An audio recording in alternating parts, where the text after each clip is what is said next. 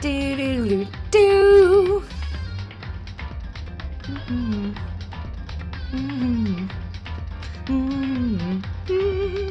Okay, I have a confession to make before we get into it. I have to get this out of my system before Beep Salt shows up or anyone else, okay? I was watching one of my teammates, Rage Q, play Final Fantasy XIV the other day, and she's in a part of the game. I don't know shit about this game other than the fact that it has critically acclaimed whatever in a free trial. Okay, so I was just sitting there watching her play this game for like 4 hours, and she was in this area where every time she like closed the menu or did anything, the song would restart. And the way the song went was la hee, and it was unfucking hinged because every time it went la hee, we would all do that in chat. And now it's stuck in my head. So, you know, while he's been living rent-free. Also, hi, Lairdolphs. It's good to see you.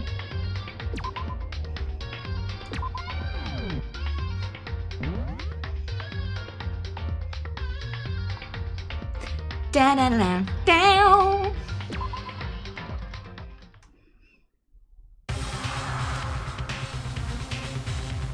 All right.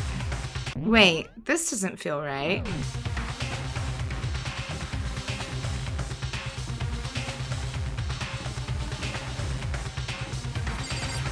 This doesn't feel right. Oh, right. Everyone's looking for the suspect on this floor. Okay, so we have to find the suspect. How's the audio balance, by the way? Because I'm getting my ears blasted right now. I'm getting absolutely blasted. Hold on. There we go.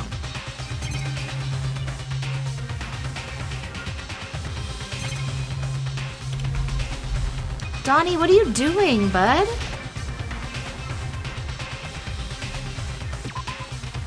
He's like fucking with the window.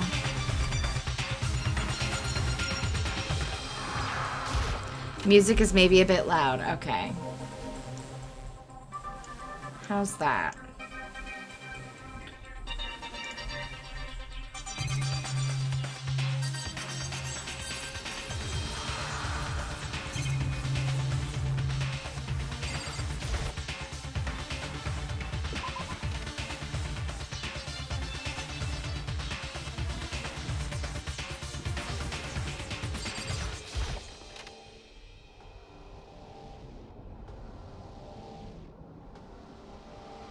Okay. Seems solid? Okay, perfect. I need to find the perpetrator. Are they hiding in this locker? No.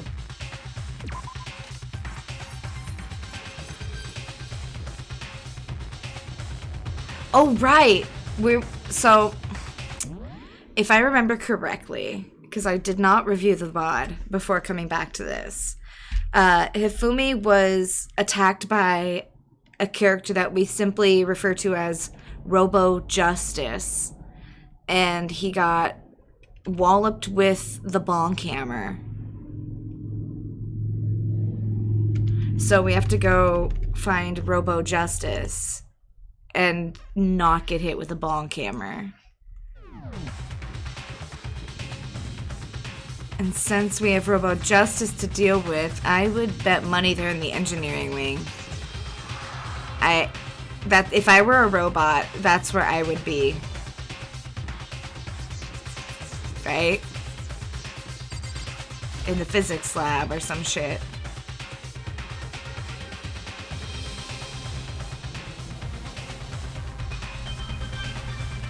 As far as I can tell, there's nobody here, but still, I feel some kind of presence. Yeah, I'm sure I can feel someone's presence. This presence. Is it coming from over there in the back? Well, the door is open. I leapt through the doorway. And when I did, I found another nightmare. The second nightmare of the day was waiting there to greet me. Double murder!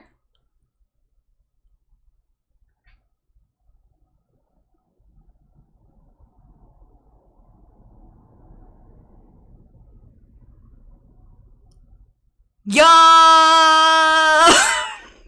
It was a double! There, in a pool of his own blood, was Taka, dead.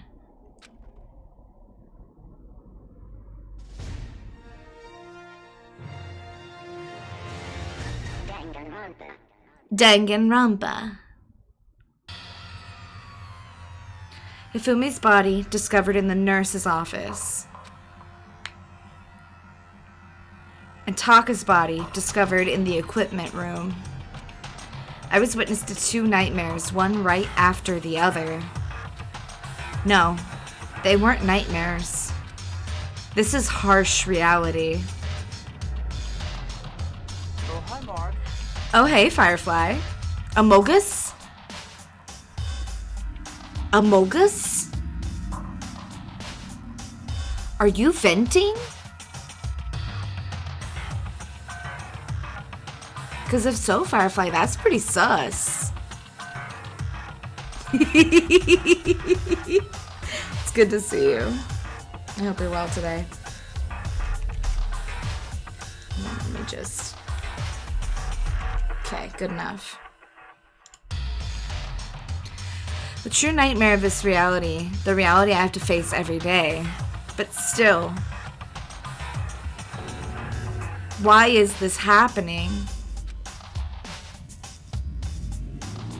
Byakuya, what do you got to say about this, bud? Sakura? Toko, why are you on the floor? Toko! Don't tell me, Toko too? Relax, she just passed out when she saw the blood. The blood? Oh, that's right, when Toko is, Toko, she has a fear of blood, huh? We've tried everything to get her to wake up, but no luck. Just leave her be for now. It's like he said, I should just leave her alone for now. Okay, well. Taka. Damn it! Why did this happen?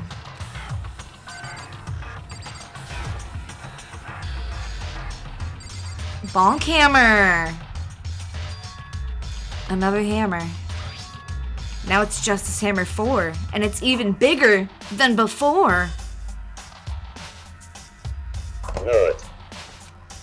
Is that suspicious individual responsible for killing Taka, too? Why is it Justice Hammer 4? Huh? What do you mean? Celeste was attacked with Justice Hammer 1. Then Hifumi was hit with Justice Hammer 2. This time it was Justice Hammer 4. What happened to number 3? Ah. What? What's the matter? Well, when you mentioned Justice Hammer 3, you just reminded me. What? Out with it. Do you know something? Actually, Taka's not the only one that's been killed. Hifumi's dead too. What? Hey! Hifumi's been killed? Yeah. Hi, Donnie. Which is why you came to get us. Then we better go check it out. Of course, come on. So Sakura, Byakuya, and I rushed out of the physics lab. But as soon as we were out of the physics lab,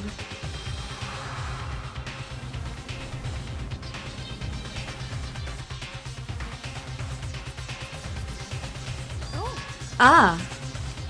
Celeste, aren't you supposed to be waiting in the nurse's office? Something has come up. Yeah, I heard. Hifumi is dead, right? Well, that is not all. It is gone. What's gone?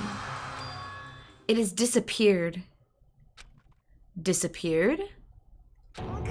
Hifumi's body has disappeared.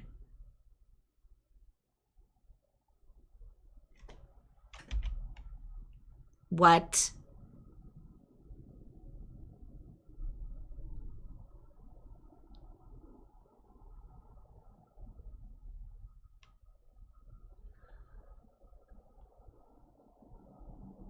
Monokuma doesn't clean up until after the trial, so this is foul play. What? What are you talking about? It's disappeared? Don't be ridiculous. Come on. Are you serious? What? What the heck is happening here? Hey! Everyone, back to the nurse's office. I practically leapt down the stairs, nearly losing my balance.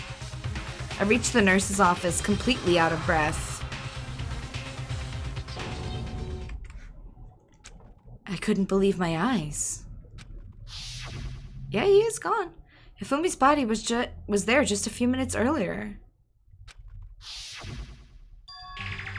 It just disappeared? Me and Celeste went to the bathroom, but we were only gone for like a minute. And then, when we got back... This must be the work of the culprit. They must have come and carried the body away. They must be really enjoying this. Enjoying the sight of us standing around, frightened and confused. We're all going to die here. We're going to die just like those guys did. What did you say? I don't believe this. I don't believe a body would just disappear. Why?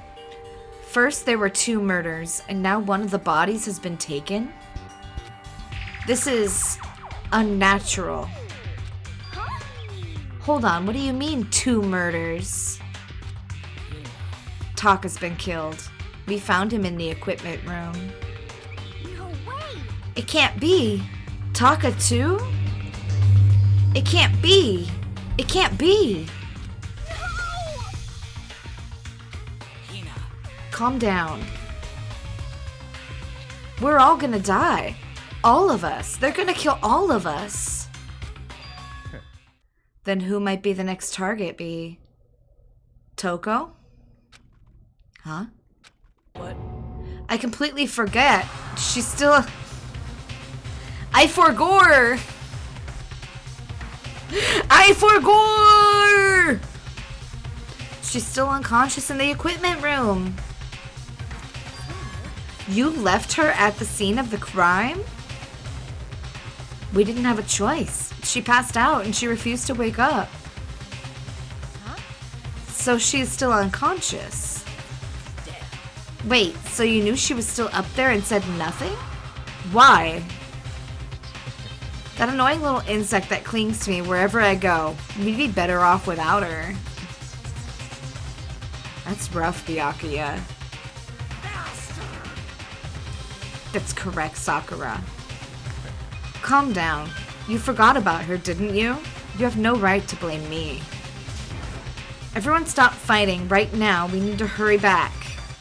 I can't take this anymore. I don't want anyone else to die. Damn. Byakuya, if something's happened to Toko, I'll never forgive you.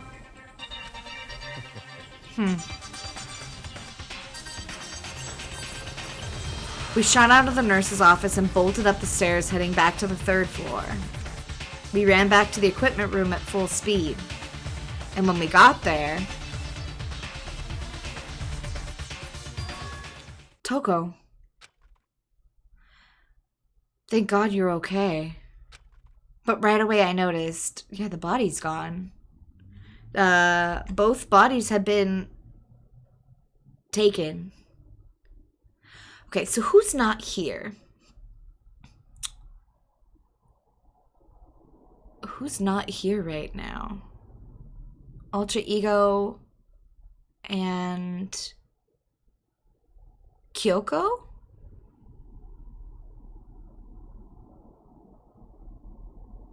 And then the 2 dead bodies, obviously.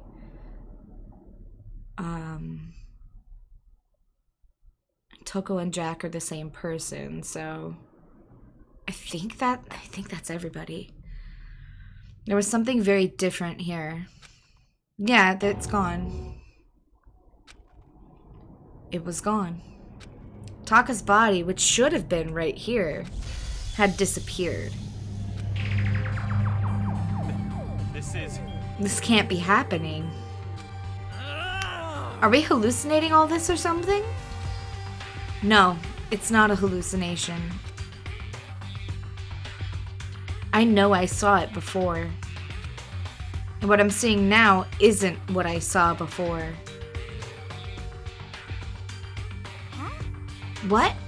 Are you saying Taka disappeared too? Stop talking. Stop saying disappeared. It didn't just vanish into thin air. Obviously, whoever did this has hidden the body. Why would they do that? I couldn't possibly begin to imagine. Anyway, our costumed suspect is clearly continuing his crime spree. We gotta hurry up and catch him before he kills all of us. Not possible. Oh, I don't think you have to worry about that. Huh? Think about it. Who could possibly be responsible for killing and hiding these dead bodies? When Hifumi's death cry went up, everyone here was together on the 3rd floor. Revenge for Hifumi? Do you feel the same way about Taka, Thomas? Because Taka's also dead. Allegedly. It is so. After that, we split up into 2 groups. And now this time, you all came here as a group from the nurse's office. In other words, the only ones who could have done this are Hiro and Kyoko, who are still missing. Hold on a second. Kyoko has an alibi for when Celeste and Hifumi were attacked. There's no question that she was in the dining hall with us. You seem very adamant about defending her. Perhaps you are in love? That's not it at all. That's fine. Well, anyway, yes, I do accept Kyoko's alibi. Let's see. Which means the suspicious individual we are looking for can be none other than Hiro.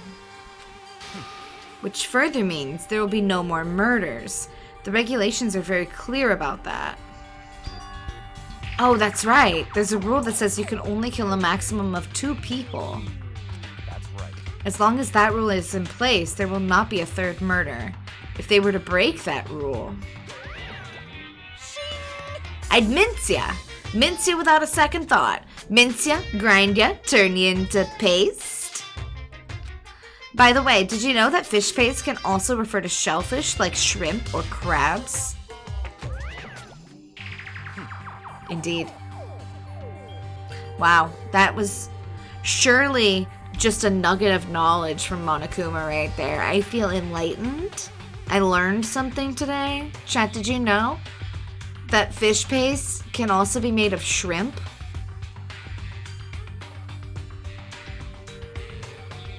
I didn't know that. Let's see. Knowledge is power. So is piss.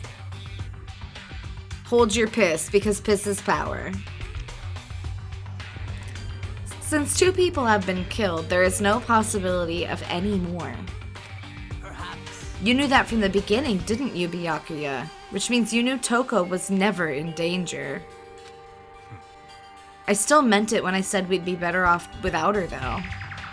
In other words, Anyway, with that in mind, we can now relax and search for the 2 missing bodies. The 2 missing bodies. 2 people have been killed, and their bodies have been hidden. The only one without an alibi, the only one who could have done it, is Hiro. But, is he really the killer? What about Kyoko? I completely forgot about Hiro, the guy that looks like weed. I forgot that the weed man was in this game. I forgot he was here. And what about Kyoko? If she's not involved in this case, where did she go? What? Hey Makoto, what's the matter? Oh no, it's nothing. Whatever, we need to find those bodies or our little narrative here can't move forward. So then, Very well. Let us split up and begin searching. but But there is no need to be afraid. No more murders will take place during this case. I know that. I think I do, but if you're still nervous, I'll come with you. huh? Okay, thank you. No need to thank me. Then let's get moving. Yell out if you find anything. Byakuya left the equipment room, followed by the others. I have to try and find the 2 missing bodies. Okay. So my first stop is gonna be the art room. I'm gonna look here.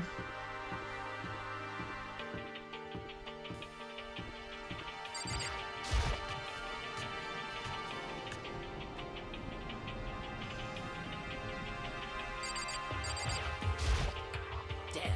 We need to search for the bodies that have disappeared. What happens after that? Huh? Where could 2 dead bodies have disappeared to? Well, any number of places, Hina. Huh? The door must be locked. Well, that's a little suspicious. It's a little suspicious that that door's locked.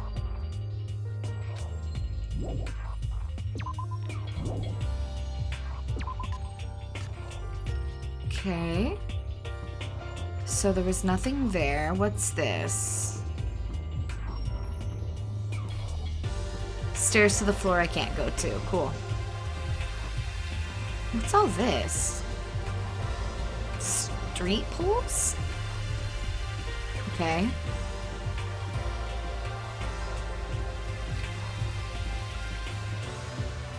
And I don't think they're gonna be in here, but we're gonna look anyway.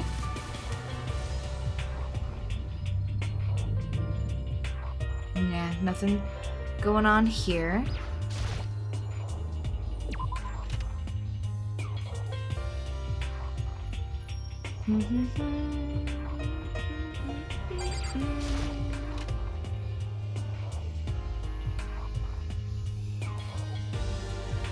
Getting tired of this? Me too, bestie. Makoto, Come on. why are you just standing there? We need to get to the repository? You mean Indeed. I found them? Hifumi and Taka's bodies had both been hidden in the repository. The fuck is a repository? Goodbye. I've already told Hina and Sakura. We'll go on ahead. Their bodies were in the repository? Where the fuck is... what? Okay. I didn't know we had a room called that. Wait. I need to hurry to the repository? What?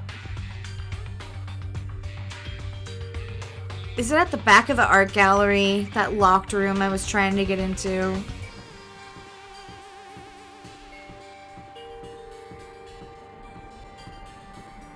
Or back of the equipment lab, maybe?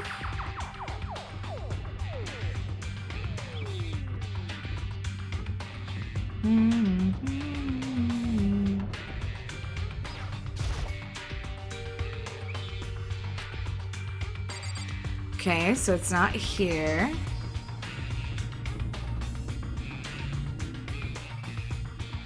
It is the room at the back of the art gallery.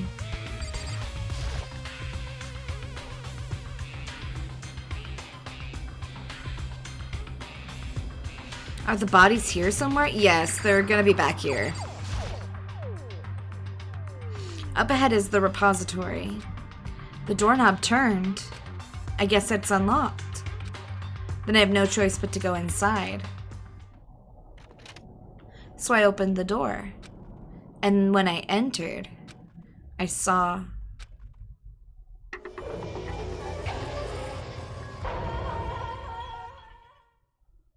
Okay. The two bodies that had disappeared were right there. The smell of blood made me gag. Why'd they get moved in here? What I saw before my eyes was unquestionable, unavoidable, unwavering reality. And then I heard the announcement for a second time. A body has been discovered!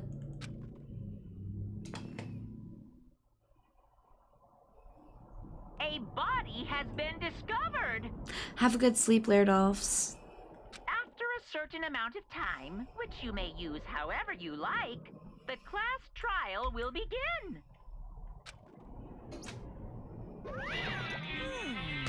And so here we are. It's the Monokuma file! Without further ado, let me give you all the next Monokuma file. I was gonna hand them out when you found the bodies the first time, but I thought something might happen. It was really hard to resist, but turns out I was right. Just hand it over already. Punishment is waiting for Now you. make sure to investigate with all your mental might and prepare for the class trial. See ya later. Be-dee-doo-doo. Well then, now that we've found the bodies, all that's left is to uncover the culprit.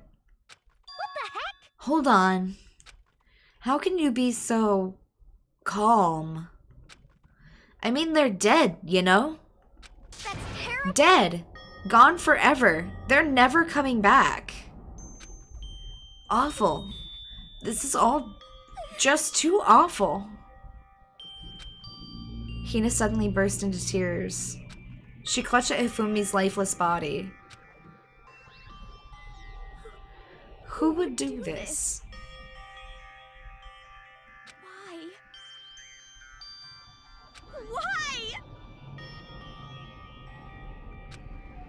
Large, wet tears fell from her eyes. The tears landed on Hifumi's cheeks. If this were some kind of world of make-believe, that might have been when Hifumi opened his eyes. I was gonna say, are her tears gonna resurrect this horny man? And he's gonna be like, 3D saved my life! I don't think that's gonna happen. But, you know, I can hope. But this wasn't a movie.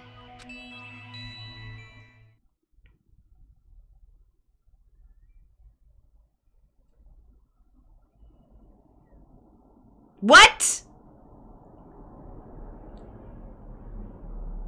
This wasn't...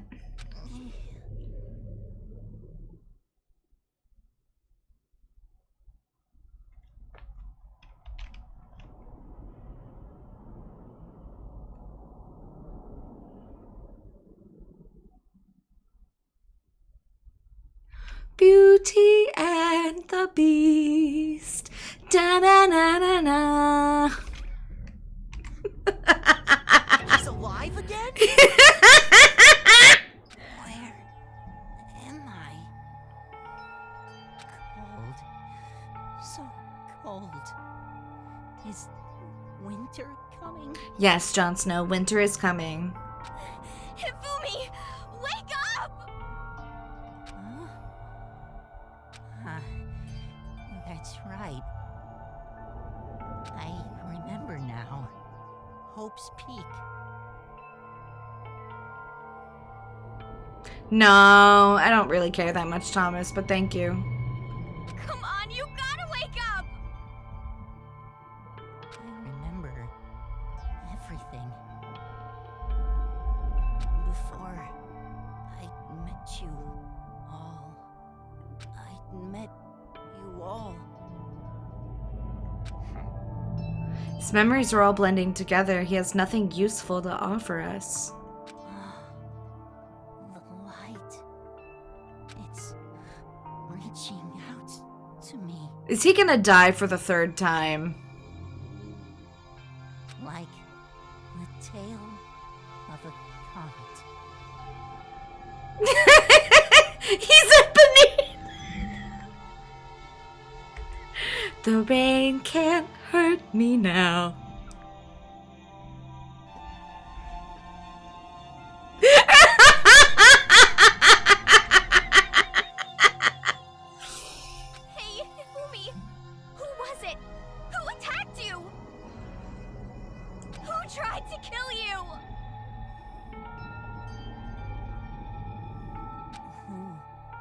killed me? That's right.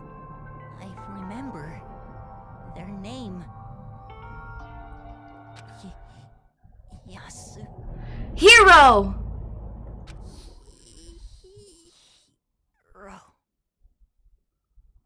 The weed man killed him!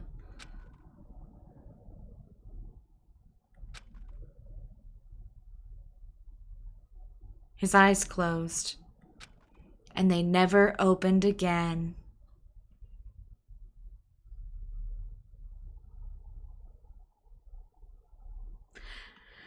Chat, I'm gonna say this because I have to, but I'm being thrown back in time to playing Resident Evil 0, right?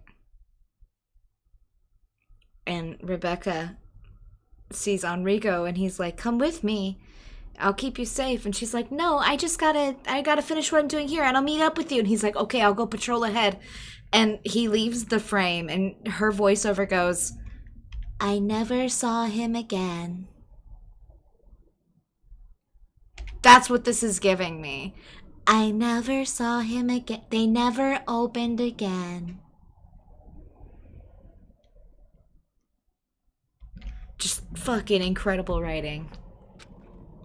Death for the second time. Well, Makoto, you see, bestie, he wasn't really dead the first time. Y'all are just not doctors. Okay? He didn't just come back to life. He was always dead. I mean, he was always alive, and now he's dead. Anyways.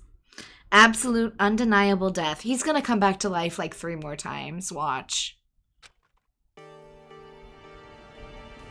No matter how many more of Hina's tears splashed on his face, there was no second miracle. Reality set in again. This isn't some stereotypical fantasy world. Tears can't restore a person's vitality. You have no tears, do you? No blood in your veins, no calcium in your bones. At least you have your meat. Stop talking. You're just angry. Going out of this way to return, just to leave us with those unnecessary dying words.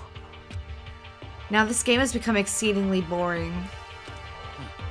He said Yasuhiro, right?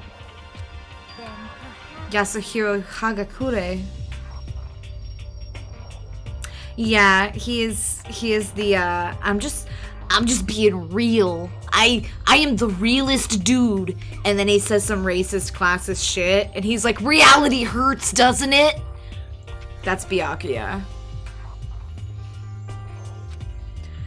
That is the only person he could have been referring to. So in other words, And with that, this case is solved. Assaulting people and even killing Taka and Hifumi. And then going so far as to hide their bodies. A criminal that hides his face behind a mask and uses a bunch of giant wooden hammers. The hammers are on the wall! Look at them! They've just been painted. There's a bunch missing. That was a wall full of hammers before. Is that what Hero is? What is this? If it's true, I can't forgive him. No way I can ever forgive him. To kill 2 of our friends? Anyway, it's about time we track down the culprit in our little life or death game here. Although, this time it's not at all that life or death. The trial will conclude without much trouble. Yes, it does look that way. It's going to begin again. We have to go through this one more time. Yeah, check out the sweet drawings in the background. I like the one where they're petting the fish. It's a very nice picture. I have to accept it. I have no choice but to go through with this. To make sure everyone survives. I just have to do it. Alright, investigation time. First I better check the Monokuma file. Victims were Hifumi Yamada and Kiyotaka Ishimaru. The cause of death for each was a blow to the head.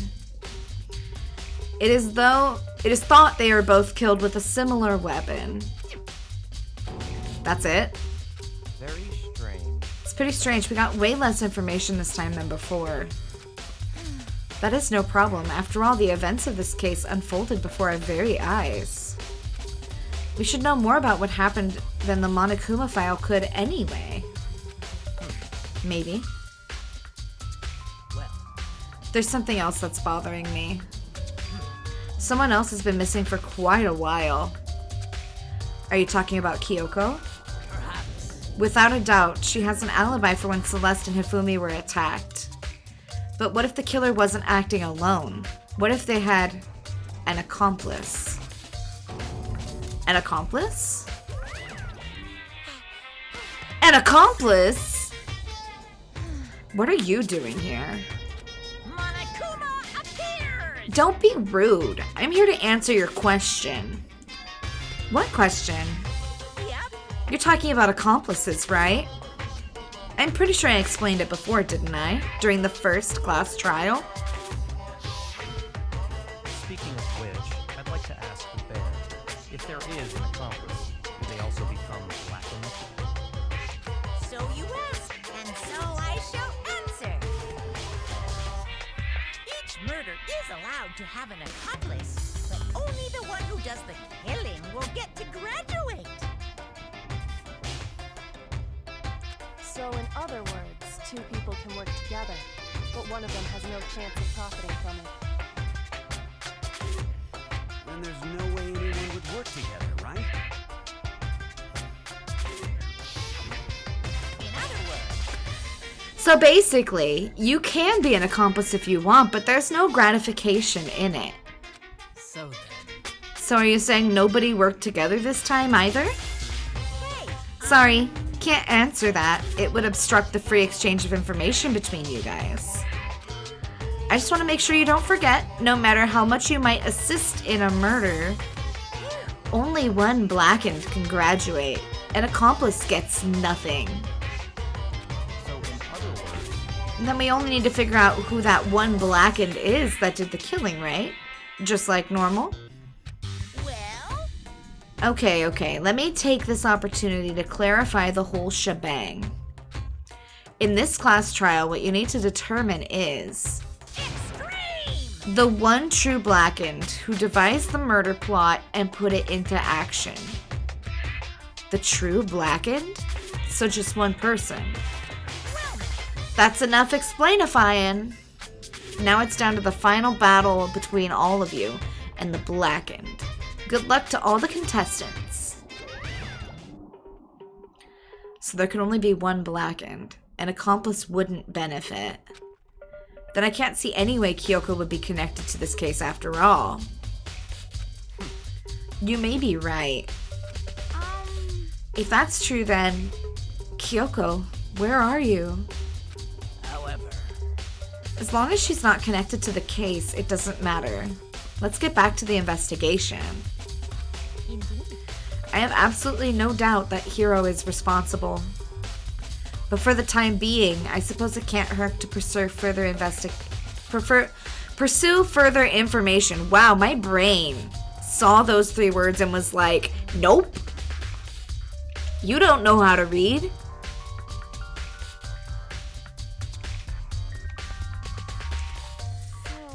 You know, don't you think we should consider a certain someone a suspect? Just in case? I'm talking about the murderous fiend, Genocide Jack. What? I'm offended. Girl.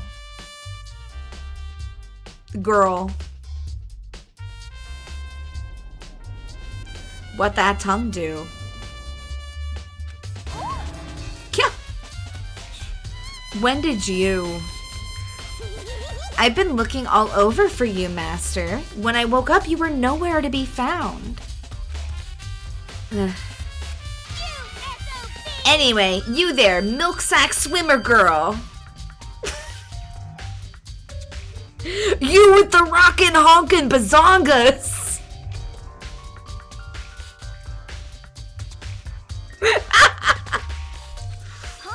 Milk sack? Why do I gotta be a suspect? What the heck? I mean, you are a serial killer. What? So what? I'm like a special guest suspect every time? I have an alibi, you know. She's right about that. When we heard Hifumi's scream, she was with me. And when the bodies disappeared, she was still lying unconscious in the equipment room. Plus, Taka's body aside, I can't imagine any way she would have been able to move Hifumi's body. Besides, I calculate every move I make. I'm not gonna kill someone when everyone knows what I look like. That's valid. They don't call me the murderous fiend for nothing. That is such a cute pose. That is such a cute pose for her. I love it. What are you saying? It's not the kind of thing you should be bragging about. Let's see. On another topic, should we post a guard by the bodies like before? We can't have them disappearing again. So then. Hina and I can handle that. You don't mind, do you, Hina? Sure. I'd be totally useless on the investigation anyway. It's all clear now. Then that's that. Let's begin. This whole thing is so strange. All but one of us has an alibi, so figuring out who did it should be obvious, right? But maybe it's just me, but I don't think it's going to be as straightforward as it seems. Monokuma File 3 has been added. Okay. There are hammers of all different sizes hanging on the wall, although some are more like mallets. Mallets? Could the Justice Hammers have been designed using these as a model? Either way, all the hammers here have obviously seen a lot of use. They're all covered in debris and chalky stone powder. Wait. For some reason, this one hammer isn't dirty at all. And it's wet.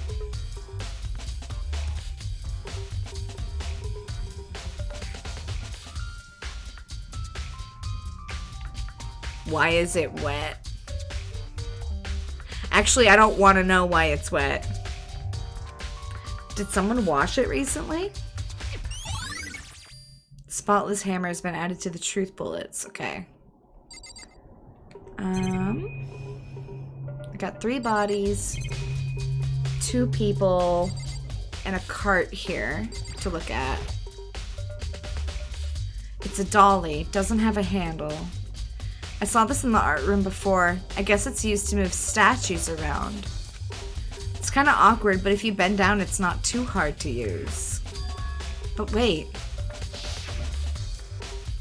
Wasn't this in the equipment room when we found Taka's body? Beep! I don't know why my alert didn't go off, but hi, Beep!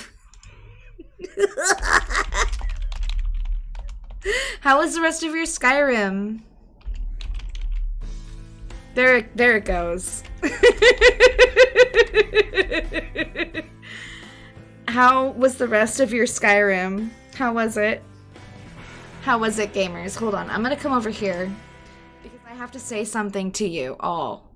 Okay, gamers? Look me in the eyes. Look me in my eyes. And say it with me if you know the words. La he la la la la.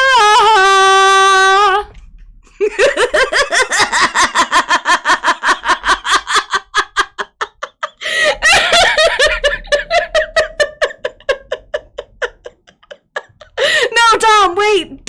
Dom, wait, I can explain.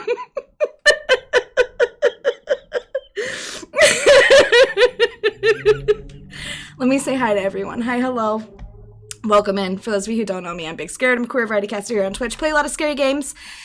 Today, we are finishing Chapter 3 of Dangnronpa. There are 2, count them, 2 dead bodies. Let me say hi to everyone. We got Queen Freak. Hi, Dom. Hi, Zoop. Hi, 626. Hi, Beep. Hi, Grims. Hi, everyone else that's lurking. I appreciate you all being here. Hi, Empirical. Hi, Emma. 2 dead bodies. Yes. When I stopped playing last week, it was because we found the body of Hifumi, right? But pretty much the moment I logged back in today, they were like, guess what? Taka's dead too. So, like, I have 2 dead bodies on my hands, and they keep moving around, but I just found this dolly, so, like, gamers be dying sometimes. Wait, there's no explaining? Dom, wait, Dom, please. Dom, hold on, I've got something for you. Hold on, I've got something for you. It's for you. Okay? Okay.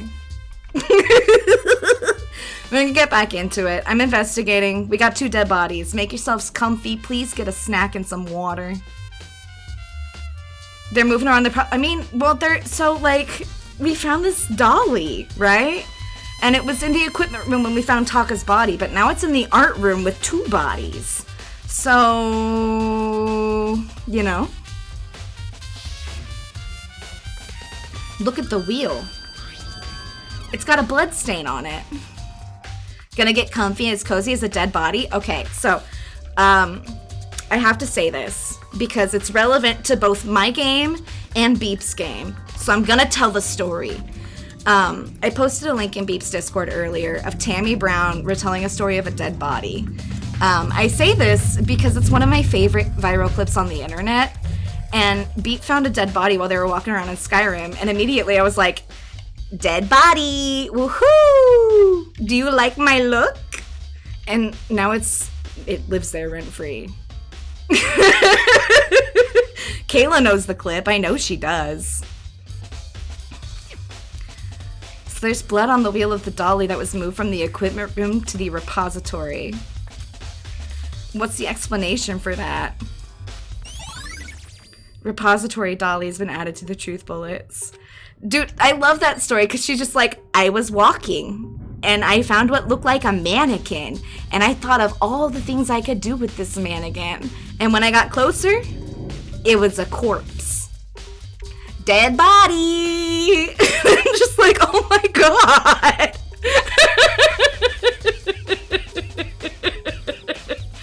Every time. Never fails. Got a monitor. Alright, Byakuya, what do you gotta say? Do you think Hiro really did it? I don't see how anyone could think otherwise. When the attacks and murders and disappearances all happened, every one of us had an alibi. And the last thing Hifumi said when he died, yeah, he said Hiro's name. So, in other words, Then there is no room to suspect anyone else. Okay, but if he did do it, why would he hide his identity with that weird costume? Casual Byakuya enjoyer here? Wait, just to clarify, are you talking about yourself or are you talking about me, Dom? Because if the answer is both, we're gonna hold hands about it. Hold on, Dom, this is for you. This is for you. There you go. Why would he hide his identity with that weird costume? Maybe he thought that no matter what happened, he'd be safe as long as his face was covered. We holding hands, baby! 10 out of 10. Because he's the fool of the century, you see? I mean, he is kind of dumb. Firefly, you can make that face all you want, but it doesn't change the truth. That Byakuya is, was, and continues to be my viewpoint character for this game. I don't like that reality, but it's still the truth.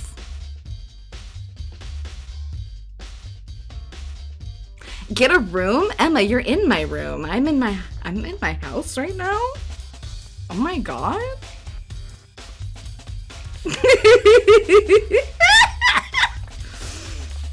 Underage? Yeah, I'm gonna get Dom pregnant. Do you really think that's enough to explain it? I feel like there's a clue hiding in there somewhere. what? And that's it. That's all that bothers you about the case? Well, no, there are a few other things. Byakuya is my sleep deprivation demon? Oh my god. Wait, you're dumb. What are we naming the baby?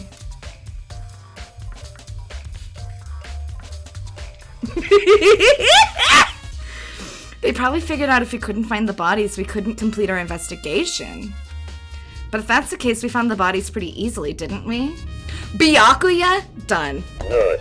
Done. The middle name, though, hear me out, Dom. First name, Byakuya. Middle name, Lahi.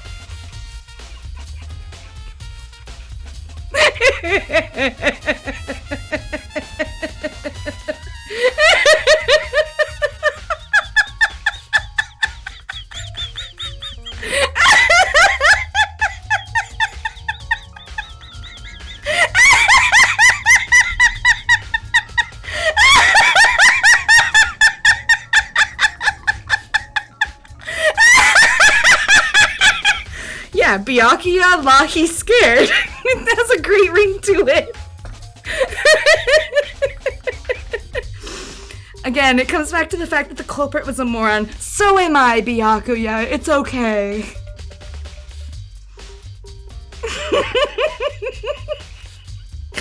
Is that really all there is to it? The other thing that bothers me is, why'd they bother killing 2 people? What? Because all the rule says is if you kill someone and get away with it, you graduate, right? So if you're the killer, your number 1 priority is not getting caught. But killing 2 people means more clues, more chances you'll get found out. Hold on, perhaps. I see. So that's what that means. Is everything okay? That's enough. Don't talk to me as if we're friends. Byakuya said, our relationship is parasocial at best. I would call you a casual acquaintance. Do not even breathe the air that I breathe, because we're not friends. And I respect that. That's a firm boundary. Very good job there, dude. What's with that attitude? You have my appreciation. Thanks to you, I might have some fun with this after all. His mysterious words hung in the air as he left the repository. Eyes and lips, Lupa! Eyes and lips! It's good to see you. Hi. He talked as if he'd figure something out. But if he did, would it have killed him to tell me what it was? Okay, I guess let's look at Hifumi. How are you? I'm doing pretty good. Hifumi's big, cold body was laying on the floor. His really big body. I mean, how on earth was a killer able to move someone so big?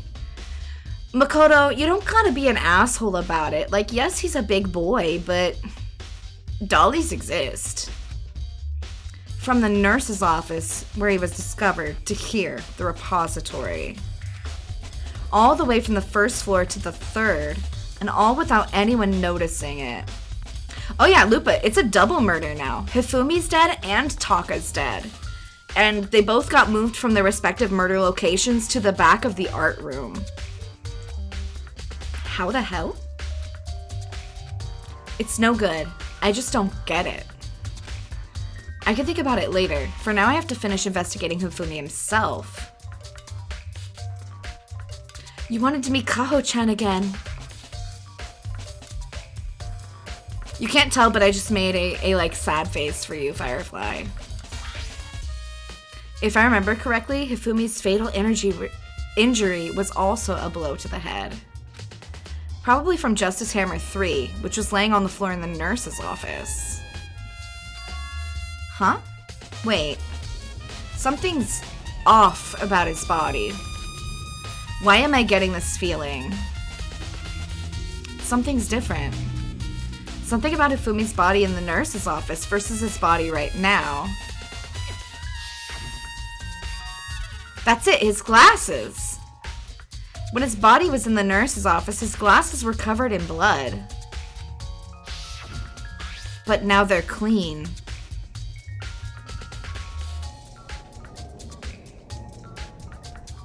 Hifumi?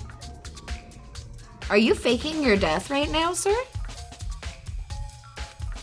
Does that mean someone wiped his glass? He probably wiped his glasses off. Who would do that and why? Mifumi's glasses has been added to the truth bullets. Unless Hina's magical tears are what washed his glasses. Okay, well, let's look at Taka. Face down, ass up. He'll never move again. According to the Monokuma file, Taka died from a blow to the head. How long am I playing? Until we finish the trial, so at least a good hour, maybe 2. Maybe longer. I genuinely don't know how long the rest of this chapter is. I would say 2 to 3 hours.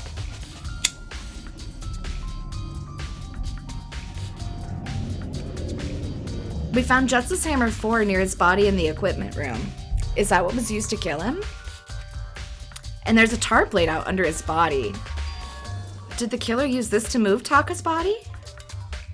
That way there wouldn't be any blood left behind while the body was moved. Blue tarp has been added to the truth bullets. Okay. Hina, what you gotta say? So, Makoto, I've been thinking about something. It's about the repository. Huh? What is it? After Hifumi and Taka's bodies disappeared, we split up to look around, right? I was really scared, so me and Sakura stuck together. And we came right into the repository, too. You know, look around. But when we got here, the repository was locked. We couldn't get inside. It was locked? And we came here as soon as the search started, so there's no way someone could have beat us here. So if that's true, then who locked it? And why is it unlocked now? I wonder the same thing. The door was locked when the search for bodies began, but now it's wide open. There might be some secret lurking in there. But I'll probably have to leave the area to figure it out. Okay. There are many aspects to the incident this time. Too many, to be honest. Considering that, it may be good to look back on everything that's happened. So then. Would you like my help? Yes. Yes, I would. Let's look back on things. This morning, only 4 of us met up at the dining hall. Hina, Kyoko, you, and me. We waited for the others, but nobody showed up, so we decided to go look for them. It was around 8 o'clock that we began our search. Soon after we split up, Kyoko disappeared. After that, Hina found Celeste in the rec room on the 3rd floor and then quickly came to get you and me. According to Celeste, she was attacked by a suspicious individual and laid unconscious for about an hour. In other words, she was attacked an hour before we found her, meaning just after 7 o'clock. Based on the picture Celeste took, we discovered her attacker was dressed in a strange costume. It was Robo-Justice. It also became clear that this Robo-Justice had dragged Hifumi away. After meeting up with Toko and Byakuya, we began searching for the costumed assailant. We found an injured Hifumi in the library on the 2nd floor. We took him down to the nurse's office on the 1st floor and then resumed our search. But not long after leaving the nurse's office... What's wrong? I saw a shadow, something moving around at the top of the stairs. Based on Celeste's claims, we went back up to the 2nd floor, where we split up and began searching. Then, right after that, Celeste screamed. This time she had apparently seen the suspect on the 3rd floor. Hearing her screams, we quickly made our way to the 3rd floor. Celeste, what's wrong? That was a rather intense scream for someone like you. I saw him, the strange costumed man. He ran off as soon as I screamed. I was blocking the stairs, so he headed further down into the hallway and disappeared. And then... Yeah! Huh? What was that? That came from downstairs. It must have been Hifumi. He's in the nurse's office. This is bad. Come on, we have to go back. At that point, we decided to split up into 2 groups. Celeste, Hina, and I went back to the nurse's office. Meanwhile, you, Byakuya, and Toko pursued the suspect up on the 3rd floor. And when we got back to the nurse's office, we found Hifumi's corpse. Which is also when we heard the body discovery announcement play. I left Celeste and Hina alone and headed back to the 3rd floor to tell the others what had happened. However, But at the same time, we had discovered Taka's body in the equipment room. Which means Hifumi and Taka's bodies were discovered right around the same time. Because I remember hearing the body discovery announcement play right after finding Taka. And that's when I showed up and told you Byakuya and Hifumi had been killed, right? You, me, and Byakuya all headed back to the nurse's office, leaving behind Toko, who had fainted. But as soon as we left the physics lab, we ran into Celeste, who had just arrived to tell us something very unusual. Hifumi's body had disappeared. We hurried back to the nurse's office to discover that his corpse was, in fact, gone. Then we remembered we had abandoned an unconscious Toko and rushed back to the equipment room. This can't be happening. Are we hallucinating all this or something? This time Taka's body had disappeared. So from there we began our search for both of the missing bodies. And after some time, Celeste told us she'd found the bodies, and we all headed to the repository. And there we rediscovered the 2 bodies that had apparently vanished.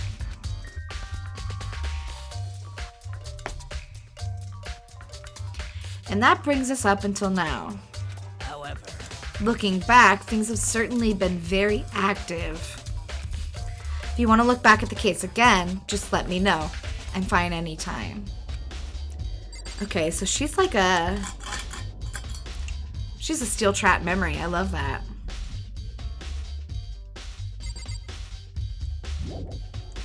There's only one way in and out of this room, through the door that Hina said was locked before.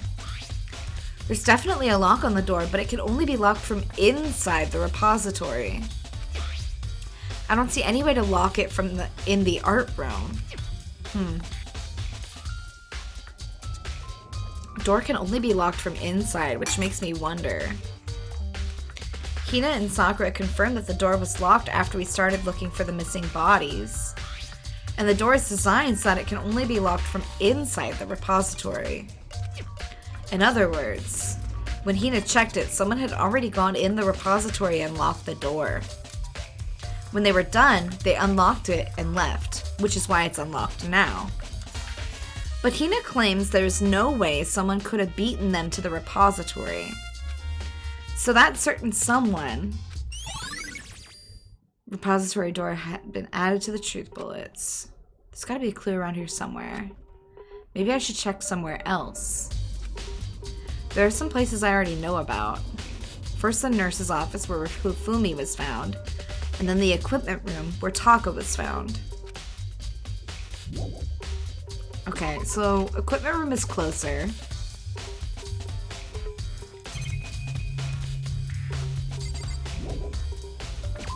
Let's go check there.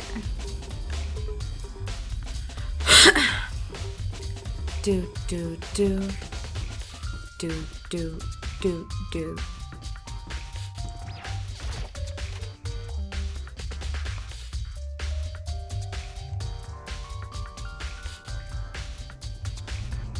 I love this catwalk up here.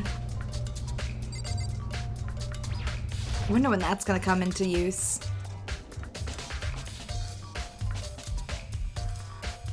Oh, hey, Jack. How you doing, girl? I was sleeping right here when the killer carried the body away. I'm super pissed I missed such an ultimately rare event. Of course you are. There's some kind of tire mark going through the pool of blood in the middle of the room. That reminds me about the dolly in the repository. There was blood on its tire. Could that blood have come from here? Which would mean that Taka's body was moved from the equipment room to the repository using the dolly. Both rooms are on the 3rd floor, so that should definitely have been possible. Nice. Even if the dolly was used to move Taka's body, what about Hifumi? Fumi's body was in the nurse's office on the 1st floor. Even with a dolly, there's no way to get it up to the 3rd floor. That's still a total mystery. Justice Hammer 4, the weapon that was used to kill Taka. Body was moved, but the murder weapon was just left here. Okay. What's this? This tarp. I feel like I've seen it somewhere before, and just recently, too. Taka's laying on a tarp like this. Like the body. So, they put a tarp over the dolly to keep it from getting stained, but didn't think about the wheels. Interesting. And then unloaded the body, but kept the tarp.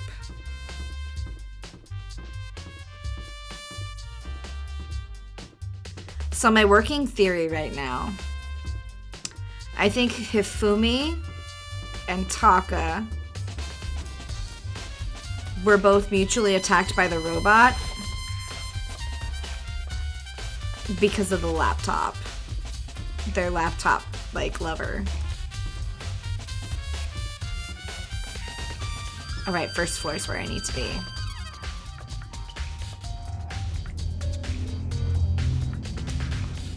And then the nurse's office. Here we go. Oh, hey, girl. What are you investigating, Celeste? I am not investigating anything, precisely speaking. I'm simply going around seeing if Hiro might be hiding somewhere. What about you? Oh, you know, I'm just checking this and that. The main thing on my mind is how someone could have moved Hifumi's body. Let's see. How Hifumi was moved, huh? When it disappeared, you were supposed to be in the nurse's office, right? Yes. Correct. Hina was not feeling well, so I stayed behind to look after her. But she seemed to be getting worse, so I took her to the bathroom. And when you got back, the body was gone? We could not have been gone for more than a minute or two, though.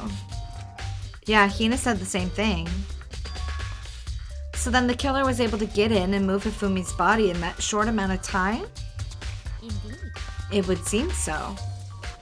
To carry off someone as big as Hifumi in only a couple of minutes is... I can't think of it as anything less than impossible.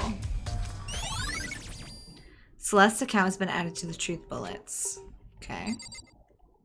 Can I not look at this bloodstain? Justice Hammer 3, the one that was used to kill Hifumi. Someone moved the body but left the weapon behind. Anything in the trash? Besides me? There's something inside. It's too small to be a handkerchief. It's a glasses cleaning cloth. And that's the chubby princess, what's-her-face? That's Hifumi's idol. It's got some kind of cartoon character on it. Ugh, but it's also covered in blood. Oh. Did you find something? Yeah, there was a cleaning cloth in the trash can. Huh? A cleaning cloth? And it's all bloody. Whoever this belonged to must have used it to wipe up some blood. But who would need to do something like that? I haven't the slightest idea. Yeah, me either. But I think it might be important. Glasses cleaning cloth has been added to the truth bullets. Well, we know how Hifumi got his glasses cleaned up. We've solved that mystery. So this is where you were. I've been looking for you. You have? I wanted to thank you for what you did. Not that you meant to, but you ended up making this little game of ours very interesting indeed. You should go to Hiro's room. Oh, and let me give you this. Meet in the dining hall? This is the note Hiro wrote to get us all to meet up, right? You remember well. Well, the penmanship was pretty remarkable, so it left an impression. It's all clear now. Anyway, this makes it clear, right? This is a trap. What is? Things grow ever more exciting. What are you talking about? I've already repaid my debt. I don't owe you any more explanation. Goodbye. Okay, well, bye. Yasuhiro's message has been added to the truth bullet section. Yeah, that is really nice penmanship. Everyone take a sippy. If you have something to drink, please take a sip of it.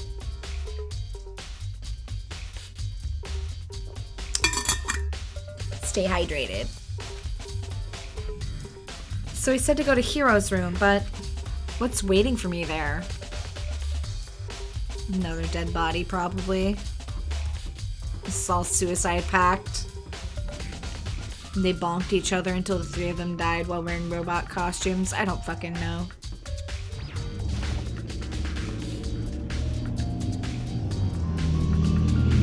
Okay, where's Hiro's room? That's Taka. It's Mondo. It's me. And Kyoko. And that's Sayaka. Junko. Oh, Rip Legend. Toko. Chihiro, Rip Legend. Celeste. Aoi. Sakura. Leon. Hiro. This door is unlocked? I guess I can go inside. Byakuya did say to go look. It might not be a great idea, but I'm gonna take the plunge.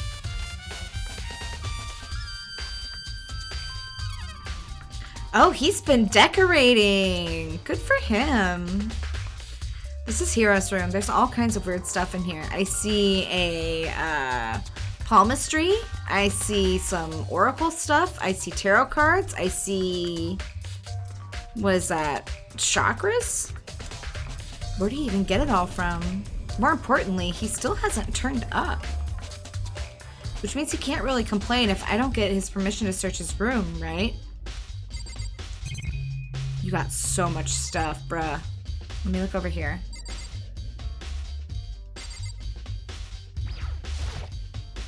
I feel like there's more for me to look at here.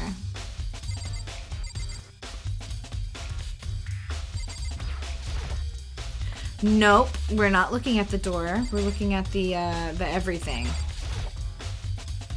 Monitors, okay.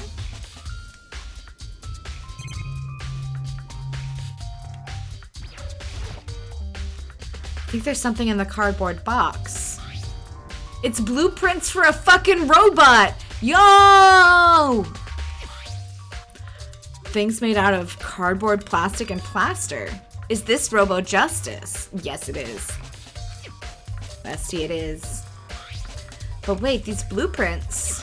Something about them bothers me. Have arms bend like this. Robo Justice.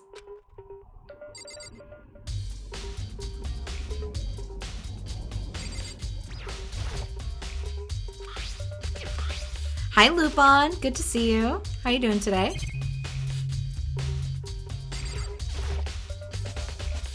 Surveillance cameras. Normal bed. All right, the toilet does not lock. Put a 1 in chat if you think he's in here taking a fat shit. Put a 2 in chat if you think he's in here vaping.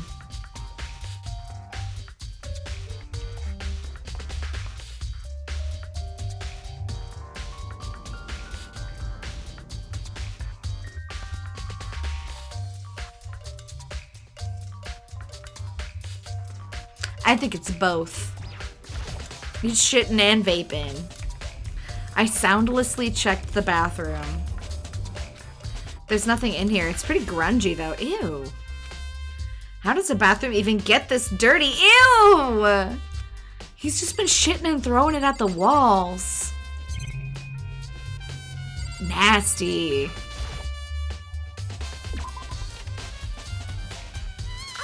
Makoto, big news. Big news. What's wrong? We found Kyoko. What? Is she okay? Where is she? Wait, I wasn't done. There's more big news. Just a second. Robo Justice showed up too. You were expecting him to be jerking it? Me too, unfortunately.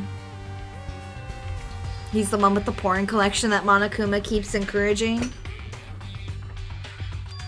Robo Justice? It's Hiro wearing the costume. Okay. Anyway, as soon as you can, head to the pool on the 2nd floor. To think Hiro and Kyoko would turn up at the same time. Anyway, I have to head to the pool. I ran off to the 2nd floor as fast as I could. Listen. It could be all 3 at the same time, Kayla. It can, and probably is, all 3. Alright, we're finally doing something with this pool. Let's go. Hey, Kyoko. And... I mean... Phew, man, I have had the worst day. Huh? Hiro. Hiro, bestie. Bestie. Bestie. Why are you dressed like Ultraman? Why are you dressed like Optimus Prime?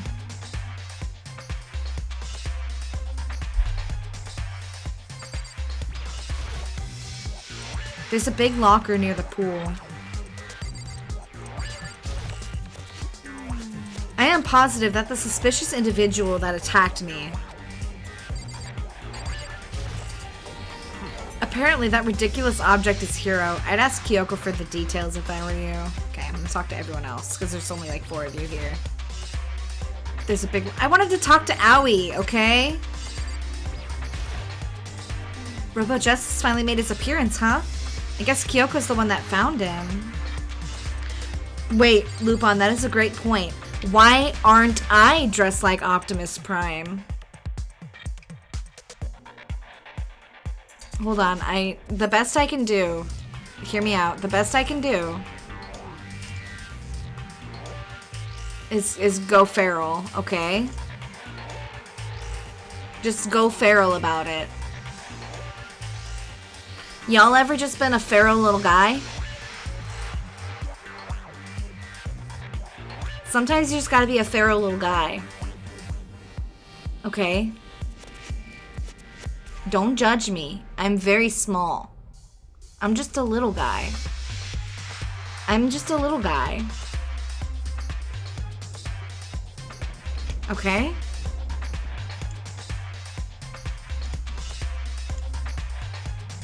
Y'all ever wondered what the girl gremlin was up to? That's where they are. Hiro? Yeah, duh. Who else would I be? That's a good question. Why do I look like this? Did someone come along and remodel me while I was sleeping? Was it the Illuminati?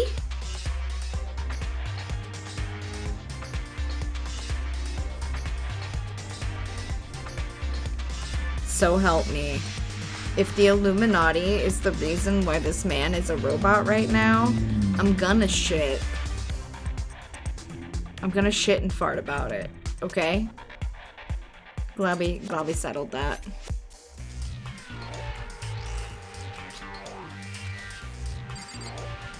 Alright, Kyoko, what the fuck is going on? I found him. He was jammed into the pool room locker. It looked like he was fast asleep, so I kicked him and woke him up. Don't be mean. I still can't believe you kicked me. You could have been a little more gentle about it. Like, I don't know, caress my face or something? What? That's creepy. Anyway, Kyoko, where have you been all this time? You just disappeared all of a sudden without a trace. Well, There was something I had to check up on. What do you mean? Never mind. I can't never mind. it's nothing. Never mind. Hey, More importantly, she says that, but does she have any idea? Does she know people think she might be spying for the mastermind? First of all, Hiro, you need to explain to us why you're dressed like that. I mean, Well, I have no idea. 1 second I was asleep. Didn't even know how that happened. And then I woke up and I was here. Y'all ever just fall asleep, and when you wake up, you're a big robot, and you don't know how you became a big robot? Happens to me all the time. You wouldn't understand. I don't care. Do something about that costume. It pains me just to look at you. Well, let me out of here. I don't know what's up with this thing, but I can't actually get it off. A little help? Why would you make something that you can't take off by yourself? Got it all wrong. I didn't make this thing. it would seem There's a clasp on the back that's keeping you from getting it off. It looks pretty sturdy. I don't think you can get it off on your own.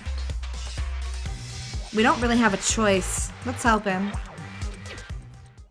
It took everyone's help, but slowly we were able to get Hiro out of the suit.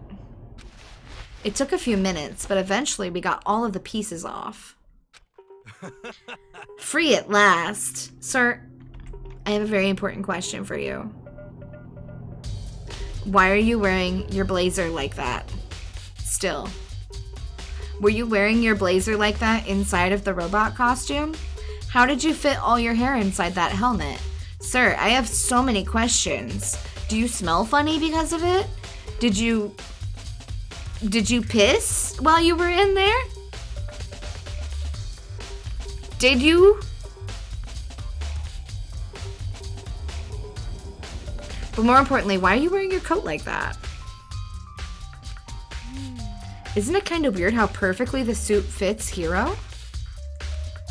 so then. More to the point, nobody but Hiro would be able to wear that costume. What? Hold on a sec. Honestly, Don't bother trying to act innocent. The blueprints were in your room as well. is that okay? In other words, it is obvious to everyone that you made this costume. That's true. I saw the blueprints myself. Yeah, me too.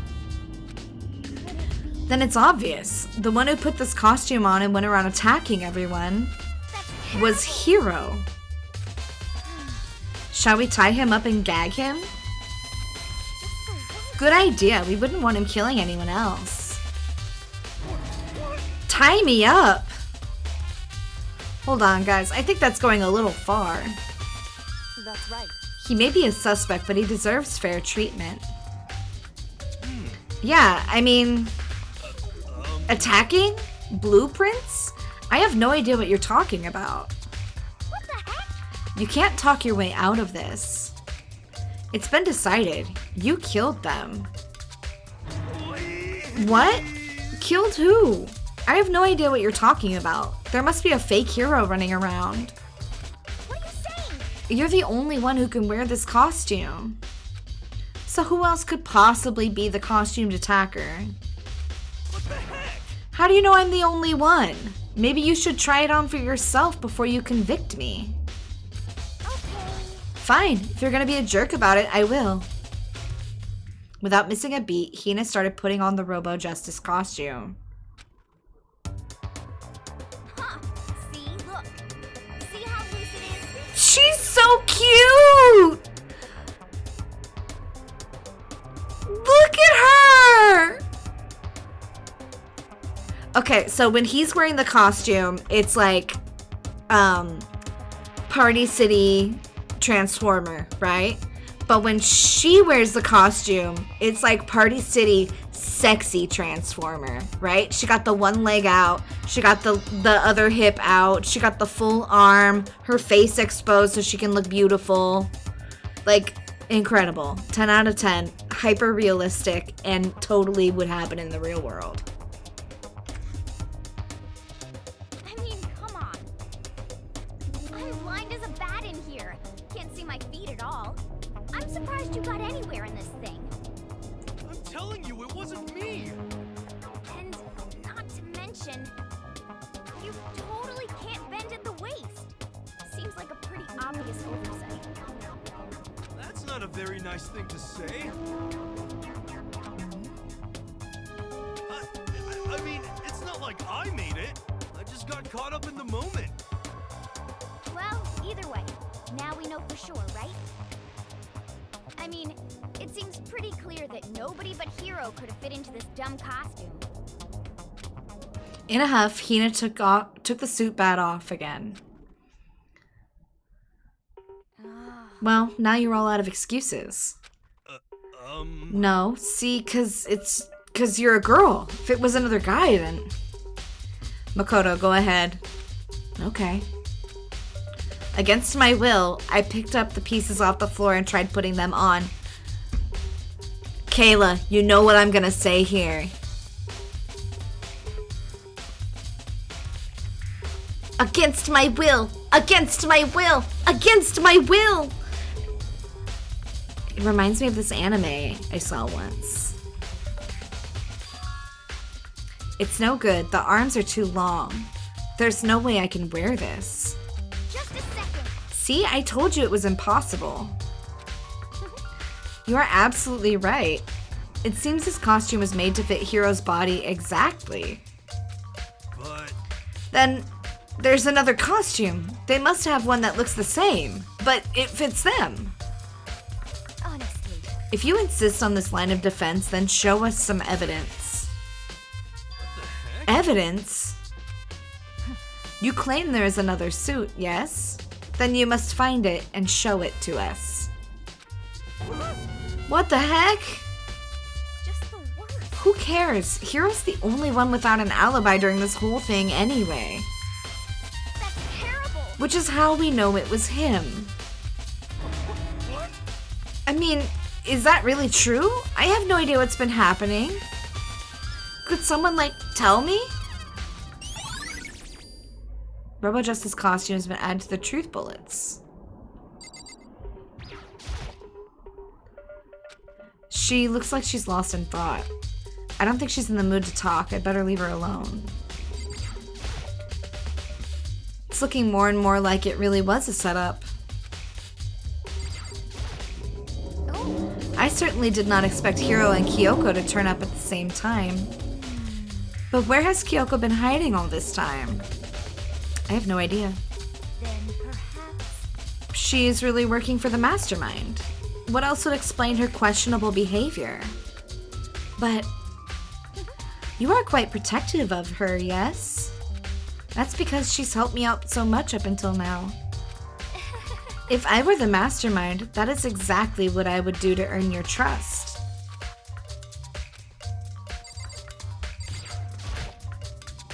There's a big locker near the pool, okay. What the heck? There's no talking your way out of this one. You did it. Everyone knows it. What the heck? If you don't tell me what's going on, how am I supposed to understand?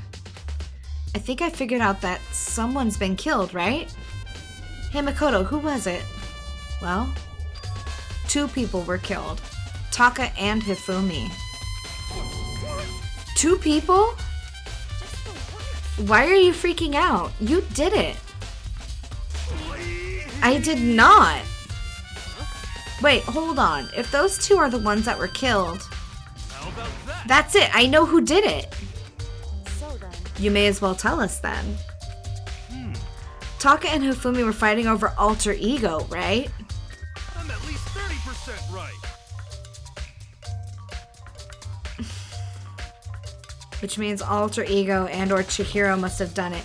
Chihiro's fucking dead. You goober. Alter ego is a program on a laptop. You dinkus.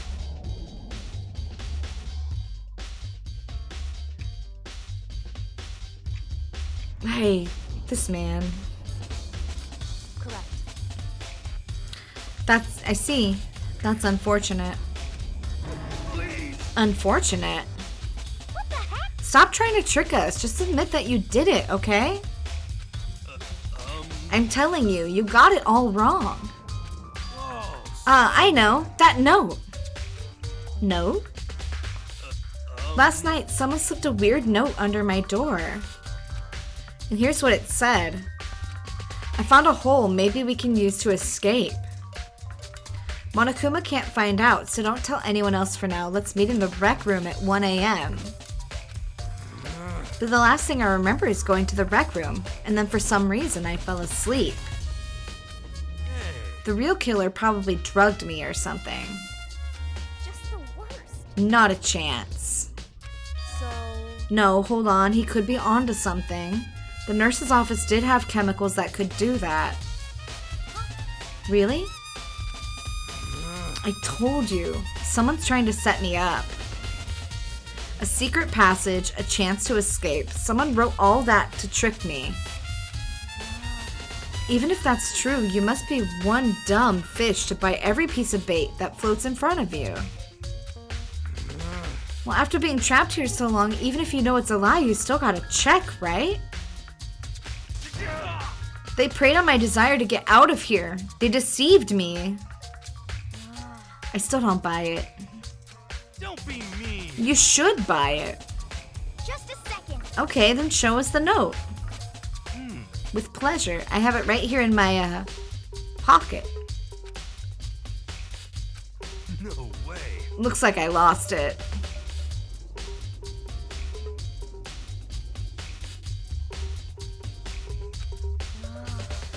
Yeah, sure. You gotta believe me. I wouldn't hurt a fly. As I said before, if you want us to believe you, you must produce evidence. Can you show us the note? I have no particular issue with what you claim, but if you want us to believe you, give us a reason. The heck? For serious? Hero's account has been added to the truth bullets.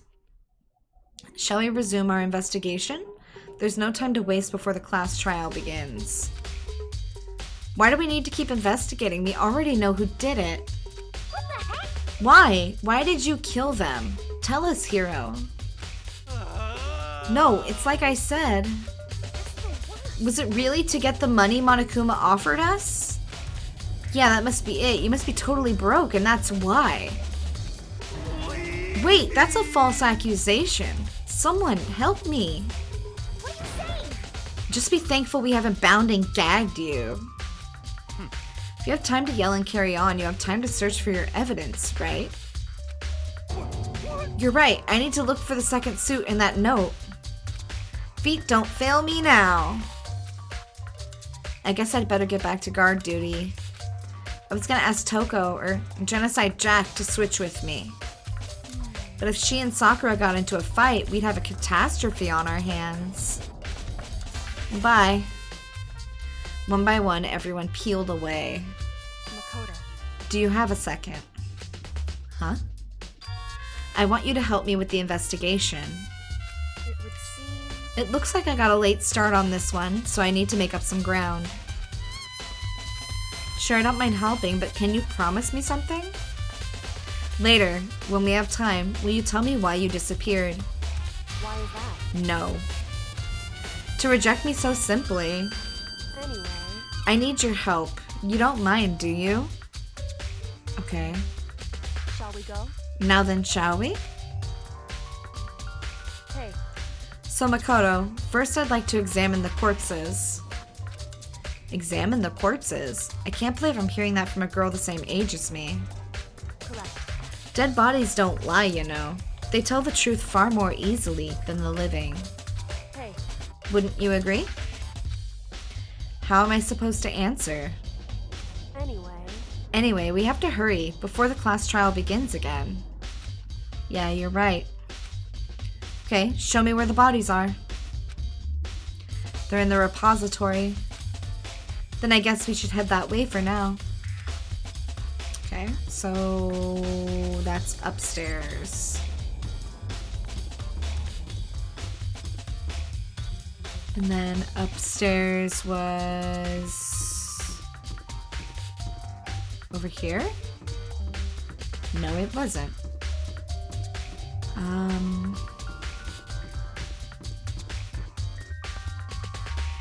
Upstairs is here? Perfect.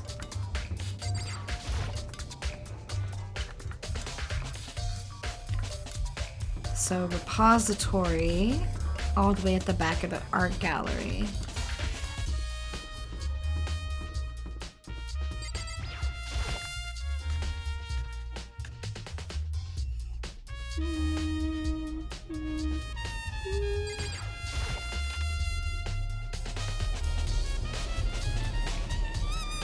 Hifumi and Taka. For a moment, Kyoko seemed to go rigid. But only for a moment. So then. Well then, let's get started. She crouched down next to Taka and without hesitation began poking and prodding the bodies. I knew it. The Monokuma was right. Monokuma file was right. They were killed using similar weapons. Her movements were so smooth. She was so calm. Seeing how comfortable she was actually made me feel a little bit more comfortable. Okay. I see. Makoto, I found something. You did? Hey, You remember the wristwatch Taka always wore on his left hand? He did? Are you so oblivious to the people around you? Do you dislike other people that much? No, that's not it. Anyway, you said he had a watch. so then. Take a look. It's broken. You can see the hands aren't moving, right? It most likely broke when he had his encounter with his assailant. And if you notice, the hands are frozen at just past 6 o'clock. So that would mean the watch was broken sometime just after 6. That's right. But last night, Taka's watch definitely wasn't broken. Okay. How long are we gonna keep us waiting? Taka's irritated voice pierced the air as he stared pointedly at his wristwatch. The trial's gonna be lit, dude. It's almost 10 o'clock, you know that? Bedtime for all the little boys and girls. In other words, So if it worked at 10 last night, it couldn't have been broken at 6 p.m. Meaning it must have happened at 6 this morning. Okay, so he was attacked before the sequence of things. Celeste was attacked at 7 a.m. Hifumi was attacked around 8. So Taka's the first victim here. Interesting. And that's not all. Look at Taka's left hand.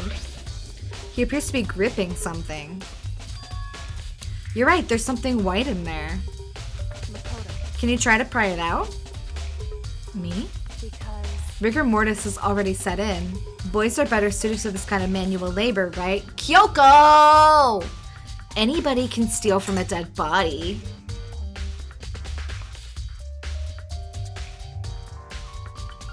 You just have to have the determination to do it.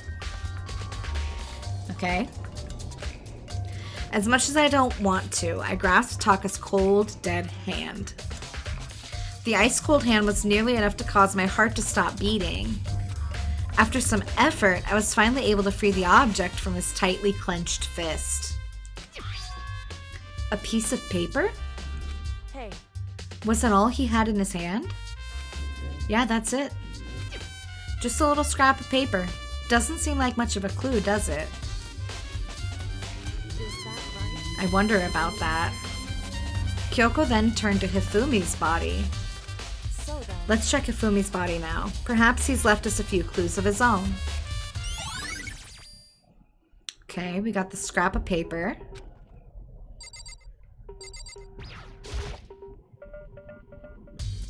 Biggest problem I have right now is how the killer would be able to move Hifumi's body from the nurse's office to the repository. Hifumi died from a blow to the head. He was most likely killed using the Justice Hammer.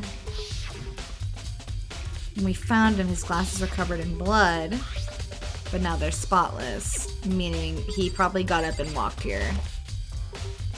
Did you find anything? indeed. I did, more than I expected, to be honest. Look at this. A wad of paper. That's right. Hifumi had it hidden on him. Hidden? Indeed. He'd stuffed it in his pants, so I can only assume he'd hidden it on purpose, you see? In his pants. Wait, so you... Why is that? It was just his pants, not like his socks or something.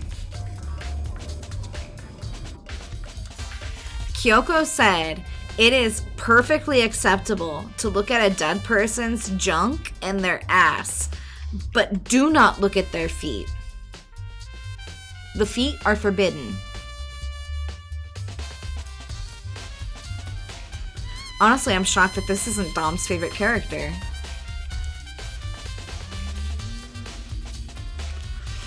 I don't know what that means. Hey, Anyway, let's take a look at the paper. Go ahead, Makoto. Open it up. When I think of how it was stuffed down his pants, it's like... It better be important, Hifumi, or I'll never forgive you for this. The feet are the raciest part of the body, truly. And also, I don't have a feet command here. Nice try, though, Queen Freak. A note? I found a hole maybe we can use to escape. Monokuma can't find out, so don't tell anyone else for now. Let's meet in the equipment room at 6 a.m. Okay, so Taka went to meet Hiro at 6 a.m. because Hiro, right, was talking about this note.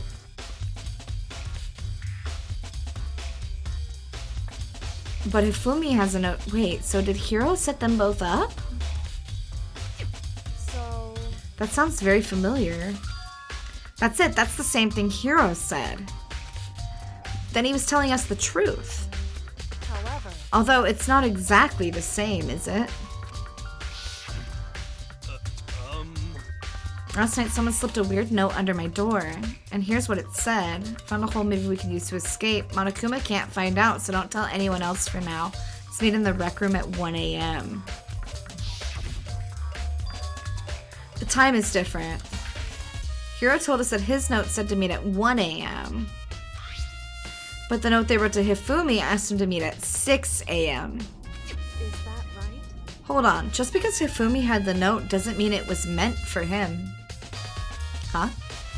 So, Part of it has been torn off, right? I think there's likely some meaning there.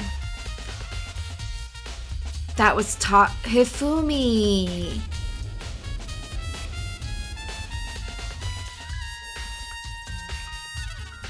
I think Hifumi tried to kill people and it backfired. There's some meaning to the part of it being ripped. Does it line up with Taka's thing? Think carefully. hey, Why would he have been clutching that scrap of paper so tightly? I have no idea. so then, What if it wasn't just a scrap of paper when he was holding it? What if it was something more important? And how would something important like that become a mere scrap of paper? That's what you need to answer. The note Hifumi had has been added to the Truth Bullets section of your handbook. hey, And while we're at it, I should tell you one other thing. The two victims this time definitely had their handbooks on them. So the handbooks have nothing to do with how the murders were carried out. Not that there was any reason to think they were connected to the killings in the first place. So you're saying I don't have to think about the handbooks this time, right?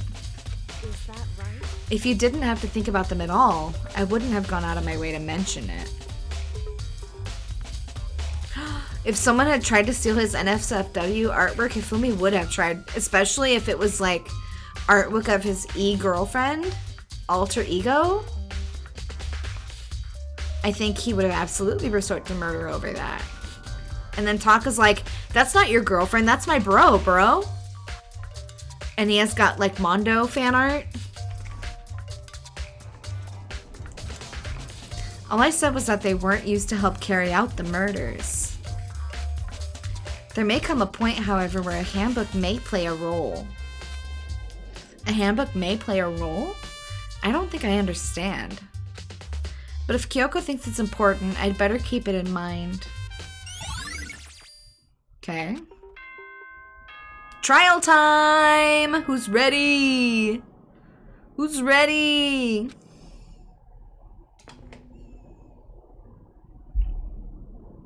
Are you excited? Are you pumped? It's time for the class trial to begin! It's time!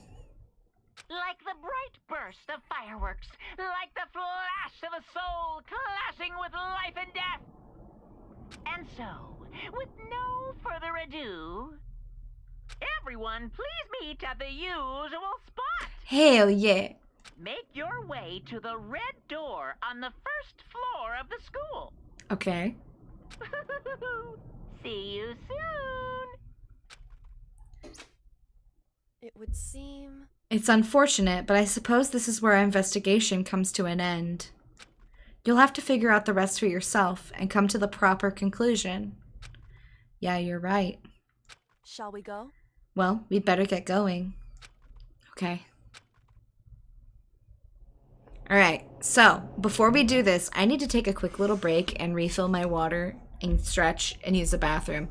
And maybe you do too, okay? So we're going to take a little breaky time. Get up, stretch, take your meds if you need to take a med. Get your snacks ready, get your bevs. I'm going to play the clip reel and also the ads, so that way those will get out of the way. If you're subbed, you won't even see them. Get up and move. We're going to take like 5-ish minutes, and then we'll get into this and do the trial. Okay? Stay tuned.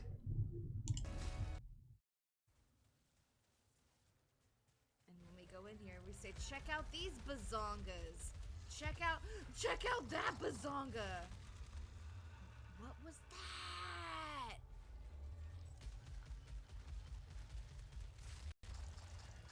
Woo! What? What? No. No. No. No. Nope. Nope. Absolutely not. I hated that. I hated that. Oh, I hated that.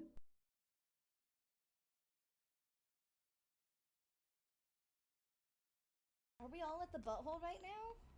I think so. I love this for us. Alright, coming up to here. The ceremony's complete. No. Shit, he's in front of me. He's in front of me. Mr. X, don't. No. I can explain. I can explain. You blow fire. Okay, that's fun. That's just something you can do. And boulders. Okay, I'm super dead. I'm super dead. Gotta get out of here. Poison water. This is poison water, too. A few moments later. Okay, the game just really said fuck you with its whole... What the fuck is that? What is that? How many times do we have to yeet this dude? Oh! Oh!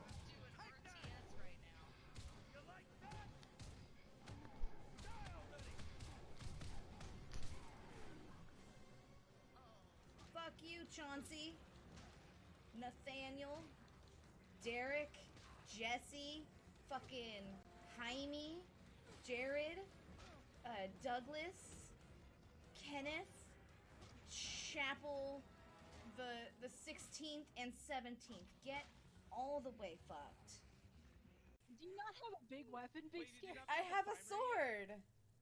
No, you can have a regular weapon and that.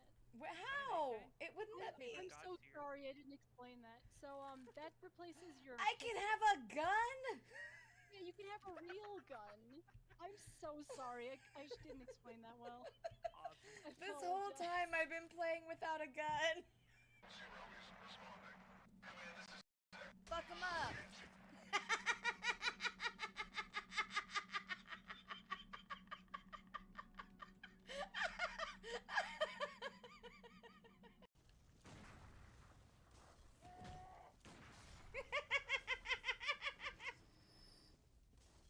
I forget you can actually kill people with the gun. One eternity later. I'm out of bullets! I was showing off! Well, that was fun while it lasted. Back to big sword time.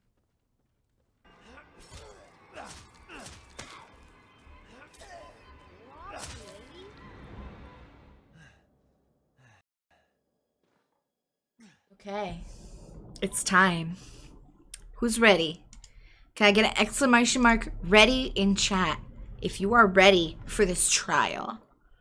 Also, Lupin, thank you for contributing to the challenge. Welcome in, it's Moisey. It's nice to meet you. Let me get an exclamation mark ready when you're ready. Hell yeah. We got bodies that are ready. In fact, there's 2 bodies that are ready. Let's go avenge them, I guess. Fight-o! There really only is 8 people left, including Makoto. Everyone had heard Monokuma's proclamation, and they were gathered by the red door. And as soon as we were all there, Monokuma appears!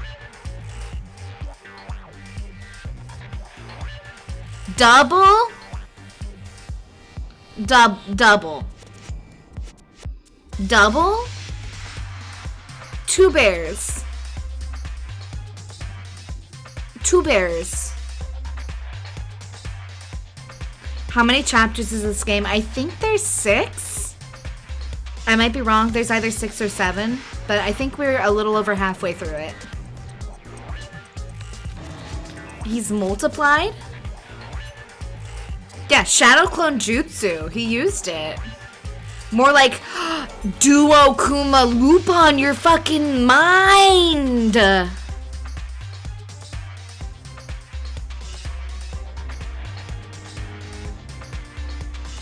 Incredible!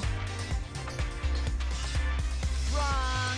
Not multiplication, it just looks that way because of an illusion!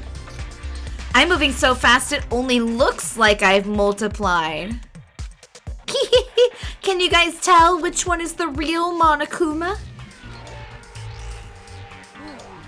Can we just get on the elevator already? Boy, You're not playing along. We're not here to play with you. Fine. hey! Then if everyone's here and ready to go, please board the pain train. Elevator. I'll see you down there. Let's go. Okay then, shall we?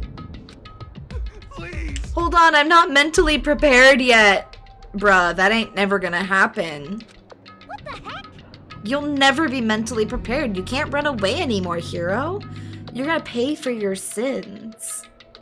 What the heck? I told you already. I didn't do it. For serious. That reminds me. Did you ever find the other costume? Or the note? Well, no, but... How unfortunate. Then it would seem we have our culprit. No! Hey, This isn't the place to talk about it. Save your accusations for when we get to the courtroom. That's right. She's right. Let's get down there first. Then the story can really begin. Yeah, good idea. That's right. I have to do it. I can't let whoever killed Hifumi and Taka get away with it. For everyone who's still alive. And for the 2 that lost their lives.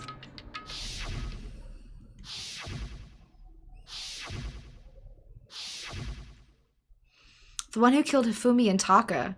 The one who killed 2 of our friends. The killer is... someone right here. The trial's just starting? Yeah. Because we had to do the investigation first. Also, hi Les. It's good to see you. We have 2 bodies this time. Hifumi, our Alpha and Omega, and Taka. But like, there's really only one that I care about there.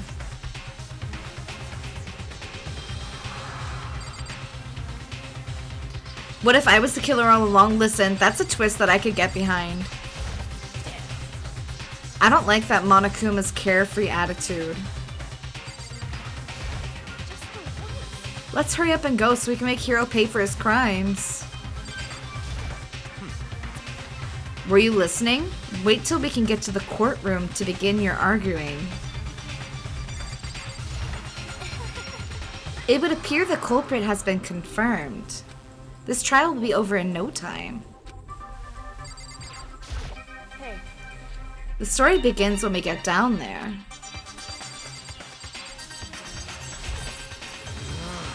It wasn't me, you gotta believe me. Come on, Big Mac, let's do it!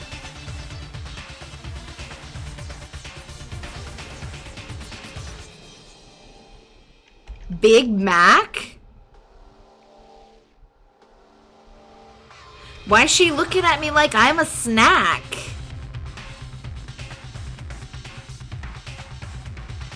Am I on the menu tonight? Oh no. Oh no. Yeah, Jack is just vibing. She's the most normal one here, unfortunately.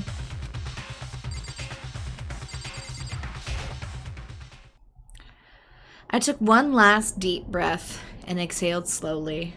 She's hot. She's so fucking hot. I can't handle her sometimes. I began to walk towards the elevator. Once everyone was aboard, the doors closed on their own, and the steel box began to move.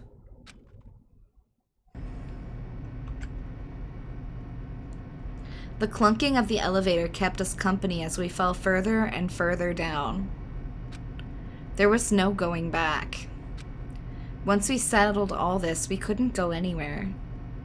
Hey Bronwyn, good to see you. How goes the Dangnronpers? We got 2 bodies to avenge today. 2. It was a double moida.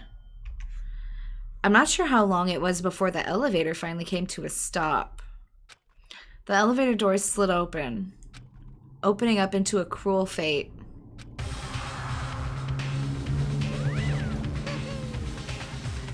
When I see all of you gathered together like this, I realize just how few of you there are left.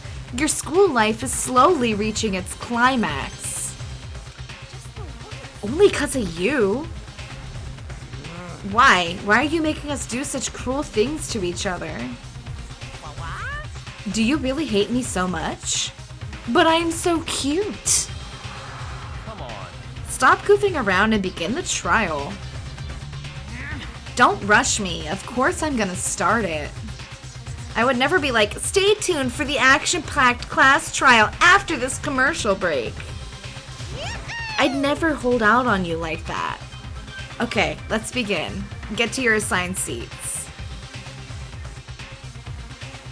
And so the curtain opened once again. A deadly judgment, a deadly deception, a deadly betrayal, a deadly riddle, a deadly defense, a deadly faith, a deadly class trial! Lupa, you made it just in time for the trial. Your timing is immaculate. Got here just in time. Okay. So do I have this one? I do.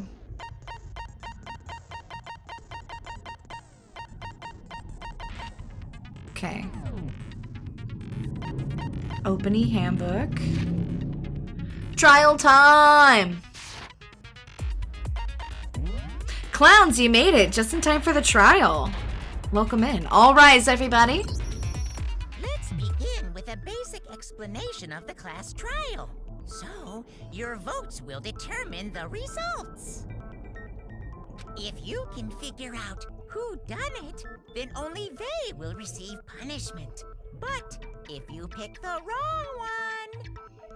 Right, he's like, all rise, but he is, well, I guess technically he is several inches above his seat, Firefly. I will say that.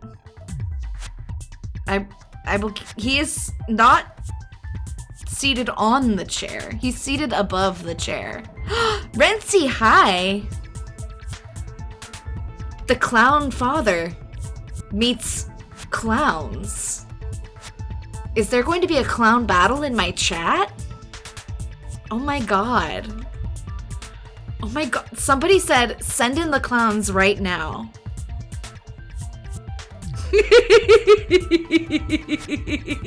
It's good to see you. Then I'll punish everyone besides the blackened, and the one that deceives everyone else will graduate. Now then, to begin with...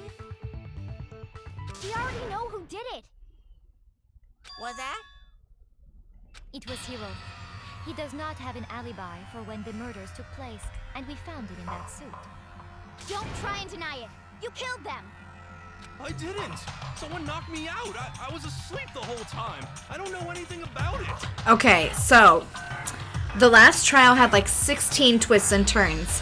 I have a prediction for an absurd twist that's gonna happen. This dude is supposed to be like the ultimate clairvoyant, right? And he talked about previously spewing ectoplasm. What if he was fucking possessed the whole time? And so, like, technically, yeah, he did it. Like, his body did it, but he didn't. It was clowns?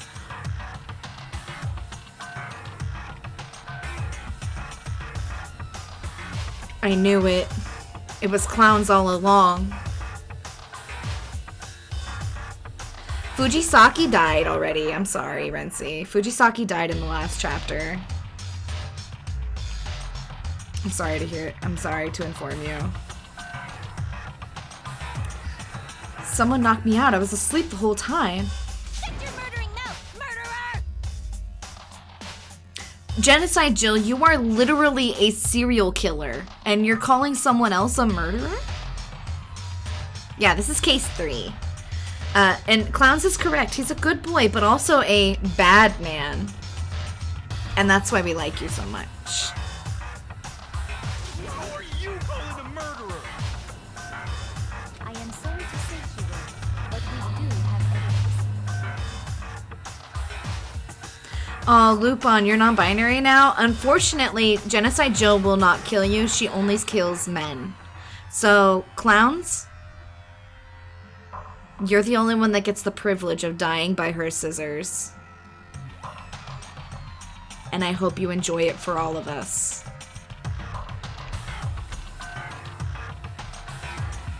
Blueprint for the suit. Parts we assume were used to build it. And all of it was found in your room. You have to admit, the evidence is quite compelling. Death finally, truly. It points to you as having created the suit and wearing it while committing crime after crime. How many times do I have to tell you? I don't know. He's going burr. Is Hero really the killer? Or before anything else, I have to make that clear. Yeah, the Gundam suit. He was wearing this fucking... He was dressed like fucking Optimus Prime.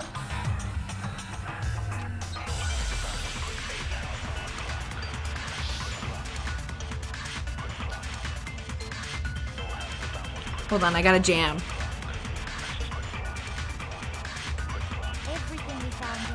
Oh shit! The blueprints, the suit parts, they are all proof enough. But you are the culprit. I don't know anything about that stuff. It's not true. It's a conspiracy. Okay. Hero, why? Why did you kill them? No, just hold on a second. There was literally only one thing to interact with there.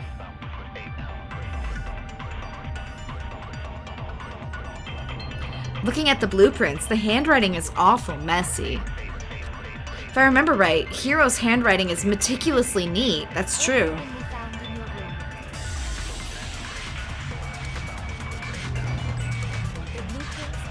Oh, shit, shit.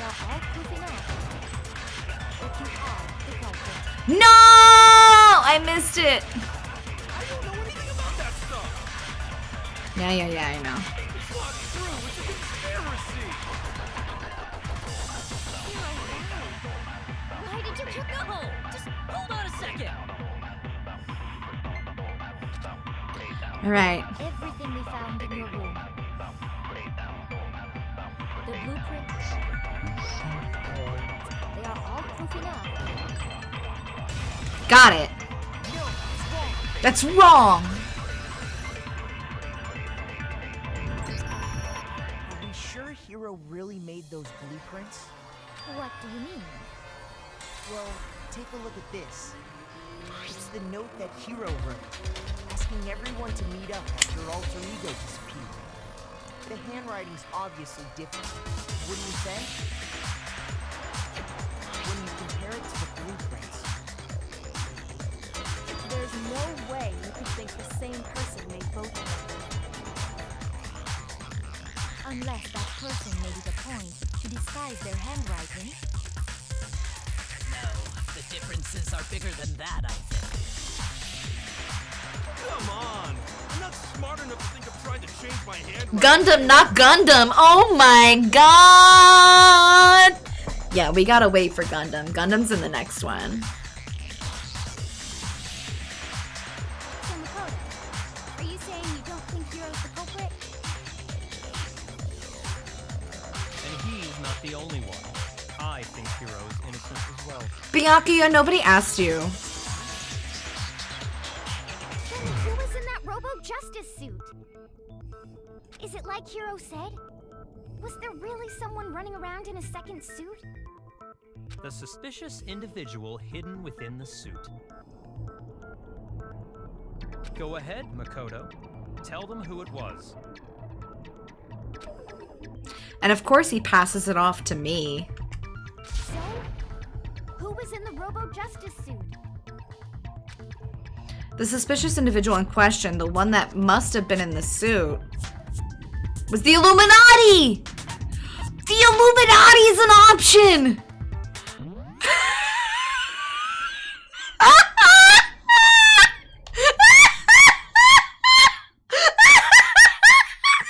We can actually accuse the Illuminati.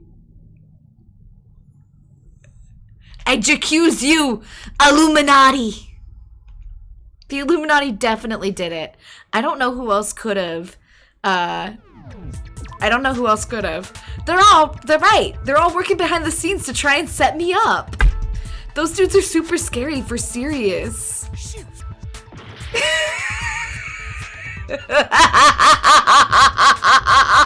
Listen.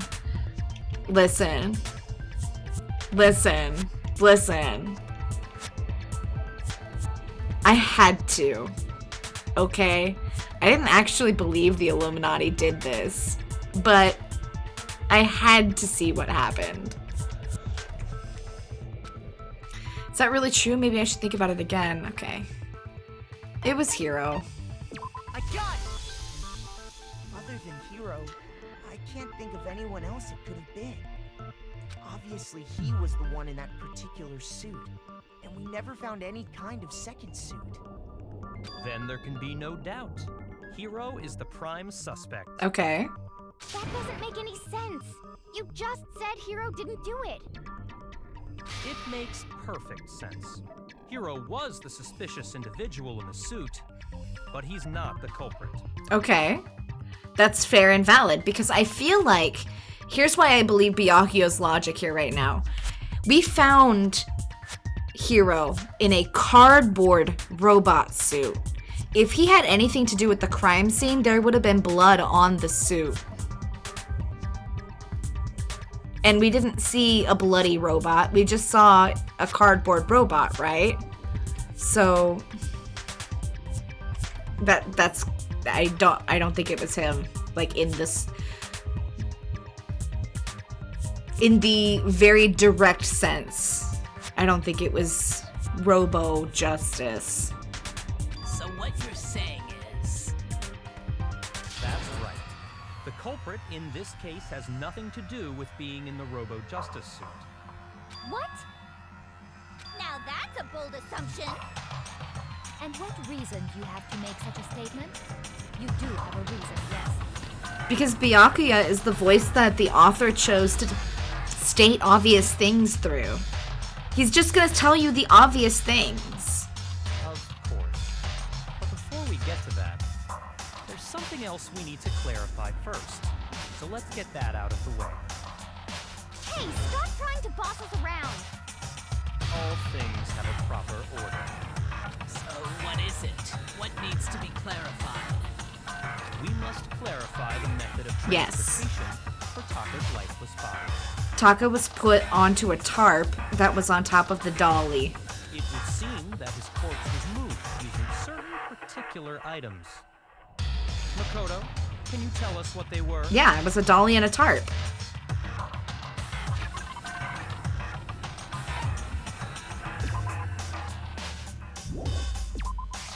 I got it! There's still one more thing. Okay. I got it! They were a dolly and a tarp, right? What's with the attitude? So, let's see if I can explain. Taka's body disappeared from the equipment room, and then we rediscovered it in the repository. And when we found it for the second time, it was wrapped in a blue tarp, right? Wrapped is not the word I would use to describe the body's relationship to the tarp. I would say placed on the tarp. This is not wrapped up in tarp. But yes, sure. It was the same tarp that, up until then, was stored in the equipment room. So the killer must have seen it there, and decided to use it when they moved Taka's body. That way, they wouldn't leave any bloodstains while they were moving it. Okay, that explains the tarp. And the dolly? Same thing. I'm sure the dolly was in the equipment room when we first found Taka's body. But when the body disappeared, so did the dolly. Later, when Taka's body reappeared in the repository, so did the dolly. In other words, you think they used the dolly to move the body, am I right? But are you sure you are not mistaken? Are you absolutely positive the dolly was in the equipment room when we found Taka's body? I guess not. That dolly was made specifically for moving large objects between the repository and the art room. It would be very strange indeed to discover it had made its way to the equipment room. Interesting. Is it not possible that it was in the repository all along and you simply didn't realize it? I mean, that's valid. That's a good question. She's raised an objection. How do you respond? I don't really have a response for it, Byakuya. There's no shame in being wrong, and nobody expects much from you anymore. Wow. We have all accepted the fact that you rarely understand what is going on around you. Wow. You don't gotta be, like, why are you being so shitty to me? I was rooting for you.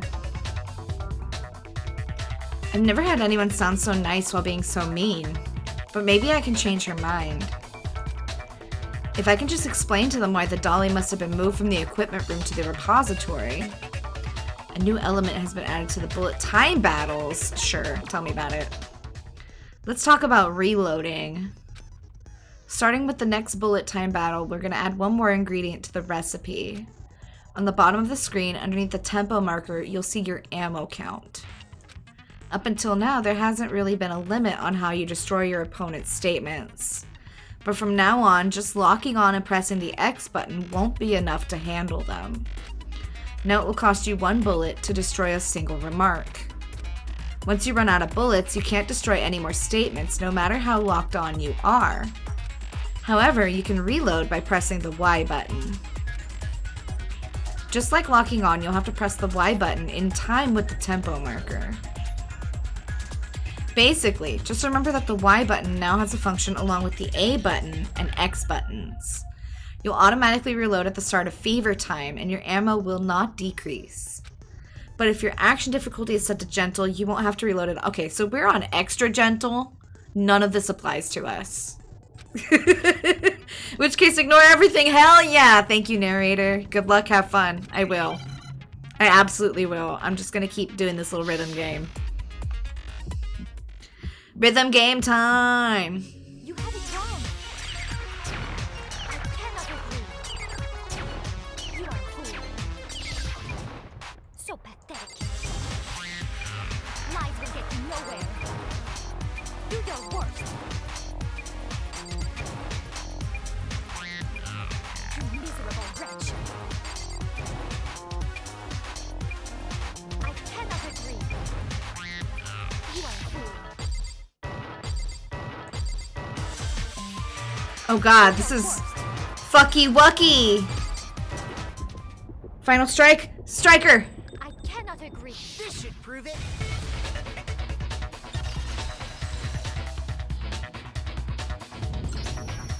If you're asking for proof that the dolly moved, I have it right here. When I found the dolly in the repository, one of the wheels had a blood stain on it. Okay. There was a pool of blood in the equipment room with a tire mark in it that matched the dolly wheel's tread. Okay. The killer probably rolled the dolly through the blood on accident as they wheeled the body out of the room. And as the blood dried on the tire, they moved the body into the repository. So there's my proof that the dolly was used to move Taka's body. Why?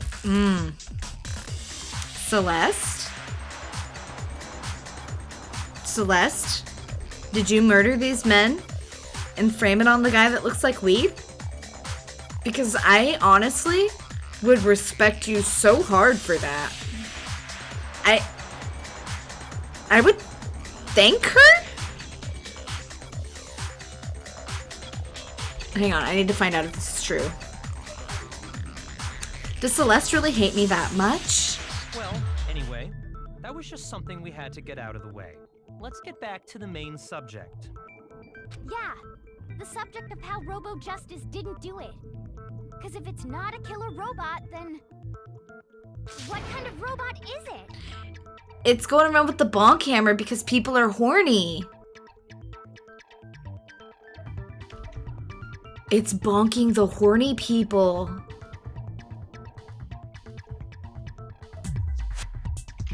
Hold on, I need to know. I'm not sure that really matters. I'd be happy to explain why the occupant of the suit couldn't possibly be the killer. Why do you look so mad about it if you're happy, Byakuya? If you look back on how the body was transported, it will become immediately obvious. Robo Justice can't bend at the waist. You have to bend over to push that dolly. If I look at how the body was moved, it'll be clear why the person in the suit couldn't have done it. What's Taka horny for? Mondo. Mondo. They were both horny for alter ego.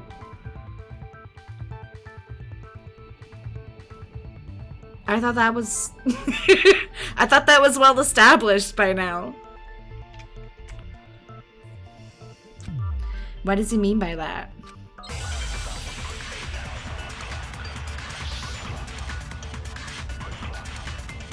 Okay, we got the costume bullet. As we know, Taka was killed in the equipment room. And from there, the body was moved to the repository, correct? Correct. Yeah, the culprit wrapped the body in Yes. then loaded it onto the dolly and wheeled it off. Okay, this is still early. This might be it. Keep in mind that the dolly doesn't have a hand. Okay, it wasn't that one. You can think about it. Okay, so we're not going to disagree with Byakuya. As we know, Taka was killed in the and from there. Yeah, the culprit then loaded it onto Now, keep in mind that the dolly doesn't have a handle. Well, yeah. But even without a handle, all you have to do is bend over. Okay, but in the costume, you can't bend over. You said that, Owie. You're the one who told me that. You're absolutely right that you could push a dolly without a handle if you stoop down low. But if you were wearing that suit, do you think you could actually get into a position like that? What do you mean? Think back to what you said when we were all checking out the suit together. Remember? I'm blind as a bat in here. Can't see my feet at all. I'm surprised you got anywhere in this thing. I'm telling you, it wasn't me. And not to mention, you totally can't bend at the waist. Seems like a pretty obvious oversight. When you're in that suit, not only can you not see your feet, but you can't even bend at the waist. Am I right about that?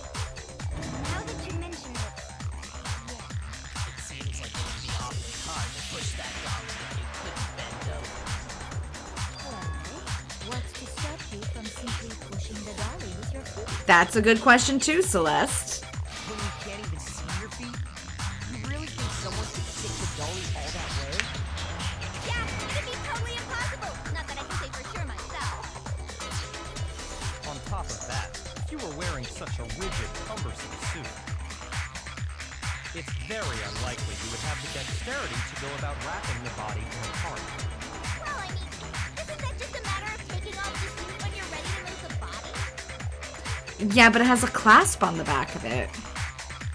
There's no chance that the costume was taken off because you can't take it off by yourself.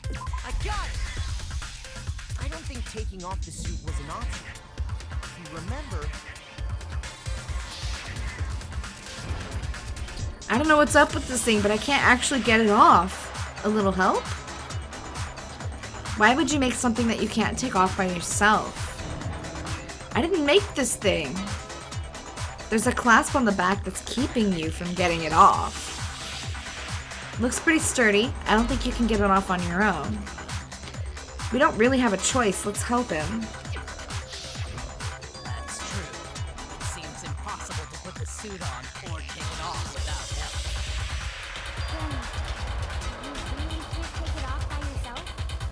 Hero wasn't just making it up? Of course I wasn't making it up. he could have gotten it off by himself. I don't think he would have let us see him wearing it.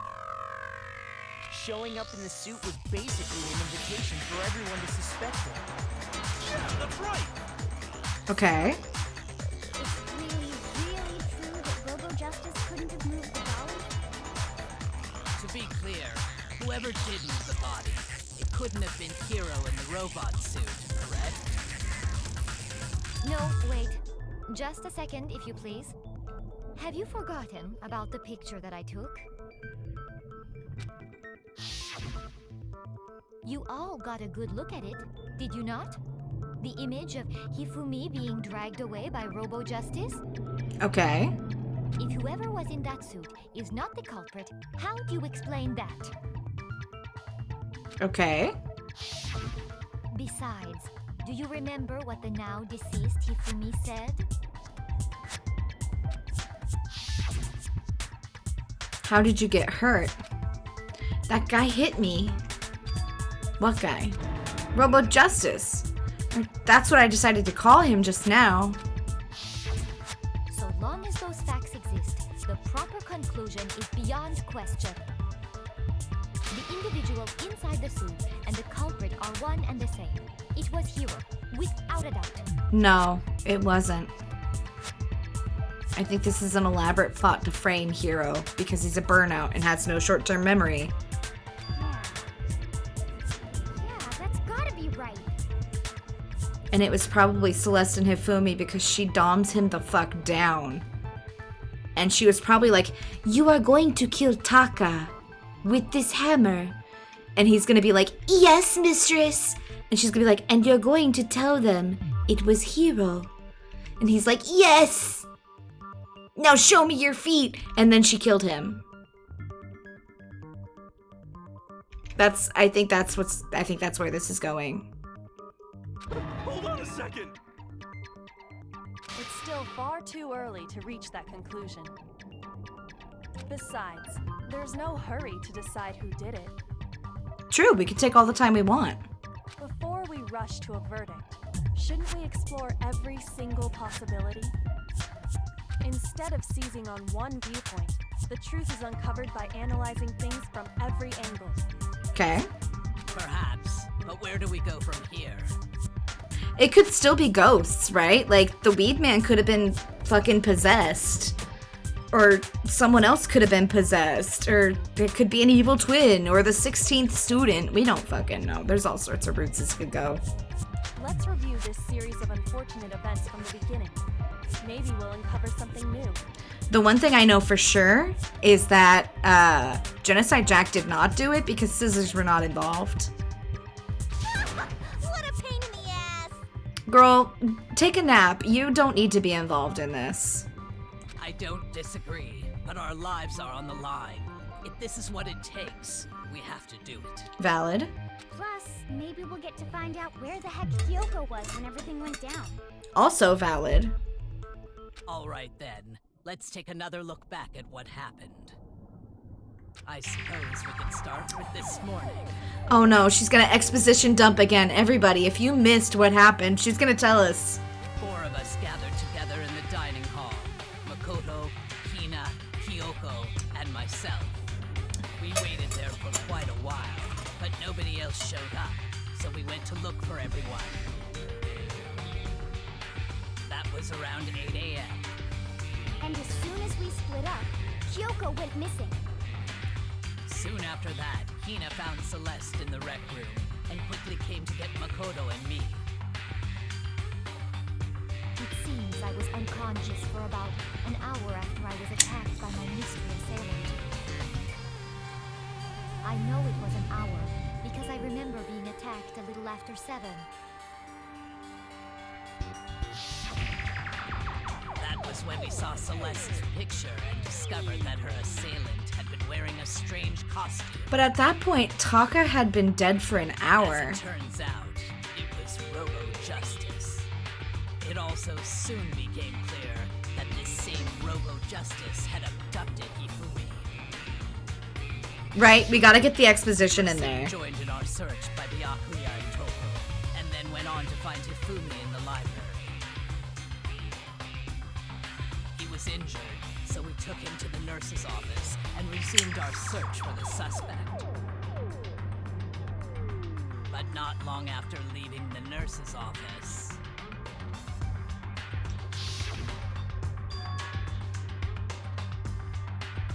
What's wrong? I saw a shadow, something moving around at the top of the stairs. When Celeste told us that, we decided to split up and search the second floor. Right, the pink digital camera with the chubby, pudgy princess on it, or whatever her name is. And soon after that, I saw someone moving around on the 3rd floor, and I yelled out to everyone as soon as I did. Celeste, what's wrong? That was a rather intense scream for someone like you. I saw him, the strange costumed man. He ran off as soon as I screamed. I was blocking the stairs, so he headed further down into the hallway and disappeared. and then Yeah. Huh? What was that? That came from downstairs. It must have been Hifumi. He's in the nurse's office. This is bad. Come on, we have to go back. At that point, we decided to divide up into two groups. Celeste, Hina, and I went back to the nurse's office, while Sakura, Byakuya, and Toko chased after the suspect. When we got back to the nurse's office, we found Hifumi dead. And that's when we heard the body discovery announcement. I left Celeste and Hina there and headed back to the third floor to let the others know what had happened. Meanwhile, we had just discovered Taka's body in the equipment room. We must have found both bodies at almost exactly the same time. Because we heard the same announcement not long after we discovered his body. And that's when I told you guys about Hifumi. Then the three of us headed for the nurse's office. But right after we left the physics lab, we ran into Celeste, who'd arrived after us. And she told us something very surprising. Hifumi's body has disappeared. We rushed back to the nurse's office and saw that she was right. Then we remembered we'd left Toko passed out in the equipment room, so we hurried back again. This can't be happening. Are we hallucinating all this or something? But when we got there, we discovered that now Taka's body had also gone missing. Next thing we knew, we were searching the school for 2 missing dead bodies. And after some time... Celeste informed us that she'd found the bodies, and we all headed to the repository, which is where we rediscovered the corpses.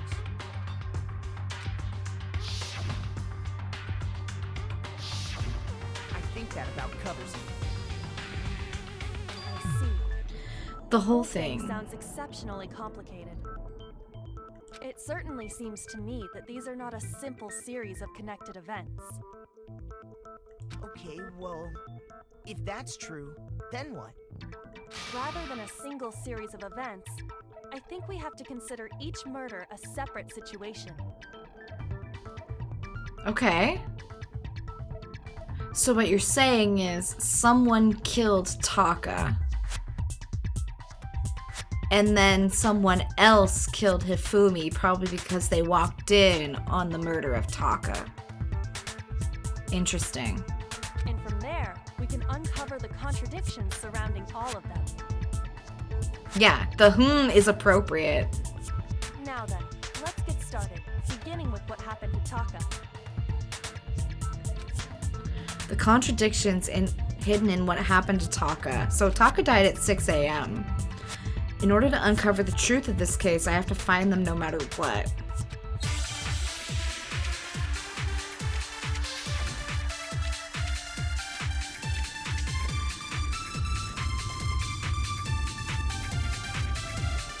This song has no fucking right going this hard.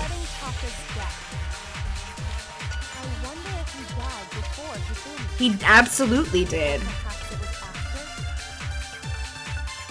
We already know what order they were killed. No, we don't. Oh, sorry.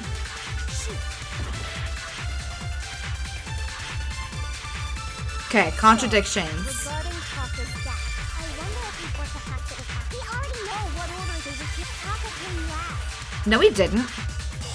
What makes you say that? Because of the numbering of the Justice Hammer. Well, It's true that Hifumi was killed with Justice Hammer 3, while Taka's death came from a swing of Justice Hammer 4. that doesn't mean they were used in that order. Okay. So it really was that one. So, regarding, I wonder if he was the fact that it happened. We already know what order they were killed. Taka came last.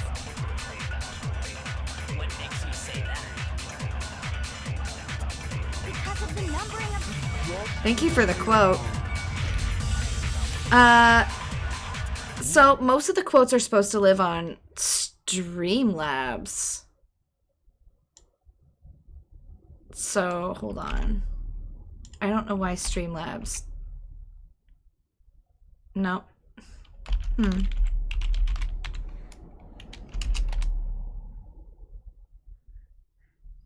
Interesting.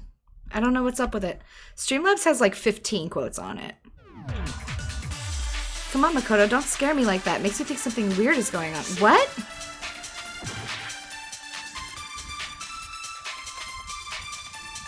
I wonder if he's what perhaps it was. We already know what happened to that. What makes you say that? Because of the numbering. Is that not it? There must be a contradiction in there somewhere. Hold on. So, regarding Taka's death, I wonder if he died before Hifumi.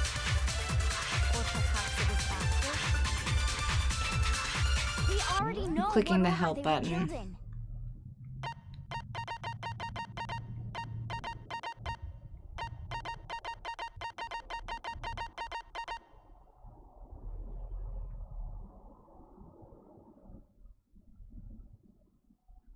A flashback?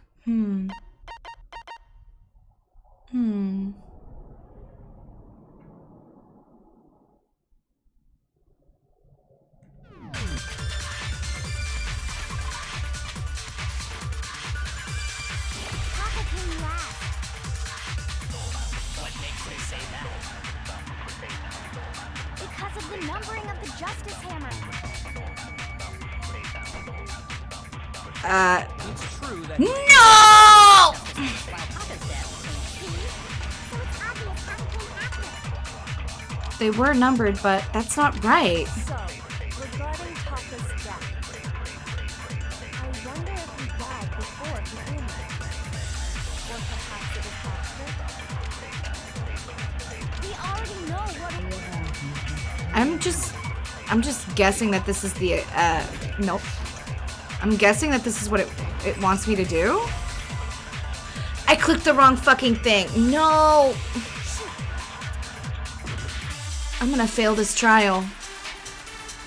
Regarding Taka's death, I wonder if he died before Hifumi. Or perhaps it was after? we already know what order they were killed in. So if I store this, Taka came last. can I use it on her other thing? Say that. Because of the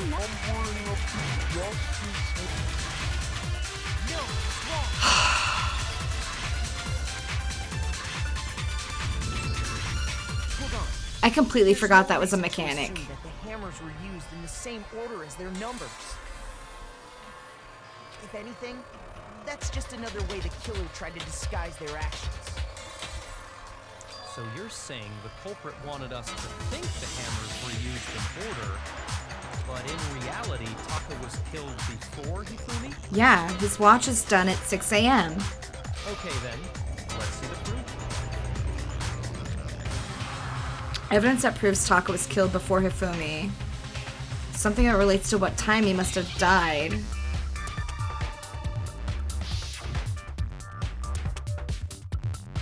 Time to spell, bitches!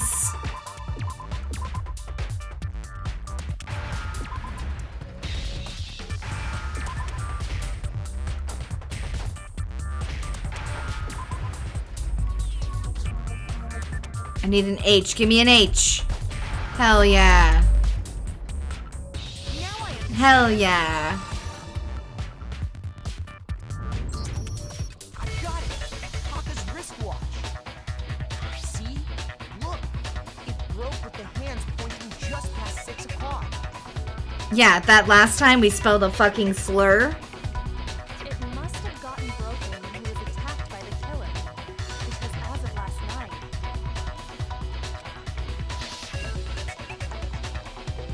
Hey you, how long were you gonna keep us waiting? Taka's irritated voice pierced the air as he stared pointedly at his wristwatch. It's almost 10 o'clock, you know that? Bedtime for all the little boys and girls. So if it wasn't broken after 6 last night, then he must have been attacked around 6 this morning.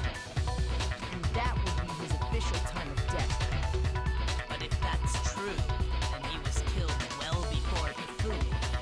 He should have had shit in his britches and been smelly. And before Celeste was attacked this morning, which happened around 7. Okay.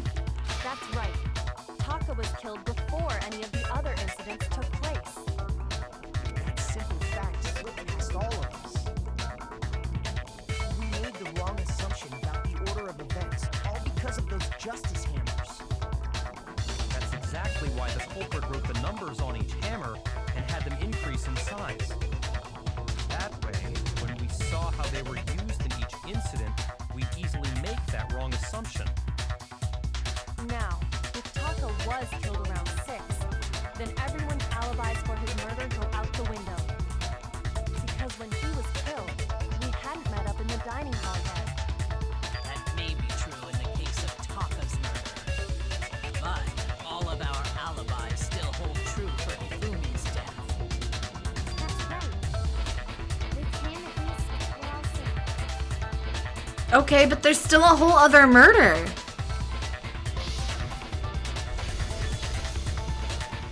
Yeah. Huh? What was that? That came from downstairs. It must have been Hifumi. He's in the nurse's office. This is bad. Come on, we have to go back. When we heard Hifumi screaming, we were all together. Except for Hiro and Kyoko. Yeah. Then we all ran down to the nurse's office. And that's where we found his body. I like the way his little mouth is like, ooh. You know what he looks like he's doing? He looks like he died in the middle of going, la hee.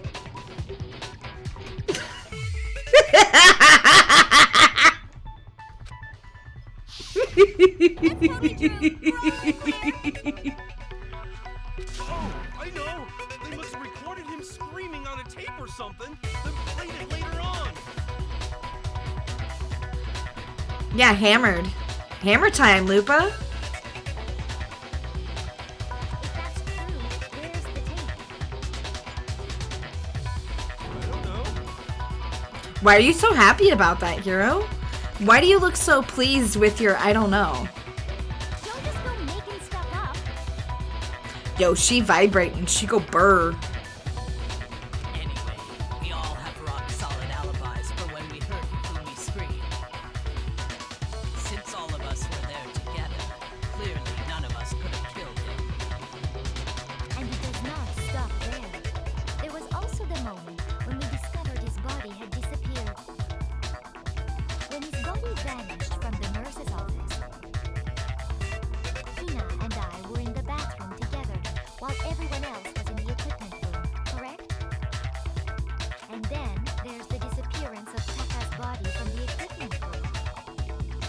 At that time, we were all gathered together in the nurse's office because of Hifumi going missing. Well, don't forget, I was passed out in the equipment room the whole time. Jill, nobody suspects you. Why?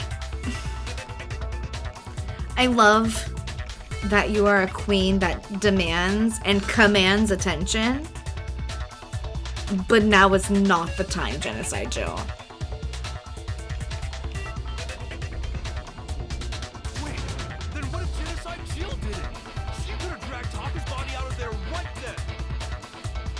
Even if she could pull that off, there's no way she could have done the same with Hifumi's body. You don't know how strong she is. Because, as we just established, she was passed out in the equipment room when his body disappeared. Besides, I didn't do either of them anyway. I am Engi when not about me, truly. Also, she didn't do either of them anyway. She's too busy trying to see what that Byakuya does. She's trying to get all up in that Byakuya.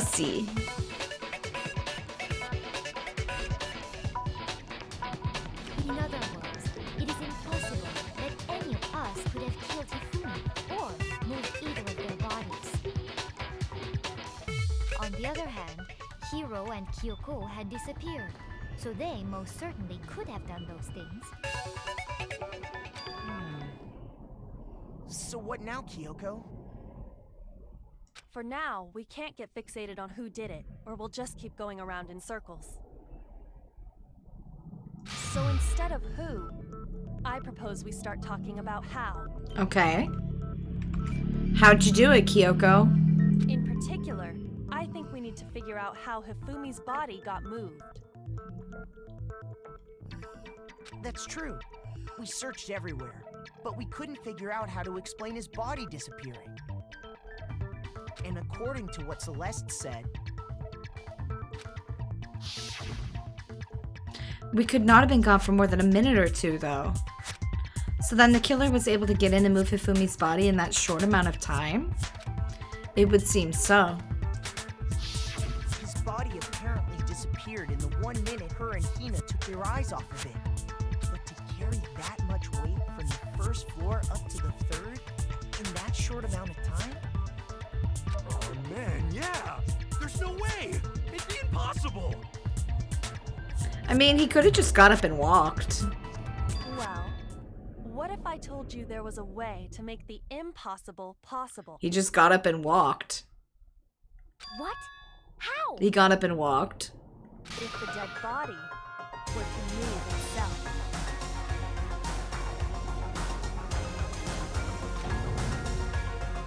Huh? The dead body moved on its own? No!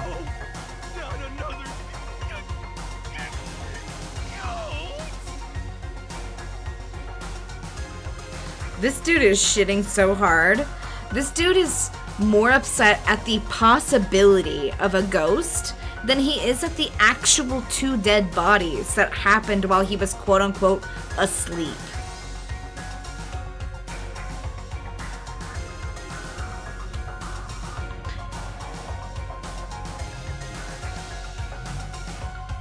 I don't understand why he is like this. A ghost! I don't think it has anything to do with the occult. I think what she's implying is we thought Hifumi was dead, but perhaps in reality he was still alive. Alive? Yeah, we didn't really check his body. Are you saying Hifumi wasn't carried out of the nurse's office, but simply walked out on his own? Yeah, that's why his glasses were clean, because he cleaned them himself. But I mean, we found his body. He was dead. Perhaps he was simply playing dead. That it isn't possible. The idea that Hifumi was still alive. Is it really possible? Yes.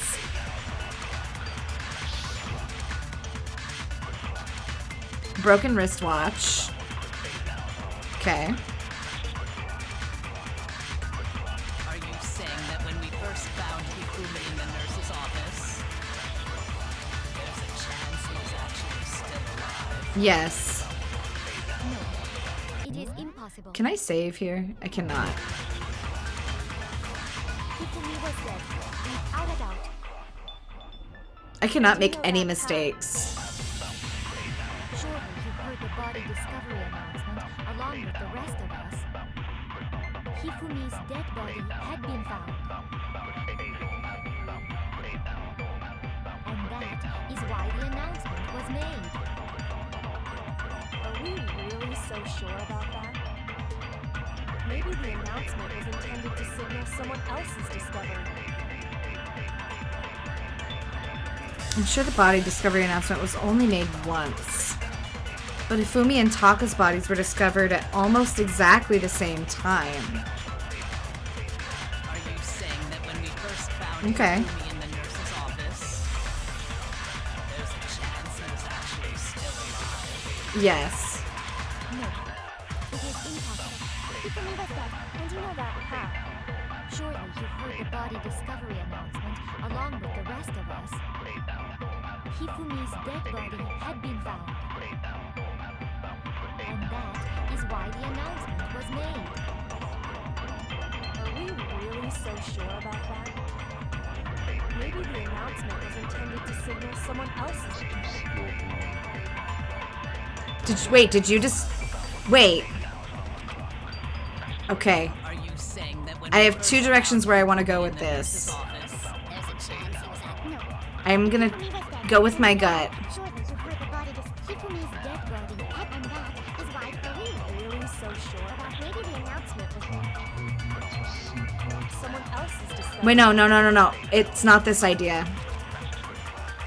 Are you saying that It was this one. I want to save this one. No, it is impossible. Hifumi was dead, without a doubt. And you know that how? Surely you've heard the body discovery announcement, along with the rest of us. Hifumi's dead. Byakuya looks so fucking smug. Meaningless words tire me. Please stop wasting my time. Shoot!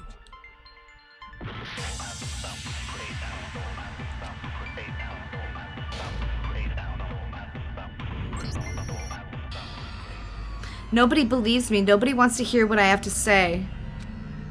Uh-oh, have we already come to the end of the debate? Oh no. The class trial is officially adjourned. Now it's time to reveal who's the blackened. Hoo-hoo-hoo. Oh no. Makoto?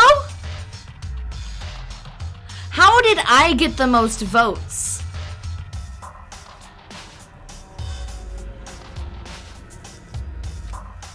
However, Makoto is not the blackened. Too bad. Looks like the real killer gets to graduate. Oh well.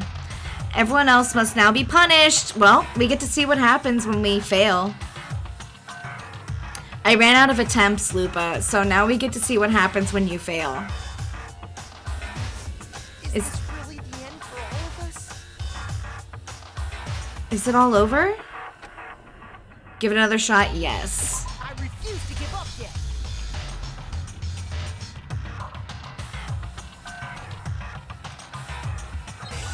Okay, where in this trial are they dropping me off?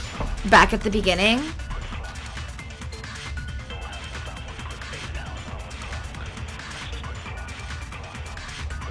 Are you saying that when we first found No, okay, so we failed and now we have full health, full tries, full time, and we're in the same place we were in.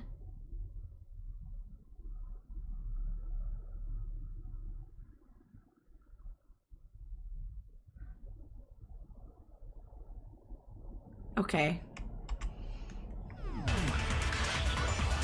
a chance he's actually still alive? It is impossible. Okay. Hifumi was dead, without a doubt. And you know that how? Surely you heard the body discovery. So now failure does not matter. Hifumi's dead.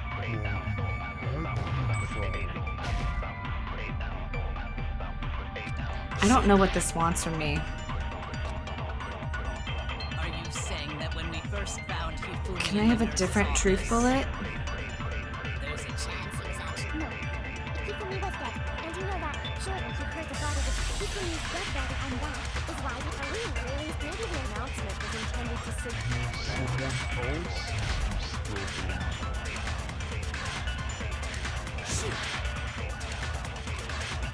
Okay, so we're not storing that one. We're gonna store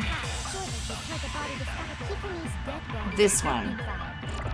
And that is why the announcement was made. Are we really so sure about that? Maybe the announcement was intended to signal someone else's discovery.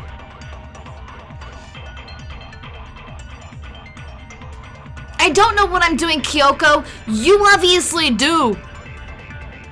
So can you just tell the...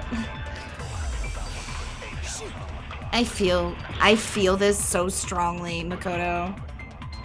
I don't fucking know what this Are you is. saying that when we first found Hifumi in the nurse's office, there's a chance? I guess... No? So... Are you saying that when we first found Hifumi and there's a chance he was actually still alive? So we didn't use it on this one. Can we use it on this one? Are you serious? Are you saying that when we first found him, there's a chance he was actually still alive?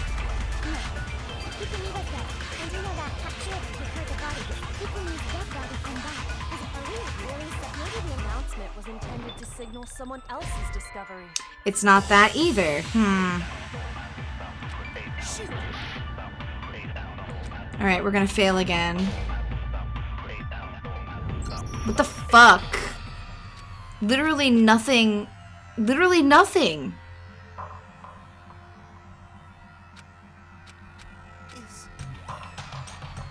Did I break the game? I don't... No. I don't think so.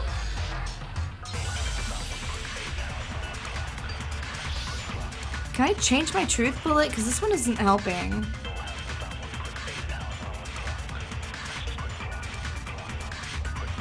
Alright, what do we got here? First found Hifumi in the nurse's office.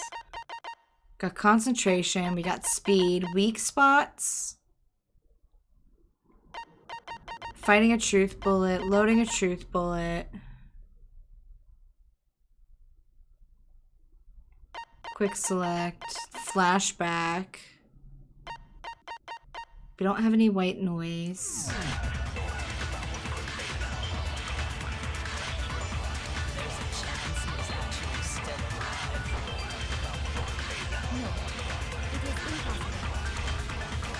Did the game break me? Yes. And you know that how? Surely you heard the body discovery announcement along with the rest of us. Hifumi's dead body had been found.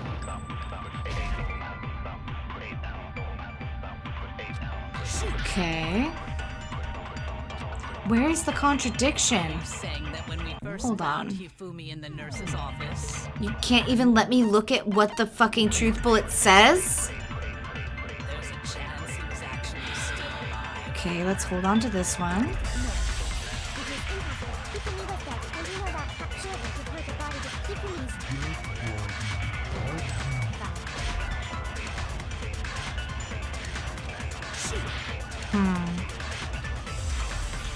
Are you saying that when we first found there's a chance he was Now I'm out here just brute forcing this. Along with the Hifumi's dead body had been found. And that is why the announcement was made. Are we really so sure about maybe the announcement was intended to signal someone else's discovery? Why didn't that hit? Why didn't that hit? Are you saying that when we first found there's a chance he was actually... No. It is Hifumi's dead. And you know that how? Surely you heard the body discovered Hifumi's been found. And that is why the announcement was made. Are we really so maybe the announcement?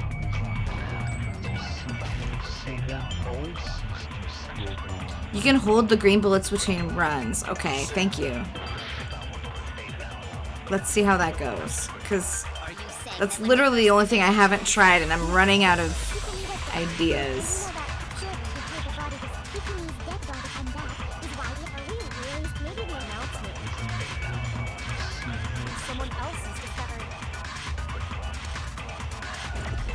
You're right. When we first found Hifumi in the nurse's office, there's a chance he was actually... Thank you, Queen Freak. No. It is impossible.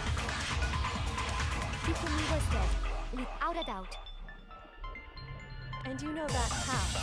Surely you heard the body discovery Hifumi's been found. No, that was a gentle hint because it's a game mechanic I had genuinely forgot about. Discovery announcement that was made really intended for Hifumi? Of course it was. The announcement played right after we discovered his body. Maybe. But that was also the same time that Taka's body was found. That's right. It wasn't long after finding his body that we heard the announcement. So there's a good chance we've made a mistake in there somewhere.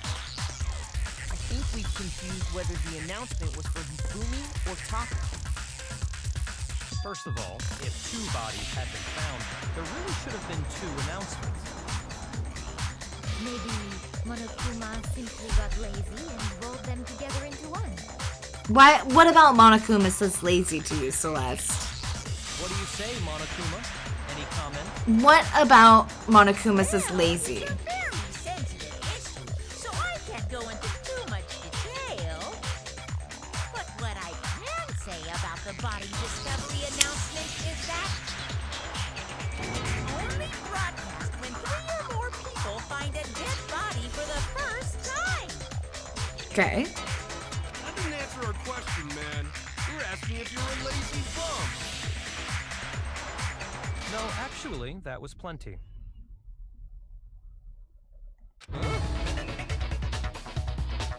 He said it's only broadcast when a body is discovered for the first time, which means even if we find the same body again later, he won't make the announcement again. Yeah. If that's true, then why was the announcement made again later on? Yeah. Huh? Later on? When he died in Aoi's arms. Exactly. We heard the body discovery announcement twice. Second body discovery announcement. The first time it played was found each body in the nurse's office in the equipment room. The second time was just after Hifumi came back to life. Oh no. When they were found again.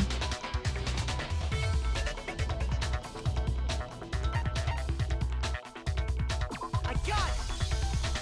We heard it a second time in the repository when we rediscovered the 2 bodies.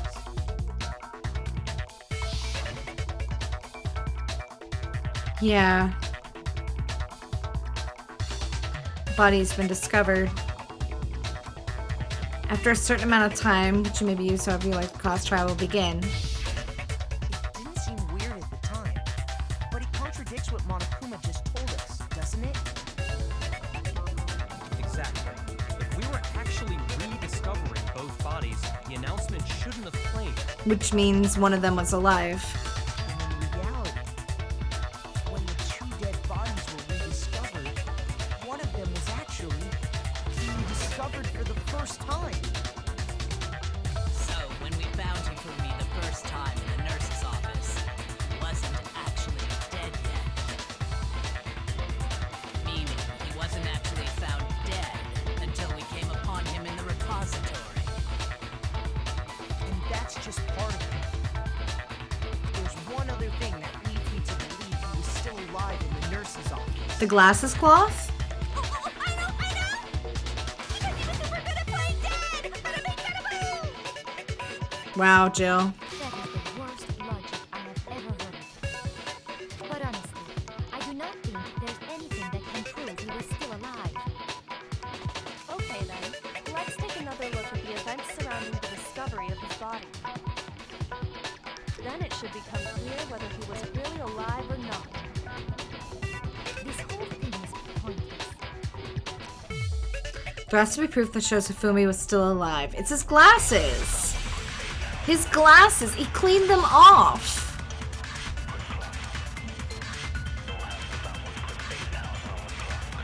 Well, here's one thing we do know. The first time we found Hifumi's body was in the nurse's office.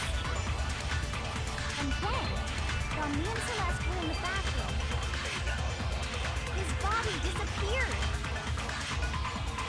And the next time we saw his body, it was in the repository.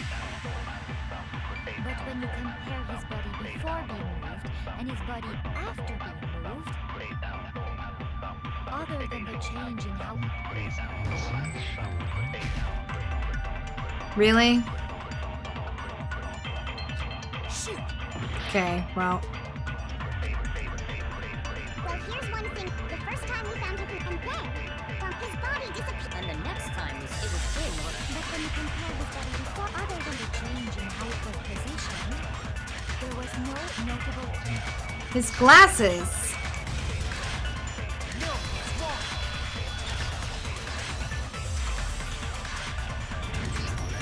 In fact, there was one clear difference between Hifumi in the nurse's office and the repository. His glasses. That fact alone proves that he was only playing dead in the beginning. Perhaps you'd like to fill the rest of us in? When we found Hifumi in the nurse's office, his glasses were covered with blood. But when we found him again later in the repository, they were spotless.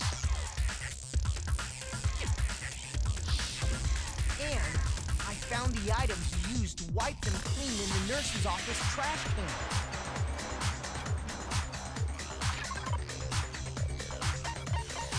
It's, this. I got it! It was a glasses cleaning cloth featuring a certain cartoon mascot. One look at the bloodstain on the cloth should make things clear. This piece of cloth was used to wipe Hifumi's glasses clean. And the mascot on the cloth is the same one that's on the digital camera, right? It is. And whose digital camera was it? Hifumi's, of course. I love that Hifumi brought this digital camera to school with him. Like, he's like, I'm gonna capture 5 photos for the rest of my life, and I'm gonna put them on my pretty pudgy princess novelty camera. The character was Princess Piggles from Demon Angel Pretty Pudgy Princess, I think. Yep. I highly doubt but Hifumi would have brought something like this to school. It's his 2D waifu. I see your point. And the only people here who wear You want that camera? 10 out of 10. I wouldn't be caught dead using a tacky piece of garbage like that. These tissues is all I need to keep my glasses clean. Then there's no question. It belonged to Hifumi. So what you're saying is... What exactly? What I'm saying is, the blood on his glasses was wiped away using his own glasses cleaning cloth. Even if that is true, it does not mean he wiped the blood off himself. But who would benefit from a clean pair of glasses other than the glasses owner? Imagine cleaning your glasses. That's a good point. Could not be me. It must have been him, right? So let's assume that Hifumi was still alive in the nurse's office. He pretends to be dead. Then when he's alone, he wipes his glasses clean so he can see. Then he stands up and walks out on his own 2 feet. And with that, the impossible task of moving his copious corpse becomes possible, wouldn't you say? Yeah. But then, if he was just pretending to be dead, what was with all that blood? Was it paint or something? The fridge in the nurse's office contains packs of blood for emergencies. He probably used one of those. He figured if he was gonna play dead, he should go all out, so he just dumped it everywhere! But he got crazy with it and had to wipe his glasses off when he was done! What an idiot! And if Hifumi was still alive at that point, the disappearance of Papa's body is easily explained. Yep. It should be perfectly obvious who must have moved Papa's corpse. The one who moved Taka's body was Hifumi. I got it! It could only have been Hifumi. While we were all gathered in the nurse's office, he went to the equipment room and took Taka's body. That also explains how the door to the repository got locked. The door was locked? Well, after the bodies disappeared, we all went looking for them, right? So me and Sakura headed to the repository. But when we got there, the door was locked. And the repository door can only be locked from the inside. Which means when Hina and Sakura got to the repository, someone was already inside. And it could only have been Hifumi, who just finished stashing Taka's body there. He convinced us all he was dead, and when he saw his chance, he dragged Taka's body to the repository. Okay. So, Hifumi wasn't just another victim in this case. He was one of the assailants. Okay. But that means he took part in the murders. Just can't believe it. If you're having trouble, would you like me to show you one more piece of evidence? There's more? Oh, absolutely. The single biggest fact pointing to his involvement has yet to be revealed. Oh. You know what I'm talking about, right, Makoto? The paper! Taka's lifeless body. The paper that he had down his pants. It was the paper.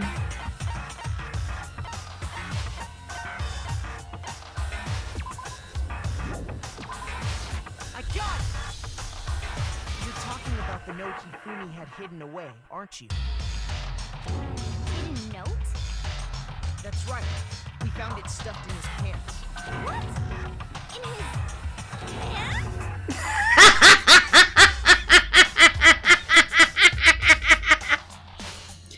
Stream crashed for you. Welcome back, Lupa. Genocide Jill is very happy that we looked in his pants. Yes, his pants. Okay, well, forget about the pants for now. Take a look at what the note says. Right? Pants. Tongue emoji. I found a hole maybe we can use to escape. Monokuma can't find out, so don't tell anyone else for now. Let's meet in the equipment room at 6 a.m. That's the note I was telling you about. The one that told me where to go.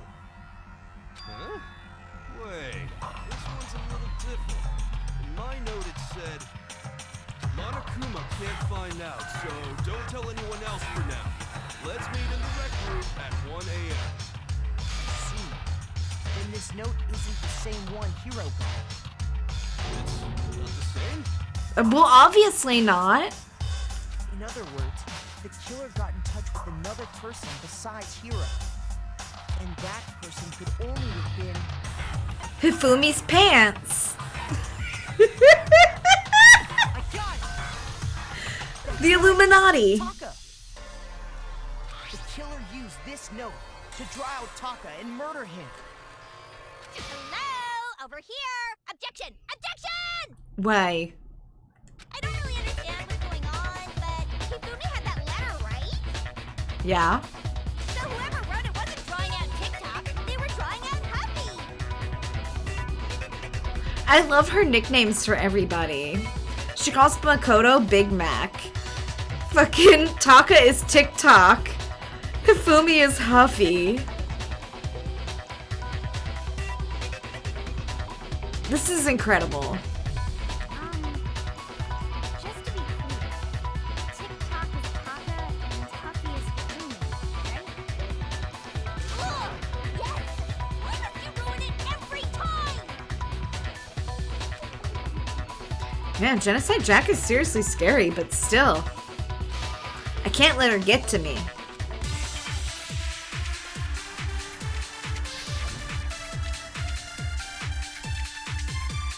Alright, we've got 3 options. Wristwatch, glasses, and cleaning cloth. Huffy had the note, right? And the person it was intended for must have been Huffy. Okay, no. But remember what the note said. What time did it say to me? 6 a.m. The time doesn't matter. The note has nothing to do with TikTok. But what about the wristwatch? Okay. Huffy had the note, right? And the person So it was the final one. But remember what time did it say to me? 6 a.m. The time doesn't matter. The note has nothing. Nothing to do with TikTok. No, there absolutely is a connection. What the hell are you talking about? The note said to meet at 6 a.m., which is the same time Taka was murdered. We've already proven that using his wristwatch. But there's more. Look where the note says to meet. The equipment room, right? Yeah, that's where his body was. Which is where Taka was killed. I see. So, Taka was murdered at both the time and place written in the note. I think that should be plenty to show that this note was definitely meant for Taka. Okay. Well, when you put it like that. No further objections. I love her. Someone used that note to trick Taka. Just the same as me. Bruh, you have no proof. The culprit really is a cold-blooded monster. Telling people they found a way out. But if they gave the note to Taka, what was Hifumi doing with it? Snatched it out of Taka's hands when he died. Stuffed down his pants, no less. Most likely, Hifumi stole it off Taka's corpse after he died. He stole it? Where's your proof? Go ahead, show us. Well, I got this little scrap of paper. I got this little scrap of paper. I got it! When I searched Taka's body, I saw that his lifeless hand was gripping a small scrap of paper. If I'm right about this, the sheet of paper this piece came from is... I knew it! It fits perfectly with the note we found hidden on Hifumi.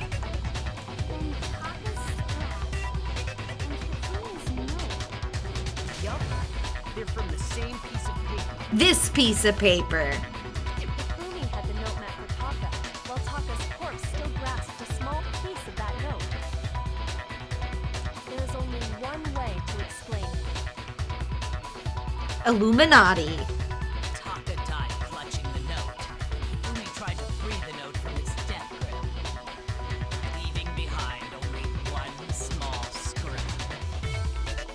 Did I get all that right? That means Hifumi knew the note was important. Exactly. Which proves that he was an accomplice in the murder. Whoa. Illuminati? After seeing all this, Hifumi was super involved in this whole thing for sure. In fact, he was behind the whole thing. In fact, he's still alive.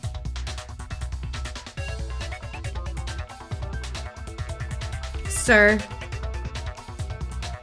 you're super wrong. Sorry, no.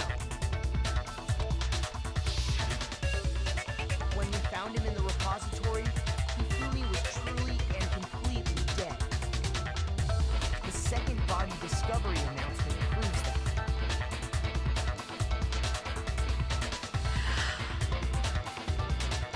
that. Hold on, I have to read this.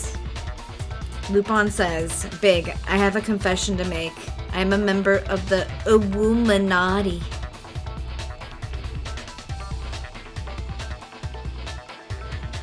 Ooh.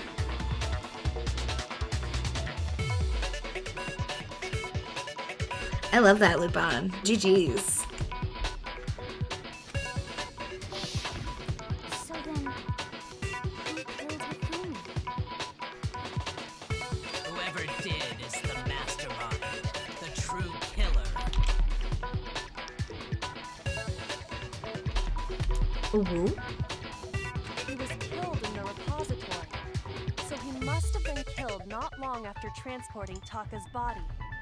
Okay.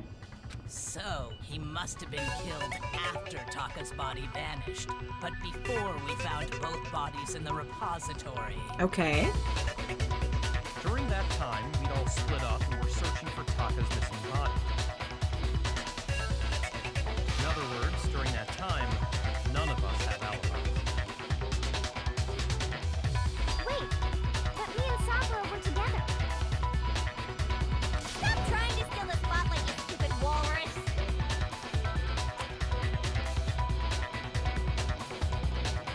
That's you, Jack. You're the one that's always trying to steal the spotlight. But go off, girl boss. Who are you calling a walrus? That too. Anyway, when they were killed bothers me too. But there's something that's been bothering me even more. And what might that be? The weapon they used to kill Hifumi. The weapon? Oh, right. There was a large hammer that had been washed. Yeah, because I mean, according to the Monokuma file, the way Taka and Hifumi were killed was almost the same, with them having similar fractures and all. But Justice Hammer 3 and 4 were still laying around in the nurse's office and equipment room, right? Yeah. So if Hifumi was killed in the repository, the culprit would have had to grab one of the hammers, kill Hifumi, then put the hammer back where they found it. There was a wet one, yeah. But wouldn't that be seriously risky for him? I'm surprised. It seems there's some semblance of a brain knocking around that skull of yours after all. Hell yeah, it's packed in there good and tight. Why do you sound so happy about that when you look like this? He's right, though. I don't understand it either. The Monokuma file makes it clear that they were killed using similar instruments. Okay. But if the hammers were already laying around those other rooms... So the question is, how could the culprit have gotten their hands on either of the hammers? They didn't. There was a different hammer. Personally, I haven't a clue. Probably because you did it. So which hammer was used to attack Celeste? Number 1 or number 2? Those were accounted for in other rooms too. And I don't think either one is big enough to kill someone. Then... Is it not possible they used a different weapon? It is. I don't think it is possible. They were both killed with the same kind of thing, right? So then, what was used to kill Hifumi? A moistened hammer. The whole picture surrounding this case won't become clear until we figure that out. Somehow I have to find the truth.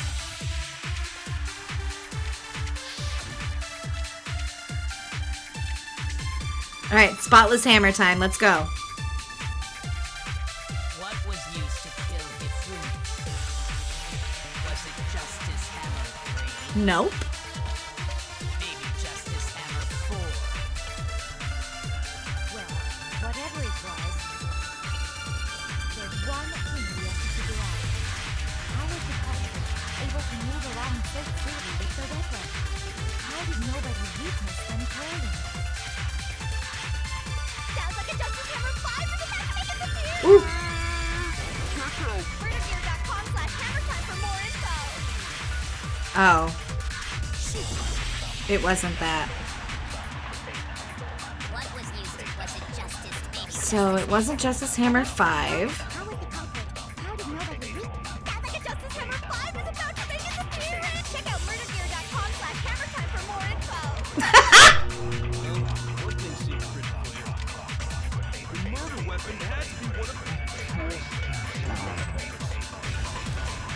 No, false.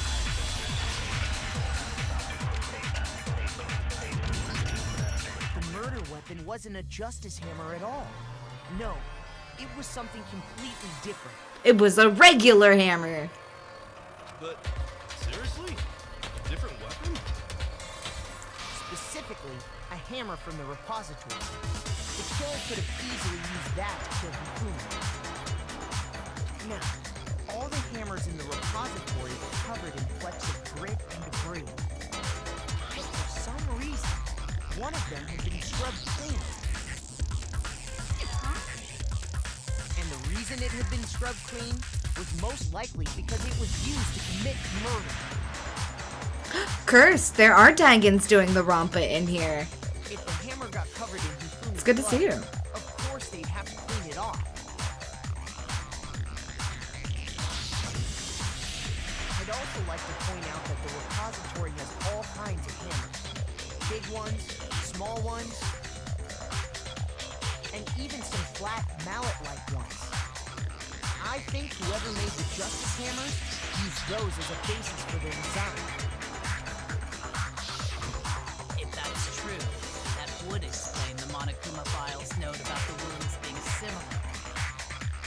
So Hifumi moved Taka's body to the repository, where someone then used the hammer to kill him. The one Hifumi was working with. And the one who betrayed him. Alright. Hold on a moment. I still think it's strange to assume someone was working together with him. Because it was probably you. The way the graduation rule works, there is no benefit to helping someone else carry out a murder. So the idea that anyone would work together like that is simply ludicrous. We talked about this, did we not? We did talk about how there wouldn't be any reason for anyone to work together.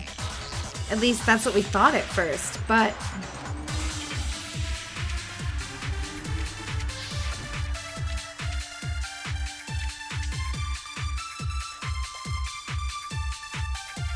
Based on the rules that have been laid out for us, even if more than one person is complicit in the murder, Yeah, everyone did it. only It was one all of who us. actually carried out the act can graduate and survive. Assuming the rule holds true, it is simply impossible that two people work together on this. That is how the rule was explained to us. But that only really applies if there's one murder, right? In this case, however, there were two murders. Okay. So that's the one I have to target on. Laid out for us. Even if more than one person is complicit in the murder, only the one who actually kept assuming the rule holds true. That is, but that only really applies in this case. Okay, we're gonna save this one, and we're gonna use it on Celeste. Based on the rules that have been laid, even if more than one person, only the one who actually carried out assuming the rule. It is There we go!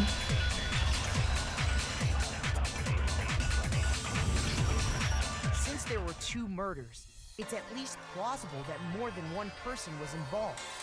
Okay. What do you mean? If there'd only been one murder, then yes, the idea of an accomplice isn't really worth considering. Naturally, if only one person can be saved per murder, an accomplice has no risk versus reward benefit. Risk versus reward benefit? The payoff for working together. The reward that balances out the risk of taking part in a scheme. That's right. If Hifumi kills Taka, right? And then I kill Hifumi, I don't get blamed for Taka's death.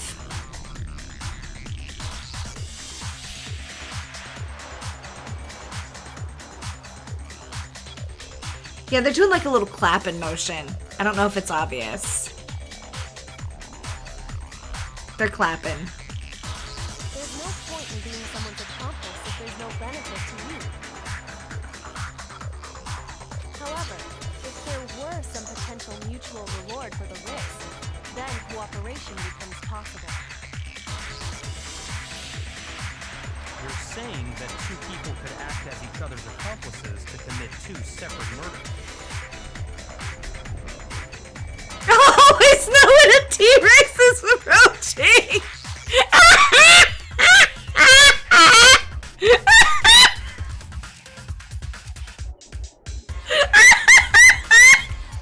Cursed! Cursed!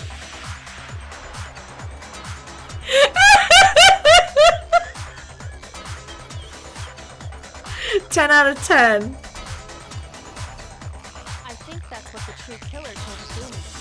They would each have an accomplice for their crime. Yeah. And based on the case's events, Hifumi would have been the first one to act, murdering Taka. They made him carry out the first murder so he couldn't back out of helping them later on. So in this case, there wasn't one single person committing multiple murders. Instead, each person killed someone, creating two separate incidents. Yep.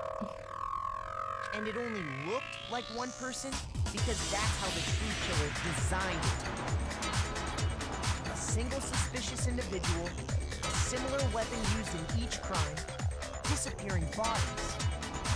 By creating one seamless set of circumstances, they made it look like one person was behind it all. Robo Justice. The mastermind picked their target and managed to convince him to go along with their plan. And then, to avoid the no accomplices rule, they simply killed their accomplice. Which, if true, means that betraying Hifumi was part of the plan from the very beginning. Yep. That's just awful. How could anyone be so cruel? I can think of one person in this trial right now who could be that cruel, and that's Celeste. Celestia Ludenberg. She can be that cruel, and she's calculating. I can't help but admire its cunning. Still, their choice of accomplice seems odd. The effort made to convince us that the two murders were the same. That's the main characteristic this time. Kyoko must have noticed that fact from the very beginning. Which is why she said not to look at this as a series of connected events, but entirely separate incidents. Kyoko really is amazing, although, when you think about it, she's almost too amazing.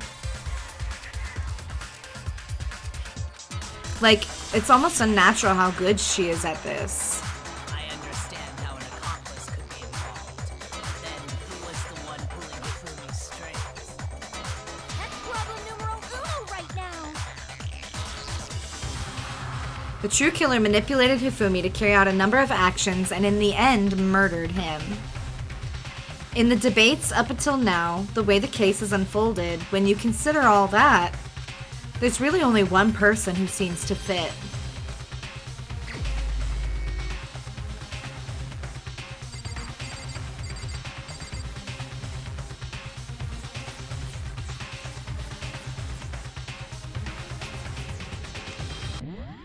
Okay. Gamers. I'm gonna go with my gut here and pick her.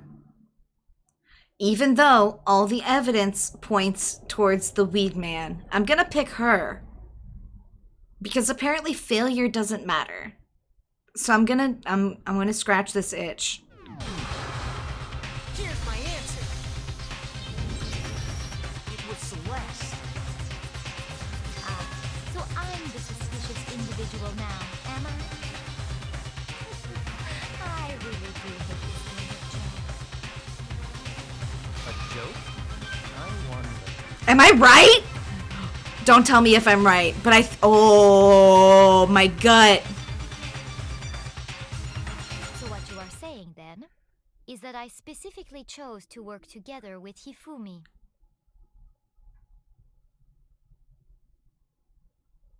The idea that I would choose to spend any amount of time interacting with him, that I would go within 10 feet of that shit brains, that lazy, worthless goddamn idiot!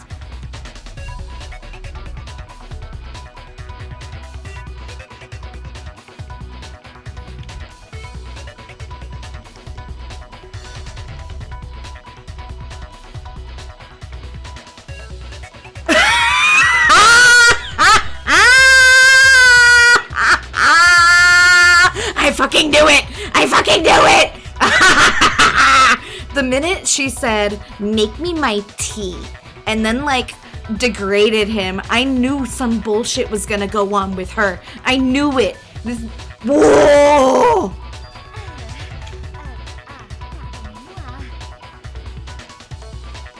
Just to be clear, clear, there is evidence to support it. Is that so? It is. Throughout the investigation, there was certain behavior that was common only to the two of you. Yeah, you were the ones that fabricated the Robo Justice story. Considering what we've learned so far, it only further proves that the two of you were working together. What was it that only Hifumi and Celeste had in common? Encountering the suspicious individual. They both told me they saw them. The behavior they had in common has to do with the suspicious individual in the suit, doesn't it?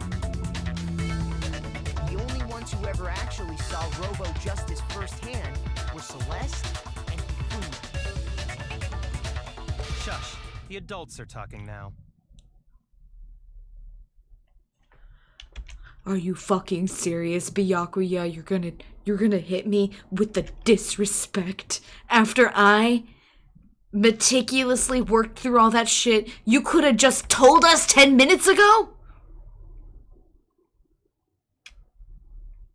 You motherfucker. Sorry. As he said, only Celeste and Hifumi ever laid eyes on the costumed individual. Look at Celeste's face. Look at her. If we accept that Hifumi was one of the culprits, we can't help but suspect what Celeste has said as well. Are you saying everything they told us was a lie? Yes, she's the ultimate gambler. Why wouldn't she plot a scheme to murder 2 people and pin it on one of them? After taking Hifumi to the nurse's office, we all began our search for this individual, correct? Except she was there the whole time. And not too long after that, do you remember what Celeste said? I saw them on the 3rd floor. She said go upstairs. She did that thing that Byakuya did to me all of chapter 2, where he was like, okay, go look over here, go look over here, go look over here, and how I staged all this fucking evidence. She's doing the exact same thing. We headed to the 2nd floor specifically because of what she claimed to have seen. Except she had the decency to do it before the bodies had been discovered, and not afterwards like a smug little fuck. Next, to draw us all to the physics lab up on the 3rd floor, She let out a blood-curdling scream. She did. and when we'd all come to see what was wrong, what was it she said? I saw them and I blocked them on the stairs.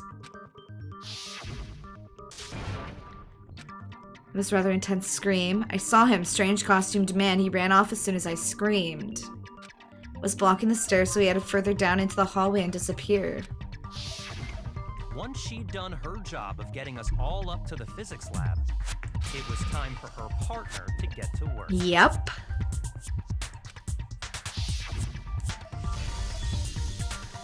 So the real question is, who did Hifumi think Celeste was gonna murder instead of him?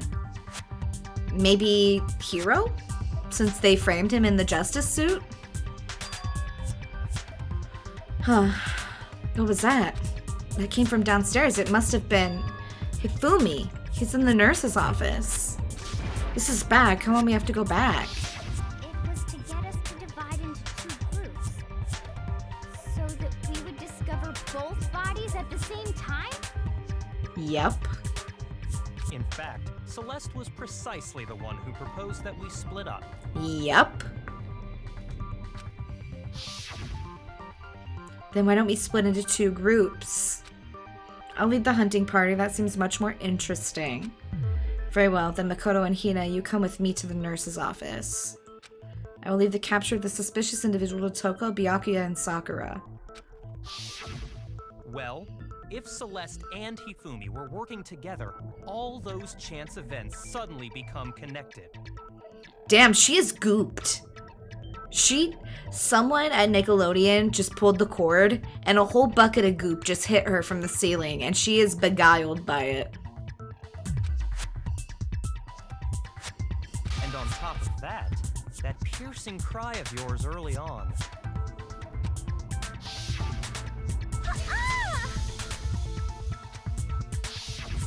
That was to signal Hifumi, wasn't it? It was.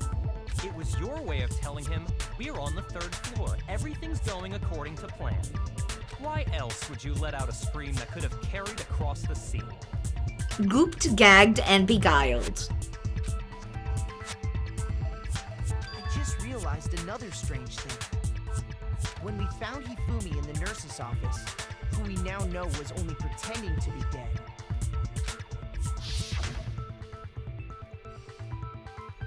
I certainly was not expecting this. I did not imagine that Hifumi would be murdered.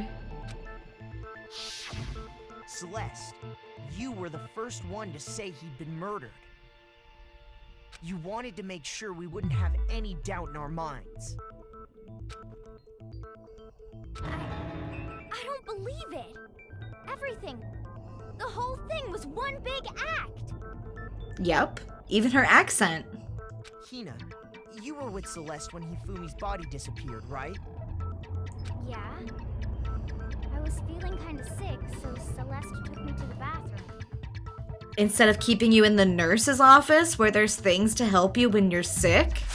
Wait, then that was... She wasn't worried about you.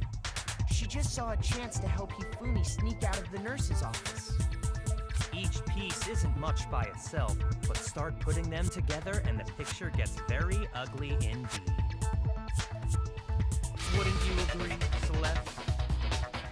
I have no idea what you mean. Her little poker face. Don't bother trying to deny it. You made one fatal mistake. Oh, did I? I didn't even catch it myself when you first said it, but Okay, what is it, Byakuya? looking back, I can say that one little slip-up was your undoing. Oh yeah, the one thing that you just now noticed was her undoing. Let's hear it. What are you talking about? I'm talking about what you said after Hifumi's body disappeared and we returned to the nurse's office. Okay.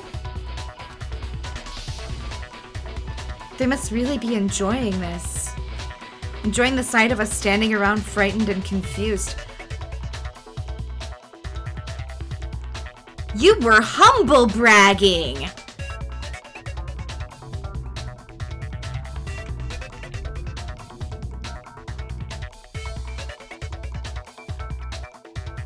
This bitch.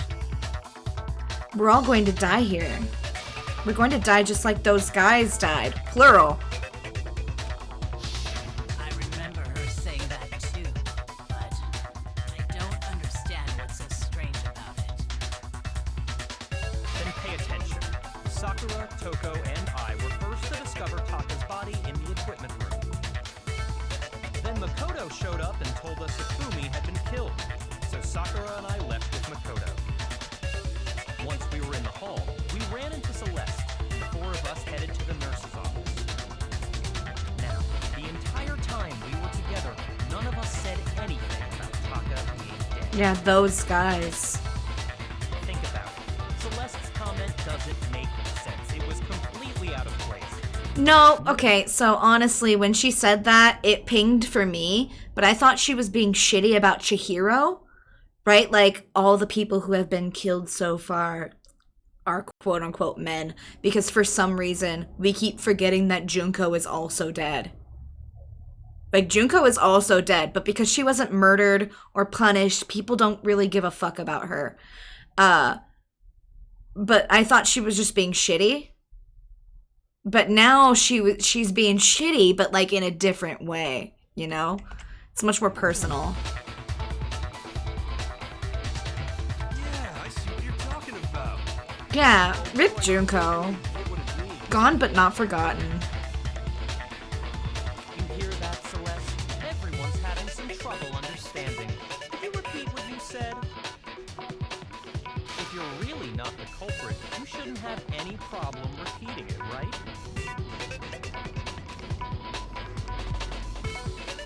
Byakuya said that Celeste's comment doesn't make sense.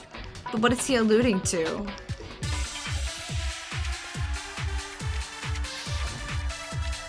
Also, there's a fire truck going by, so if you hear that, it's not part of the song. All I said was, they must really be enjoying this. Enjoying the sight of us standing around, frightened and confused. They must be positively related. We are all going to die here. We are going to die, just like those guys died. And that is all I said. And that's all it takes to finish it. It's obvious, isn't it? What was so strange about Celeste's comment? It was those guys. Okay, so I think I figured out what they want me to do here. I'm gonna store those guys and use it on Byakuya. We are all going to die. We are going to die. And that's all it takes to finish it. It's obvious what was so strange. No?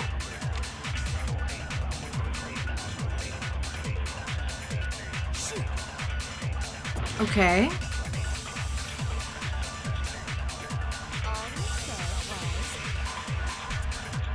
They must really be enjoying this.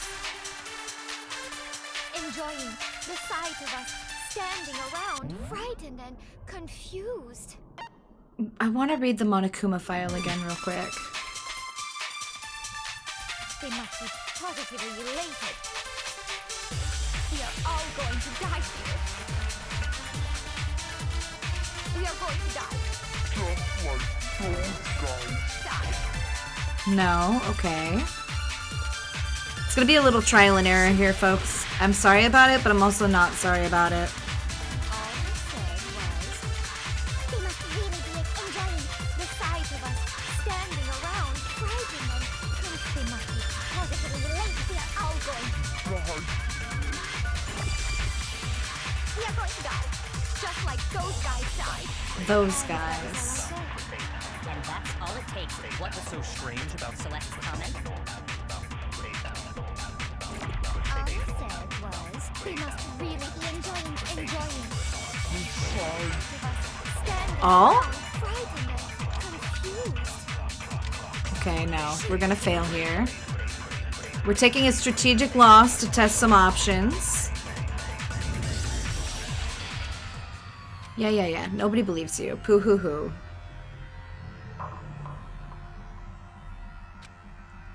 Nobody believes you. Poo hoo hoo. I refuse to give up yet. Okay.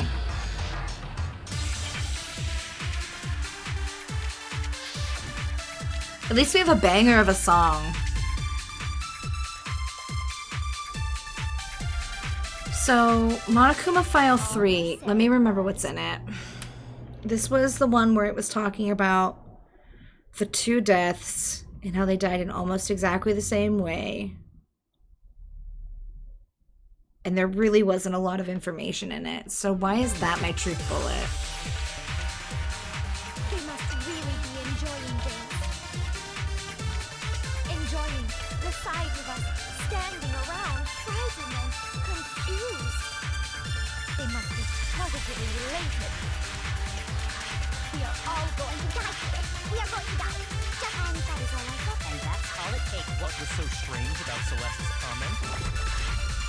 Let's take Byakuya and bring him to the front. They must really be enjoying the sight of us. They must be positively The sight of us. We are going to die.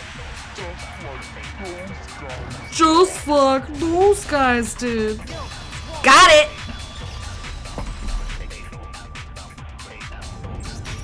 It's right. There's no reason Celeste should have said, just like those guys died. Hell yeah. When she said that, none of us had told her Taka was dead. Yeah. Exactly. And we didn't run into her until after we were all out in the hall. So there was never any chance for her to have seen his body in the equipment room for herself. Truly. So how did you know, Celeste? How did you know more than one person had been killed? And how did you know they were both guys? Because Kyoko had also disappeared, right? So she could have been dead too.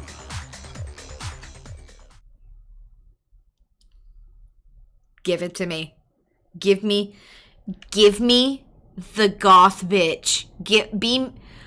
I want you to be mean to me, Celeste.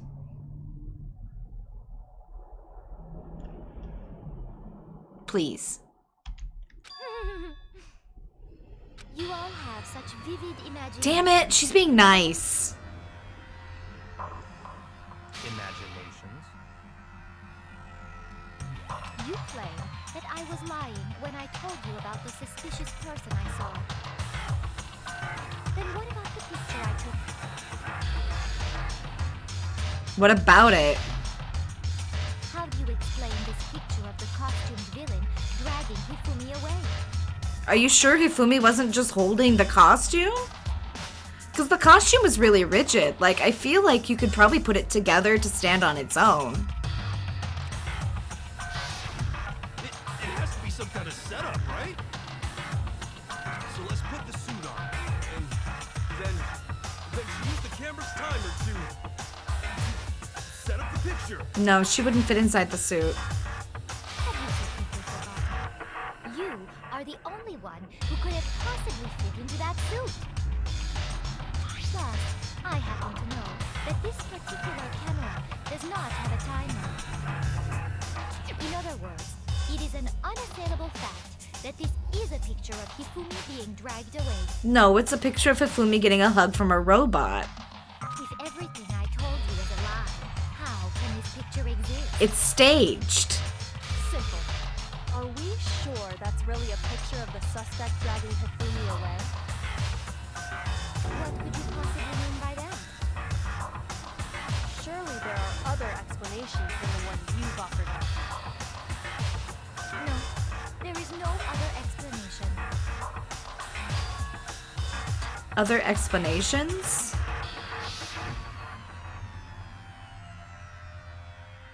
Yeah, I'm also mad at Kyoko. It wasn't a picture of the suspect dragging Hifumi away. The only other possibility is Hifumi is dragging the suspect away. I got it! It's not a picture of the suspect dragging Hifumi away. Wait.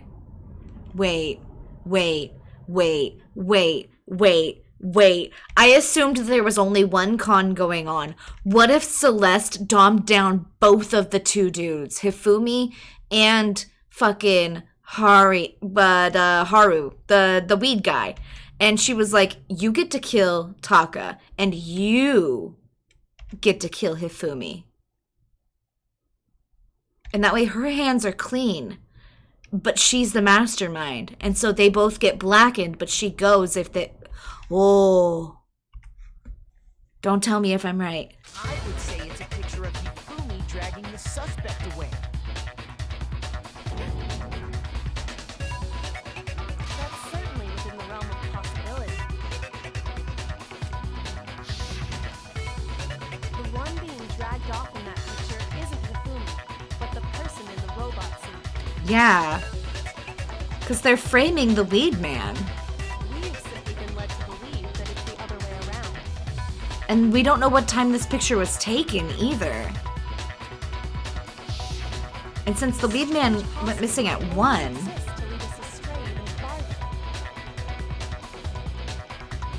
If you saw someone wearing something like that in this situation, of course you'd notice and be suspicious. That's what happened! You put me to sleep and made me out to be the bad guy in all this!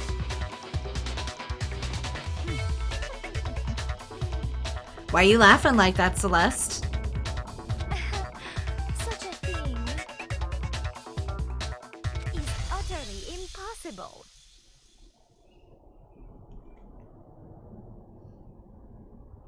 Utterly impossible. Hifumi was dragging him away? Ridiculous. Is it? I don't think it's ridiculous at all. Then shut your mouth and allow me to educate you. Damn! Celeste is harsh. Celeste thinks she can prove there's no way Hifumi was dragging the suspect away. But is that really possible?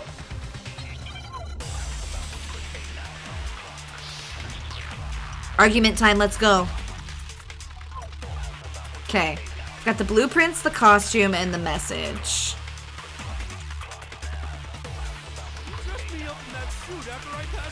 The blueprints, the costume, and the message. Then you just drag me across Hifumi and had him carry my weight. You tried to make me look like the bad guy. Like I said, ridiculous. As you can see in the picture, the suspect is standing perfectly upright. If the person inside the suit was unconscious, there's no way they could stand up straight like that. The costume doesn't bend at... Oh. The costume doesn't bend at the waist. So I think it can stand up on its own. Like I said, as you can see in the picture, the suspect is standing perfectly upright. If the person inside the suit was unconscious, there's no way they could up straight like that. Hell yeah.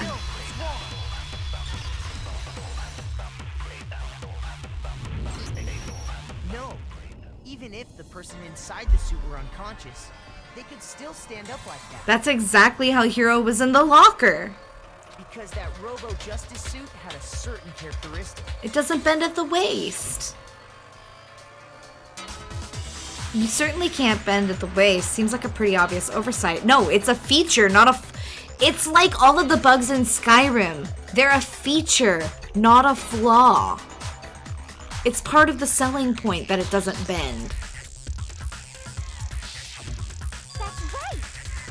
They totally made a mistake when they made it, so it couldn't bend at the waist. I'm not so sure that was a mistake. It's a feature. I think the suit was designed from the beginning to be used the way it was. Whoa, look at that pose. Also, look at Jack in the corner with the big mouth. Celeste and Hifumi took the suit they'd specially designed and stuffed Hiro into it. Yeah. That's how they were able to fake that whole thing. The point of it all was to make us believe whoever was in the suit was to blame.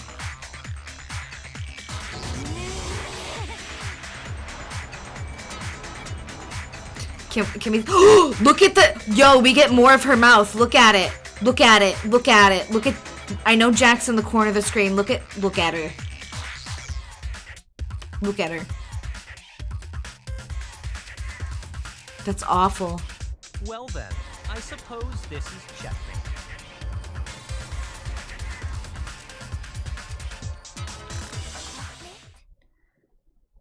Checkmate. Look at Byakuya's smug ass. Look at him.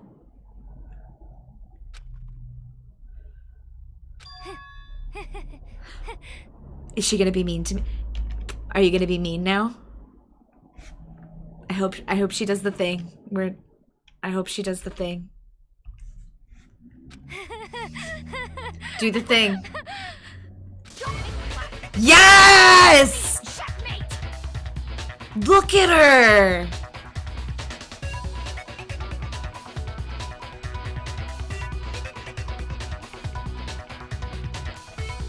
Look at her! What do you mean, checkmate? Curls go sproing. Clearly, you want to cram me into your little guilty box. Well, one little problem. Look at Byakuya. He's like, hell yeah.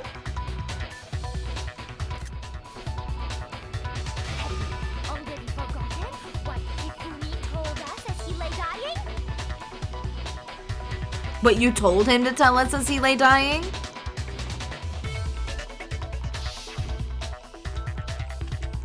Hey Hifumi, who was it? Who attacked you? Who tried to kill you? Who killed me? That's right, I remember their name. Yasu. Hiro. When we asked him who had attacked him, his answer was quite clear, was it not? Her accent is all over the place in this trial. He said, and I quote, Yasuhiro. In other words, Yasuhiro Hakakure!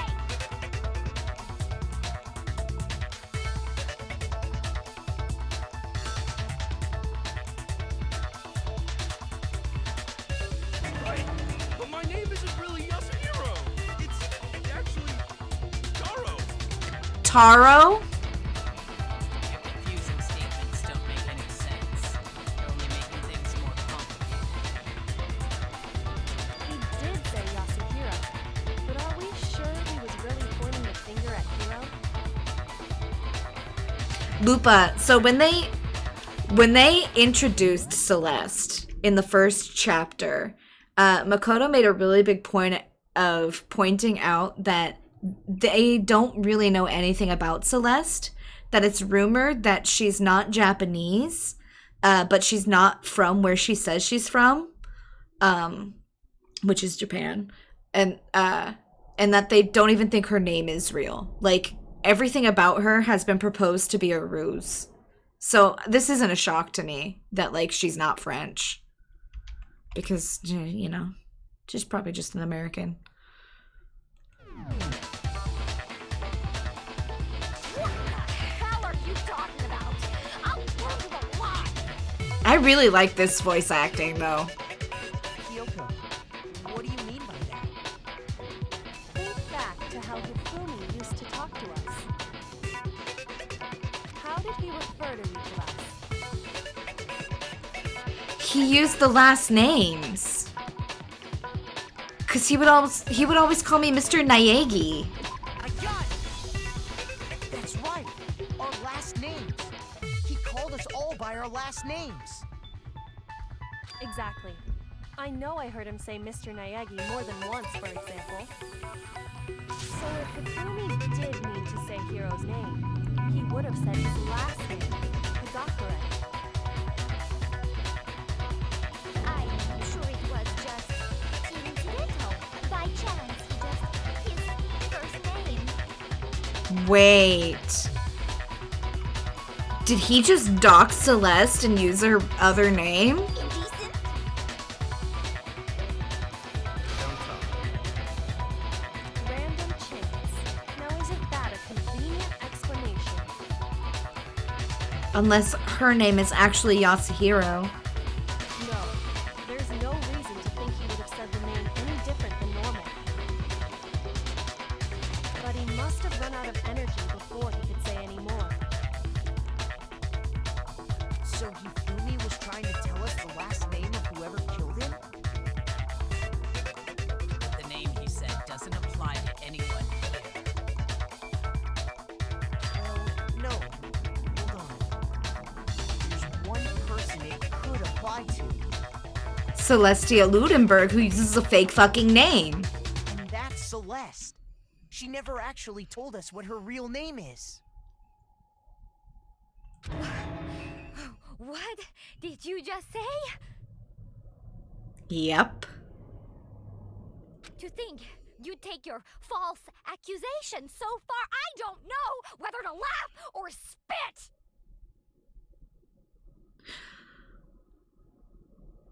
Chad, I have to tell you something. The way that line transitioned from one accent into the other literally gave me goosebumps.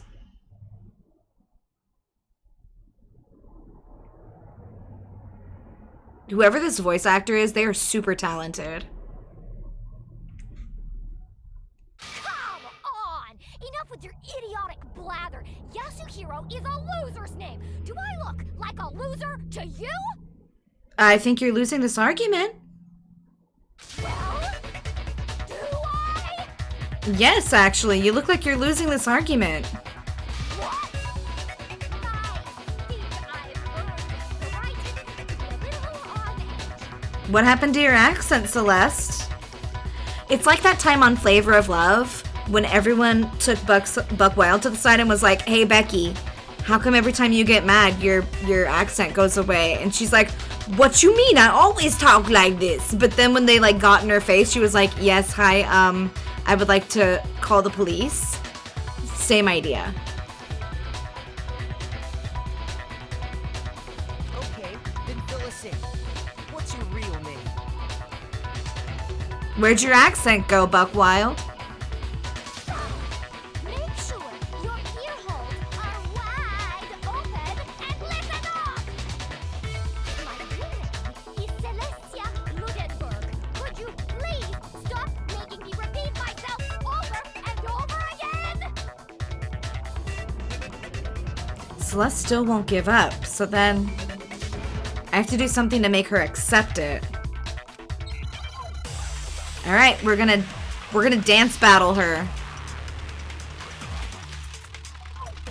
Oh no, we have to shoot her a couple more times. Okay, eat handbook, spotless hammer, hero's message. The family was trying to tell us something. He wanted us to know the killer's last name, Yasuhiro. Okay. There's one person here who might have that last name. It would have to be you, Celeste. You haven't told anyone what your real name is. I'm trying to tell you.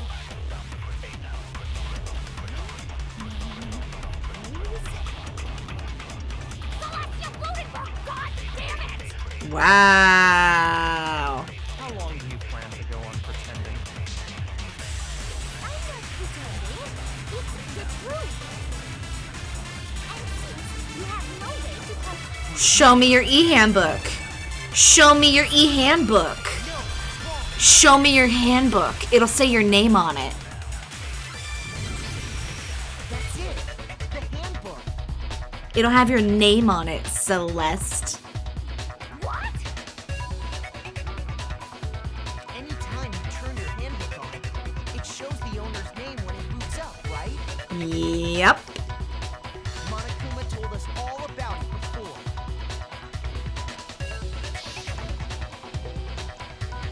This handbook is absolutely vital to a healthy school life, so don't lose it. When you start it up, it will display your name. Always make sure you have the right one. Now, this is not your everyday notebook. It has so many more uses than that.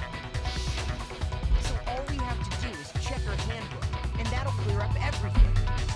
That's how we can find out Celeste's real name. That's an invasion of privacy. I refuse to cooperate. You have to.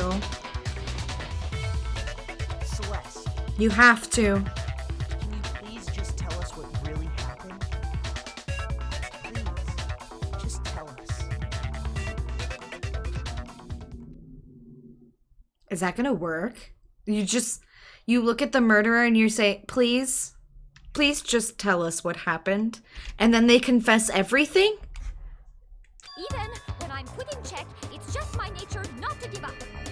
Okay, I was about to be really mad at that, actually. Because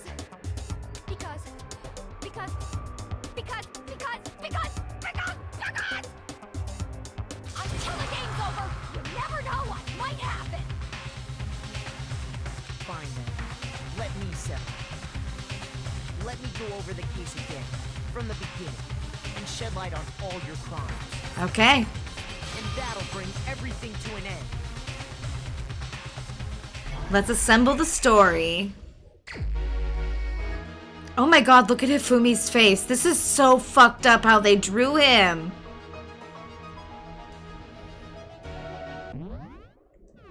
That is so fucked up how they drew him.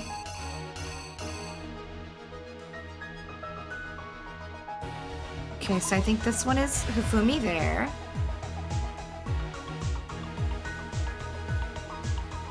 Where's the button that says what things are?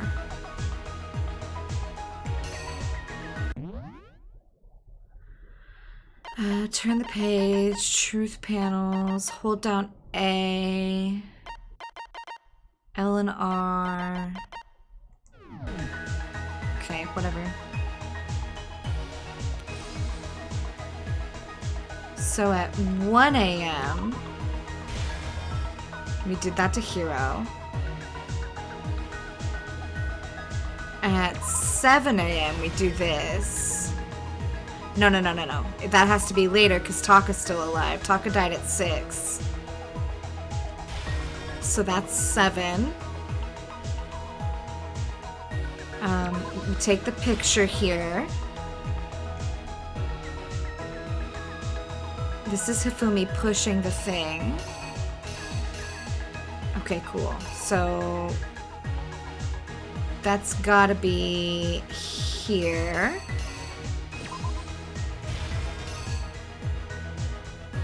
And then this one's gonna be Justice Hammer 4.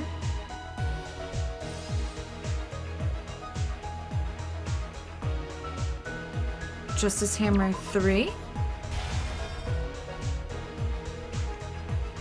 Okay, what's left? Justice Hammer 2. Oh wait, where's the actual...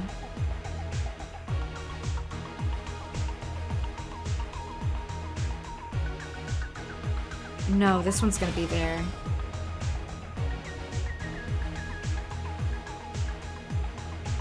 Are some of these fake?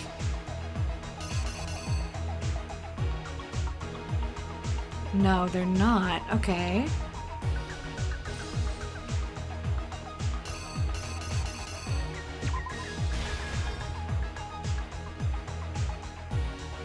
It's Taka.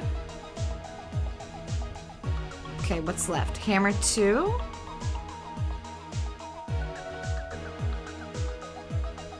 Hammer 4.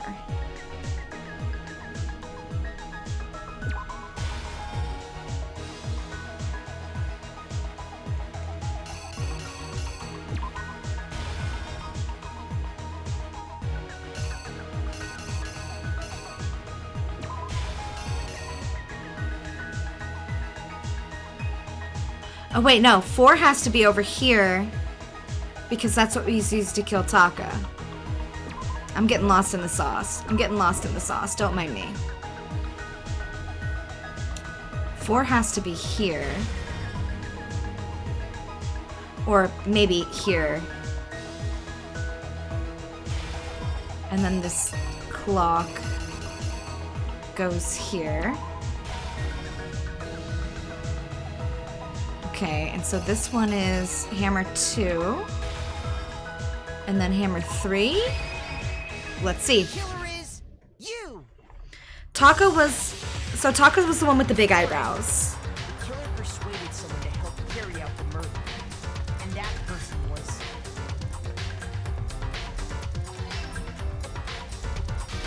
Hifumi. With an accomplice, the killer was able to execute a number of otherwise impossible schemes. Up.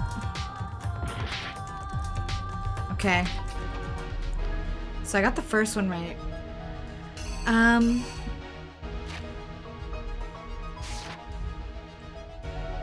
What time did the killers call their victim? Okay, so this one.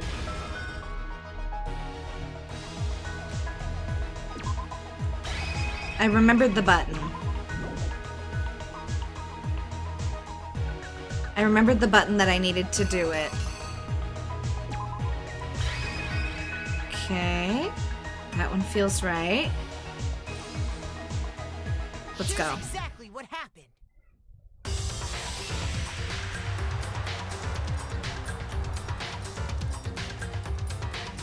First, they convinced someone to meet them in the rec room last night at 1 in the morning.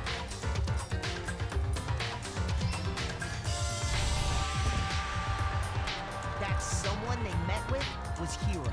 Yo, look at that bottom left panel of fucking Hifumi. Look at the way he looks like the Grimace. tell me that's not the Grimace.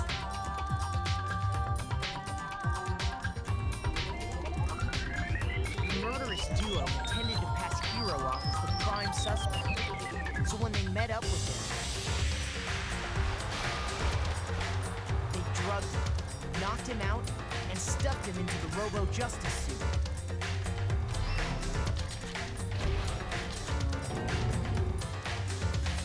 Next, Hifumi positioned himself to make it look like Robo-Justice was attacking him, while the killer used a digital camera to take pictures of the assault. They did all this just to create evidence that would put the suspicion on Hero. When they were done with him, they shoved him, still unconscious, into the pool room locker.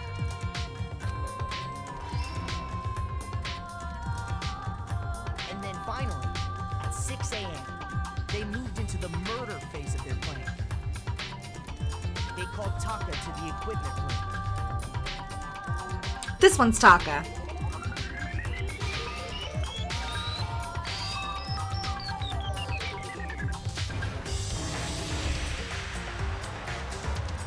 And that's where Hifumi killed him, making it the scene of the first murder. This art is incredible. The murder weapon was Justice Hammer 4, which was left there in the equipment room. Look at the colors. The reason Hammer number 4 was used was to create confusion about the order of the crimes. So, next they falsified 2 more assault incidents. For these attacks, the killers pretended to be the victims to solidify Robo-Justice as the suspect. The first fake incident was the attack in the rec room. There, the killers wanted us to see Justice Hammer 1 and the Robo-Justice pictures they took. They wanted to make sure we bought the surprise attack story. The second fake incident was the attack in the library. This time, they planted Justice Hammer 2 and an injured Hifumi to sell us that story. With these 2 incidents, the killers were able to create a certain preconception in our minds that the suspect was increasing the size of the hammers and attacking people in order as they did. We fell right into their trap and started looking for the suspect based on that. But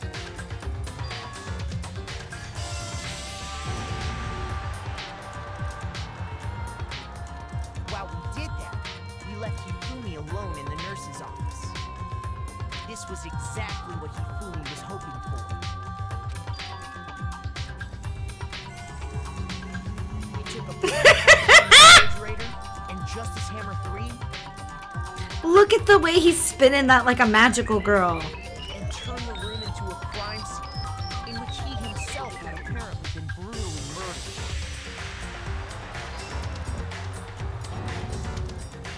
He let out a scream to draw us back, and when we returned, that's what we found.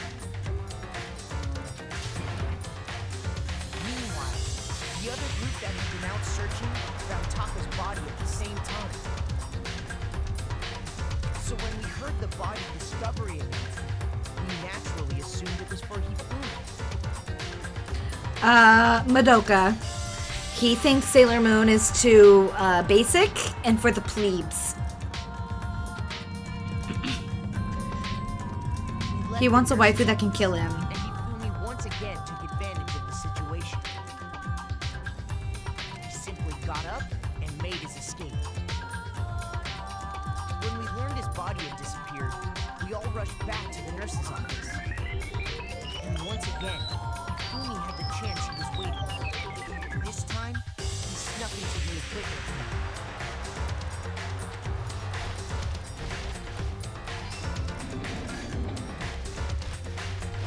He wrapped Taka's body in a tarp and used the dolly to move it all the way down to the repository. That explains how each of the bodies disappeared.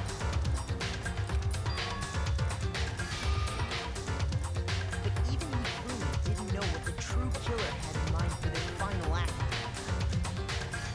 Look at his little kitty face in the upper right.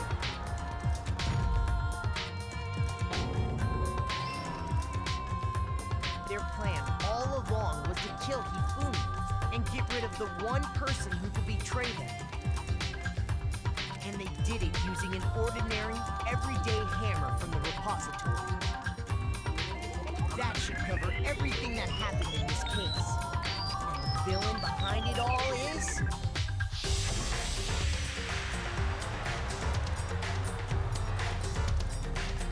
Look at this frame!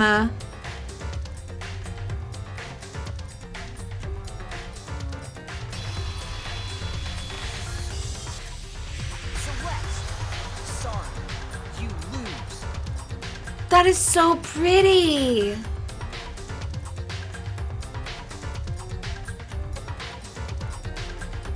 Why does a game that is so painful have a right to be so fucking incredible at the same time?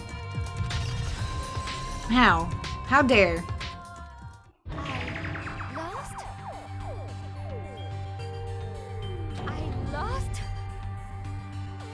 When was the last time I was forced to utter such words? They hang heavy around my neck. Imagine the plot twist if she just reaches up and undoes that little bow and her head just falls off. Then you admit it? You're the killer? Listen to you, trying to take charge, as if you're my private instructor. I, Celestia Ludenberg. Actually, no. Taiko Yasuhiro is fine. Taiko?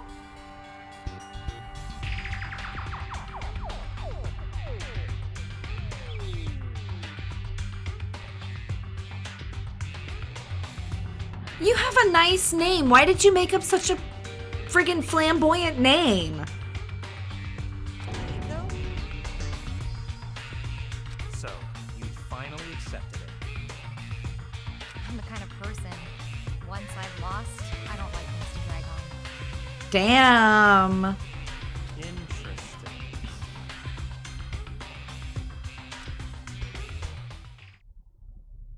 Damn.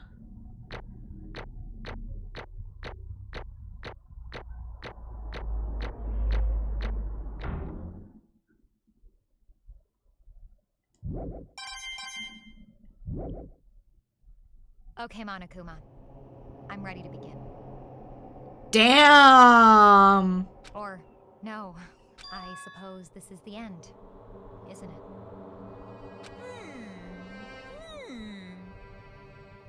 It is indeed the moment we've all been waiting for. Time to vote, okay? Okay. Damn. If you would, please locate your lever and cast your vote. And when the votes are tallied, who will become the blackened? Also, I love the little steps up to Monokuma's chair. Will you make the right choice or the dreadfully wrong one? What's it gonna be? What's it gonna be?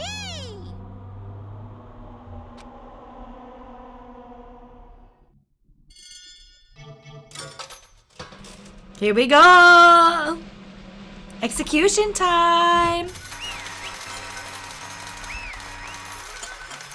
Everyone say goodbye to our yandere wife. Put a 07 in chat for her.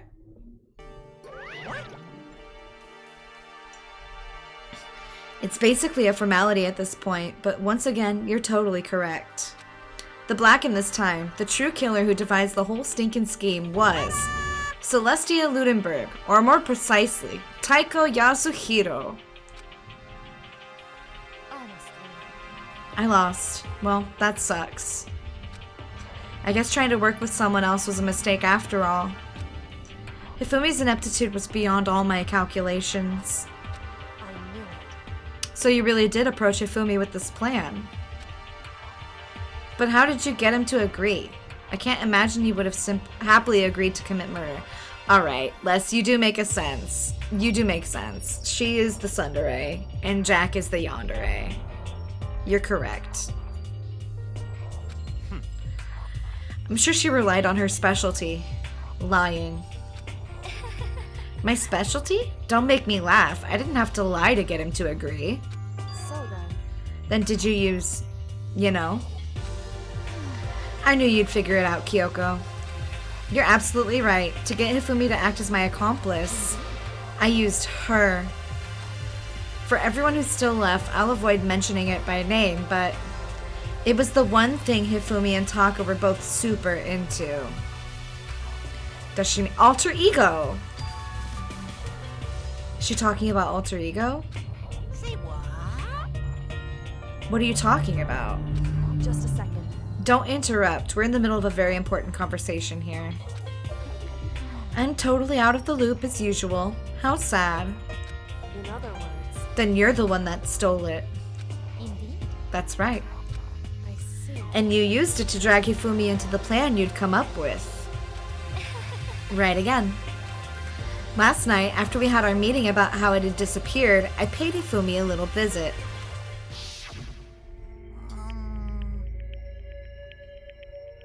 What are you doing? Yo, look at the background of his room. He's got figurines. He's got a pretty pudgy princess cosplay hanging up. He's got posters. He's got a bunch of little models. He's got like a body pillow.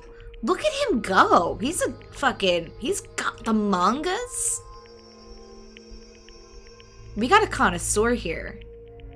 Actually, I was hoping I could talk to you. Alone. It is about what was stolen. I know who did it. What? are you okay with this? It was Taka. He stole it. So then, And I have proof. Would you like to see it? As it turned out, I found a use for the digital camera. I'd taken you-know-what to Taka's room earlier and took pictures of it there. I deleted the picture as soon as I'd shown it to Hifumi, of course. Damnation!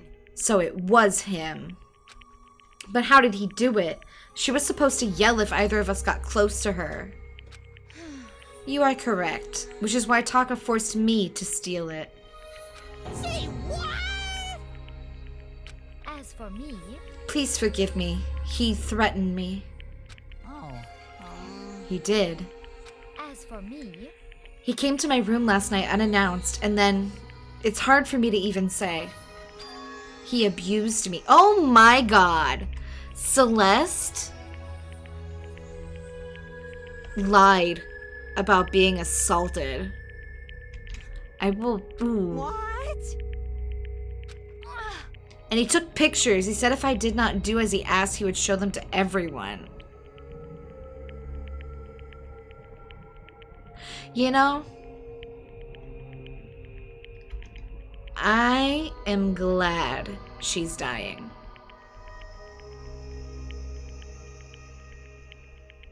I'm just gonna say that. So I had no choice. Damnation! That's a crime, an absolute crime. I mean, I knew he'd gone a little crazy, but Say what? I never imagined he would go that far. It was amazing how completely he bought it. I can't express how enjoyable that was. I'm about to say something I've never said before in my life. Yeah, Taka did nothing except mourn his long-lost love, Mondo. He was simply grieving his bro. And also rigorously adhering to the school rules. But he was mostly grieving his bro. And they killed him for it. And that's fucked up. Completely unforgivable! I'm going to kill him. I'm going to fucking kill him. most unfortunate. Wait, please, if you go now, you'll be playing right into his hands. Huh? Actually, Taka's planning to use her to escape. And he has made you his target. What? Escape, you don't mean. Taka is going to try to kill you. Yo, he's got cutouts? You can see more of his room through her hair. Look how many... This dude is an avid collector, a true man of culture. indeed. Also, he can keep her to himself. That bastard. Leon, Bastard! Honestly, Can we allow him to continue with these barbaric acts? Absolutely not. How could I? She... I swear I will save her! Okay. actually, Then would you like to join with me? It just so happens I have come up with a plan. Huh? I have devised a way to reclaim what he has stolen and escape this dreadful school. And with that, it is complete. What are you talking about? Oh, nothing. Hifumi agreed without a second thought. The effect that item had on him was remarkable.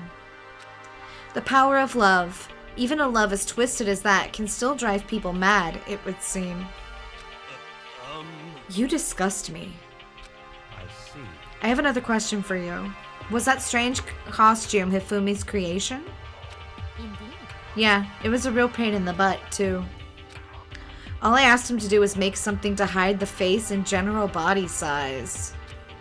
I had no idea he'd make something like that, but it's my fault for picking him in the first place. But So why'd you decide to make me the suspect? Because you're stupid.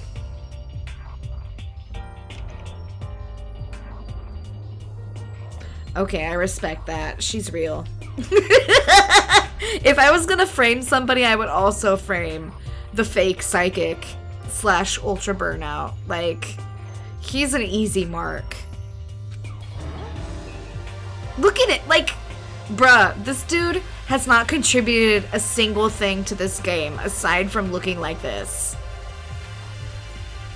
I would absolutely pin a murder on him if I had to. And in that regard, I made the right choice. I'm so glad your stupidity surpassed my every expectation. Life must have been tough on your parents, though. Ooh. I feel like I could cry. Digby? Diggs? Tell little Diggles I love him. He's a good boy. But when you were explaining your plan to Hifumi, how did you explain the part about him playing dead? What she's asking is, what was Hifumi supposed to do after that, assuming you had actually let him live? Are you okay with this? That's simple. After he did his part and pretended to be dead, once someone showed up, I told him to say he'd been seriously wounded. He was on the verge of death, but he barely just held on. And he really believed that? Well, of course. That wasn't all there was to it. As I explained to Hifumi, the plan was, while you were all questioning him about what had happened to him, I was going to murder someone else. At that point, Hifumi would have an alibi, so nobody could doubt him. I told him that, and he believed it. It all seems very straightforward. Stereotypical.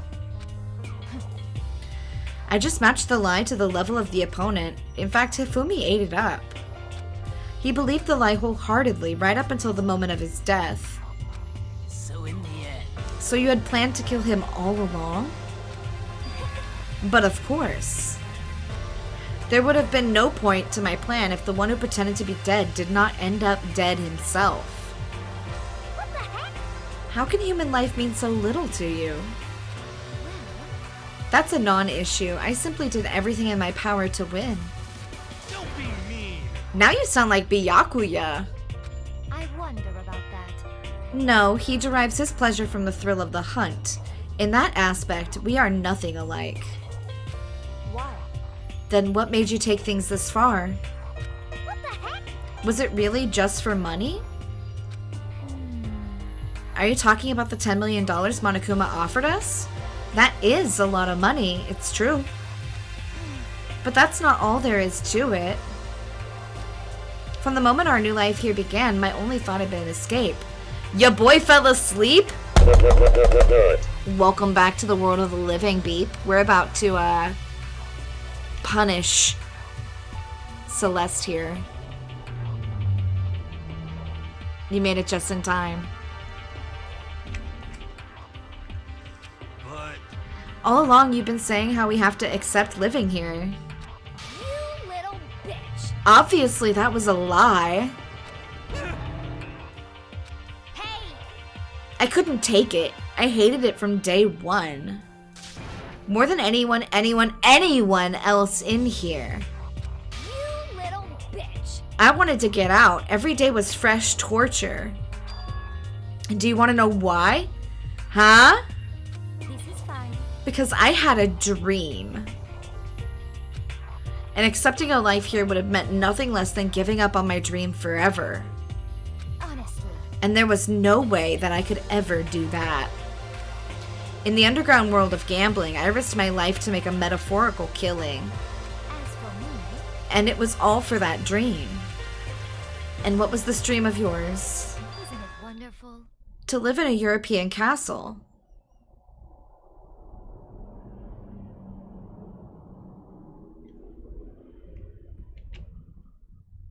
What? What? You're telling me that she did murders to live in a fucking castle?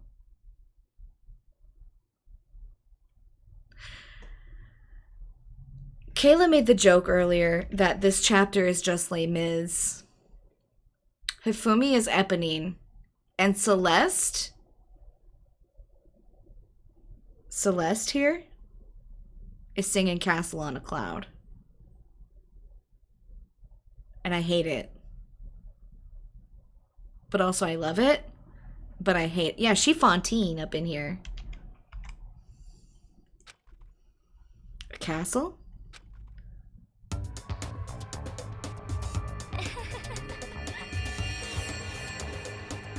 Yo, she wants to start a host club? Yo!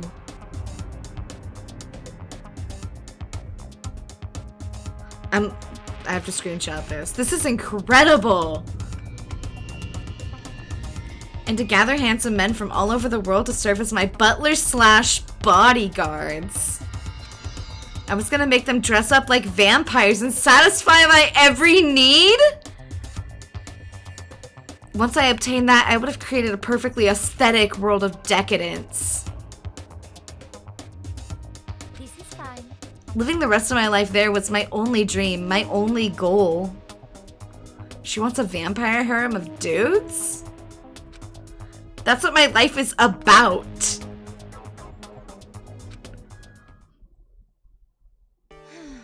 Combined with my own winnings, Monokuma's $10 million would have made that dream a reality. I got right to the edge, but There is nothing to be done. unfortunately my dream has been scattered to the wind. Still, I don't have any regrets. I pursued my dream till the very end, so why would I? What is a woman, if not a miserable pile of girl bosses persisting? Truly. Truly. Vampire harem sounds fantastic. I mean, as long as I get to be their vampire leader, right? Like, I cannot be the food source. I have to be the top of that pyramid.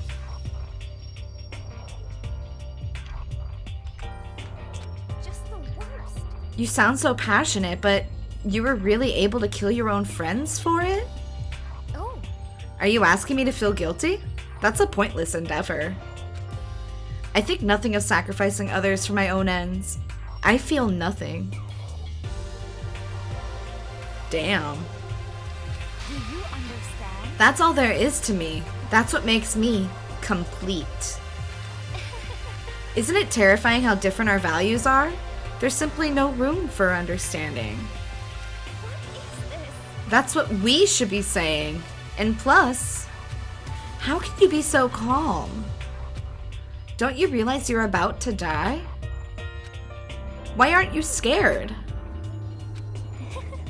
My ability to lie is unrivaled, and I take pride in that. It's not just other people. I can even fool my own emotions. The conscious deceives the unconscious.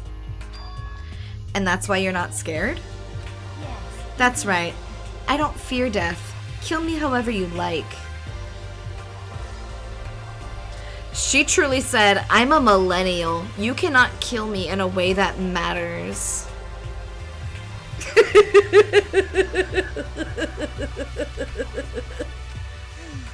But you know, if I could be reincarnated, if I had a choice, then Isn't it wonderful? I think I would like to come back as Marie Antoinette.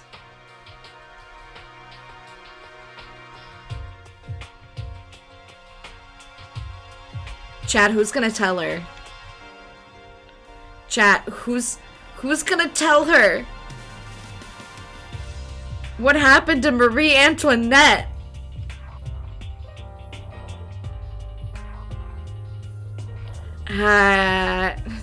Sure, you can enjoy that. You just get executed again. Celeste smiled then. And when she did it, it looked to me like a poor effort to force it. She claimed she could fool her own feelings. But that statement itself must have been her final lie. And that weak, fake smile is what betrayed her.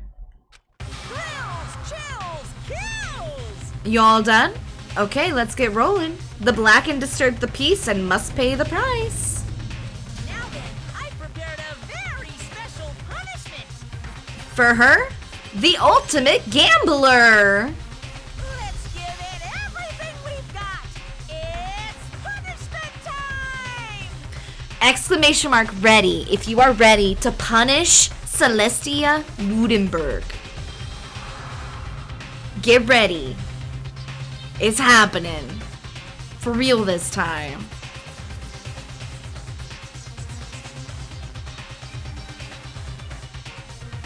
I guess I'll let Gil come along. What? This is... Will it really give you the hope you're looking for? I can't say I ever saw it that way. the key to number 17? Which is why... Actually, it's not important. Interesting. Well then, take care, everyone. Perhaps we'll meet again in another life. Rip Legend. Girl Boss 10,000.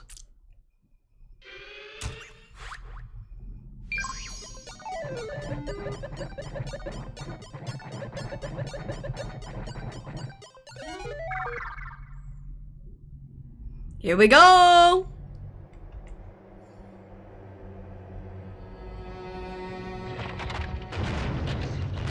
She gets to go to her castle.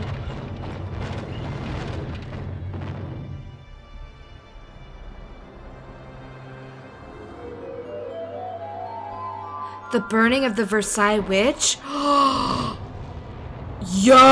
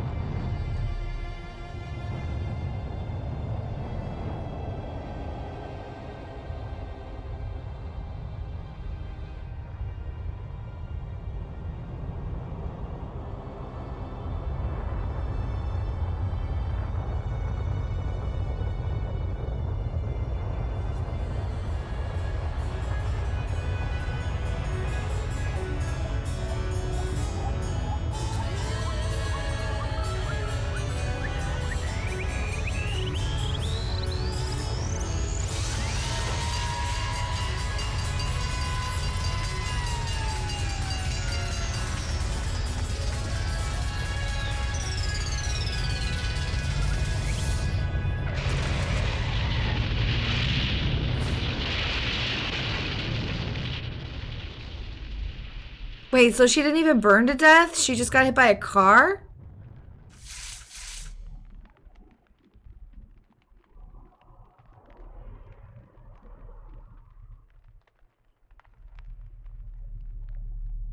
She just got hit by a car. She didn't even burn to death.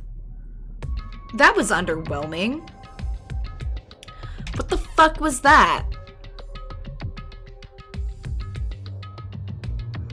That's whack. That was whack. I was expecting something way cooler than just hit by a fire truck.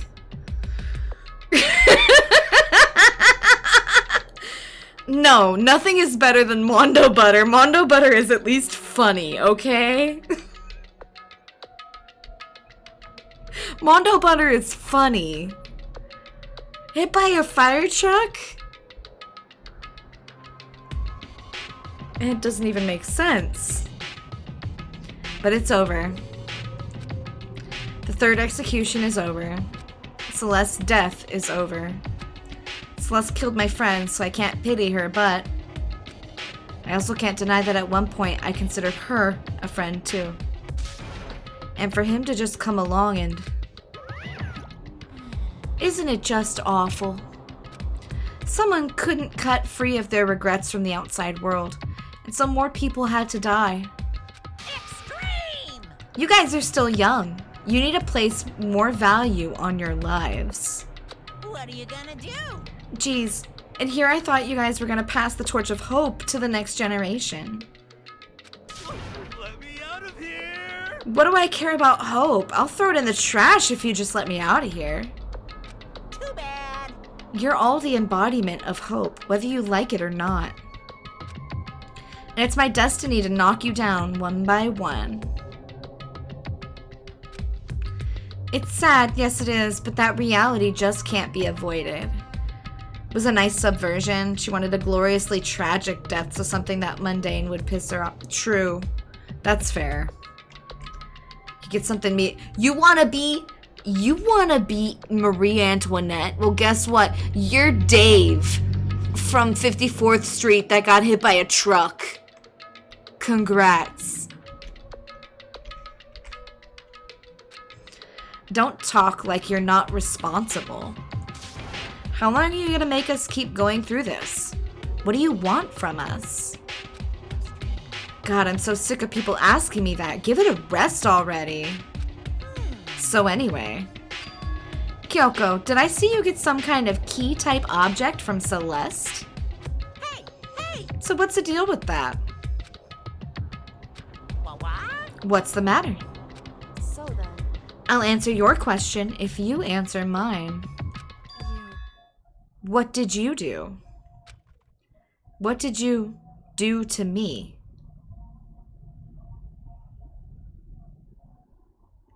What? hey, Answer me. What did you do to my body?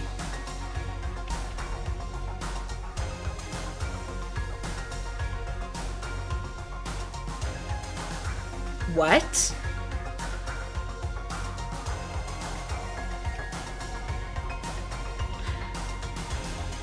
Huh. Oh man, oh geez, oh man, oh geez. What do you mean? What did I do? I have no idea. I don't know anything about it. What was that just now? The mastermind did something to Kyoko's body? What does that mean? Okay, things are getting kind of awkward. I think it's about time I got out of here. Meanwhile, you guys can go on enjoying your school life. If you get lonely, give me a shout. Not that I'll do anything about it, of course. See ya later! What? Monokuma disappeared, leaving us all depressed and in despair. Although it wasn't all despair. There was one small hope.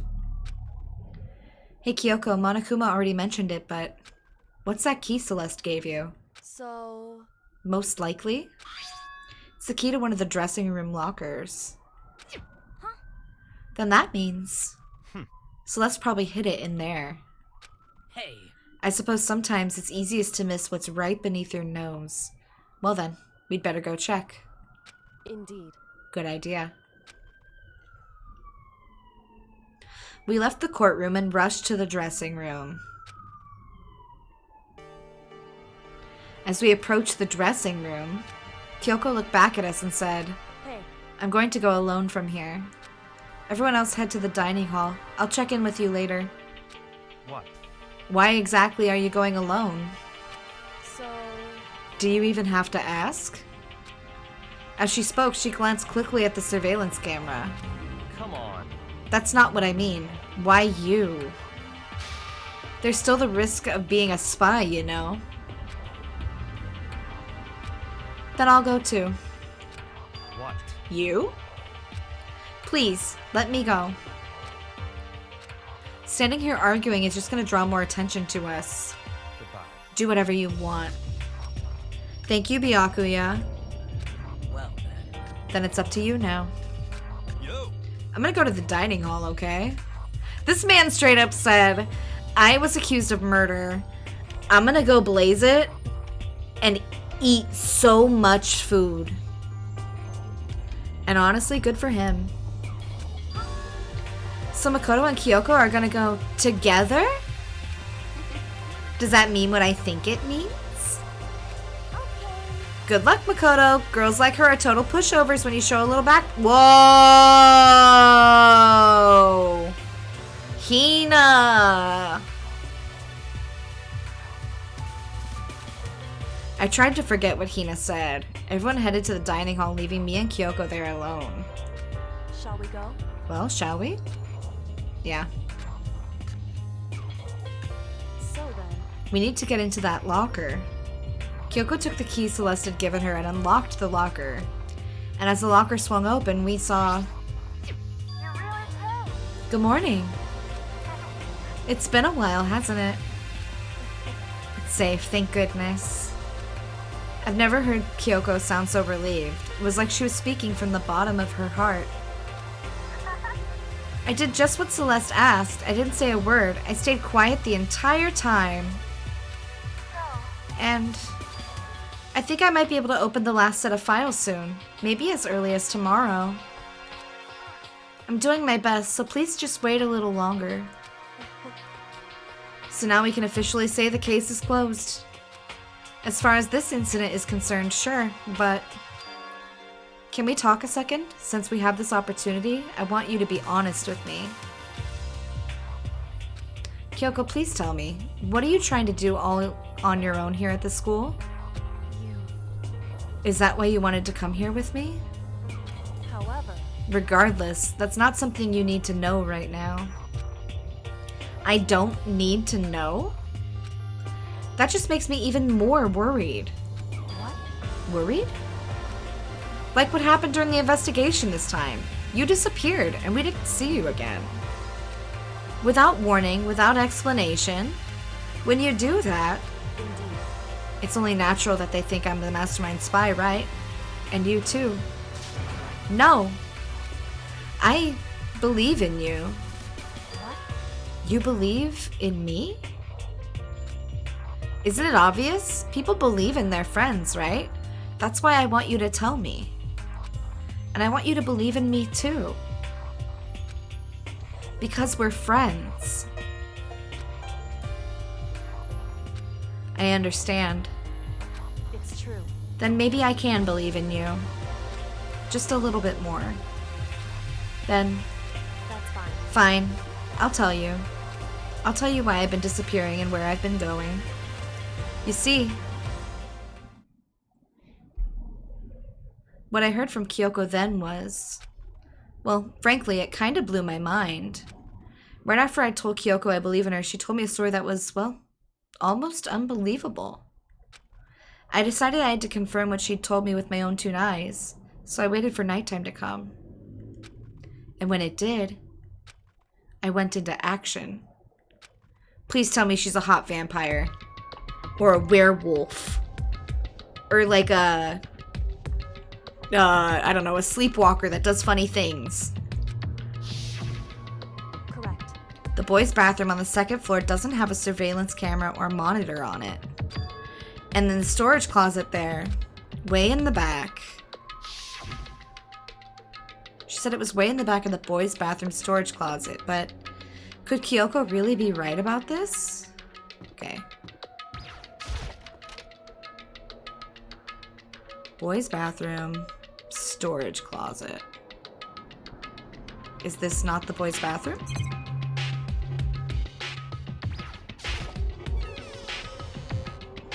It's just a normal storage closet as far as I can tell.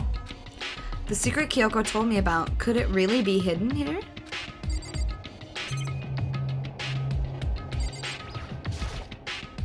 She said it was way in the back of the storage closet. But I mean, seriously?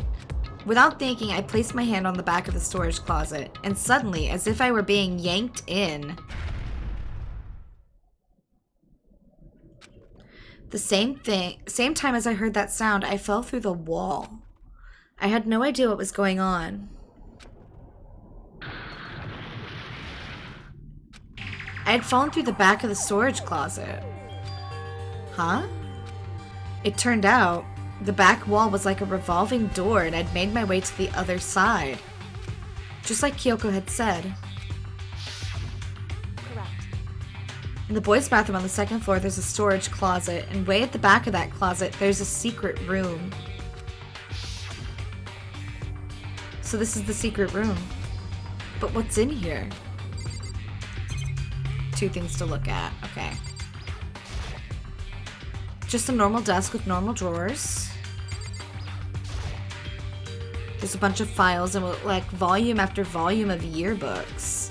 They're all covered in dust. Looking at everything, one file at the edge of the bookshelf caught my eye. Hope's Peak Academy Student Registry. This is the only thing in here not covered in dust. Has someone been looking at it recently? I slipped the file into my hand, but before I had a chance to look at it, a slip of paper fell out of the file, and I turned my attention to it. What's this? You must not leave? You must not leave. That's kind of weird. I can understand if it said, I can't leave, but you must not leave? What is this? My head feels funny. This strange sensation. It's like deja vu. Those words, you must not leave. I've seen them somewhere before, but I can't quite remember. What do I know? What don't I know?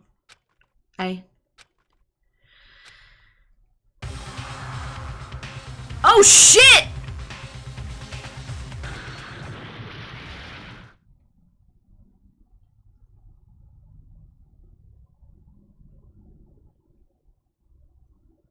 It was a setup? A strange sound ran out through my head. Felt like it was shaking my brain back and forth. And then, darkness. I don't understand what's happening. In 5 seconds, Makoto's eyes are going to open up and he's going to be in the back of a carriage. And he's going to look across at the person next to him who's going to turn to him and say, you're finally awake.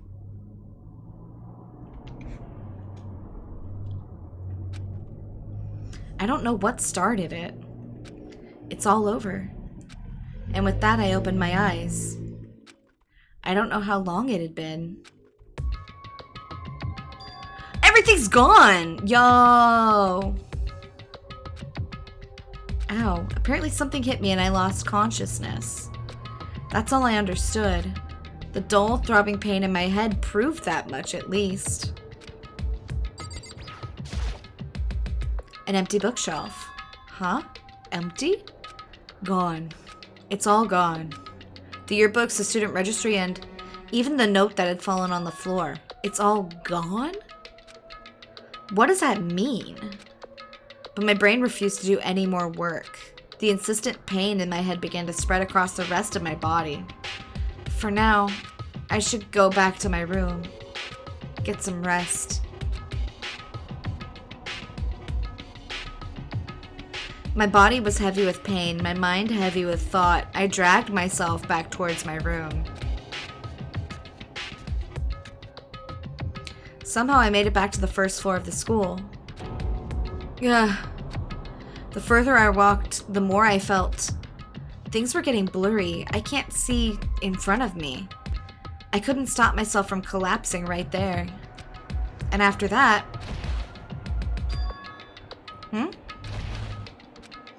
As if from a vast distance, I heard a sound.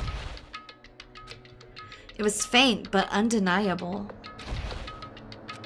That sound, It's coming from the gym? Makoto, you have a fucking concussion. Now is not the time to go investigating. As I desperately hauled my shaky frame toward the gym, the sound got stronger and stronger.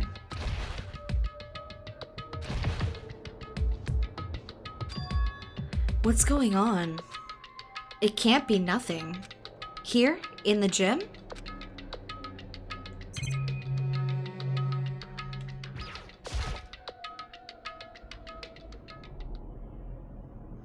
I didn't make a sound as I opened the door to the gym. The sounds coming from inside, meanwhile, only intensified that much more. Kacha Bakyu. Right. Oh! Oh! Yo! Ass was out! Ass was out! Before me there raged a battle beyond anything humanly possible. No, one side's not human, that's for sure, but regardless, I couldn't stop staring. I forgot to move or even breathe. Why, you? What do you think you're doing? Sakura, I asked you a question. What's the meaning of this? why are you fighting Monokuma? How dare you define me? Bruh. This wasn't part of the deal. The deal? I've made a decision. Deal? Was Sakura the spy all along? Don't tell me. I will no longer retreat, no longer compromise, no longer regret. I've made my decision. I'm going to resist you. Good for her. Okay. But you do realize what will happen if you go through with this, right? You haven't forgotten, have you? What I'm holding hostage?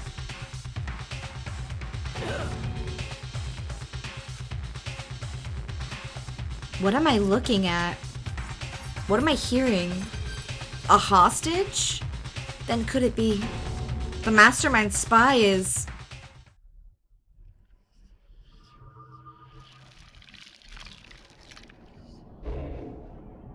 Bro, that's a good cliffhanger to leave on. 7 left.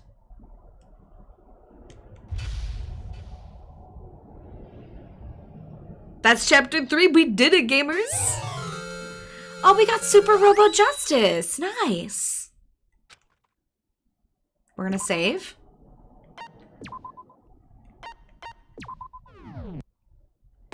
Nope.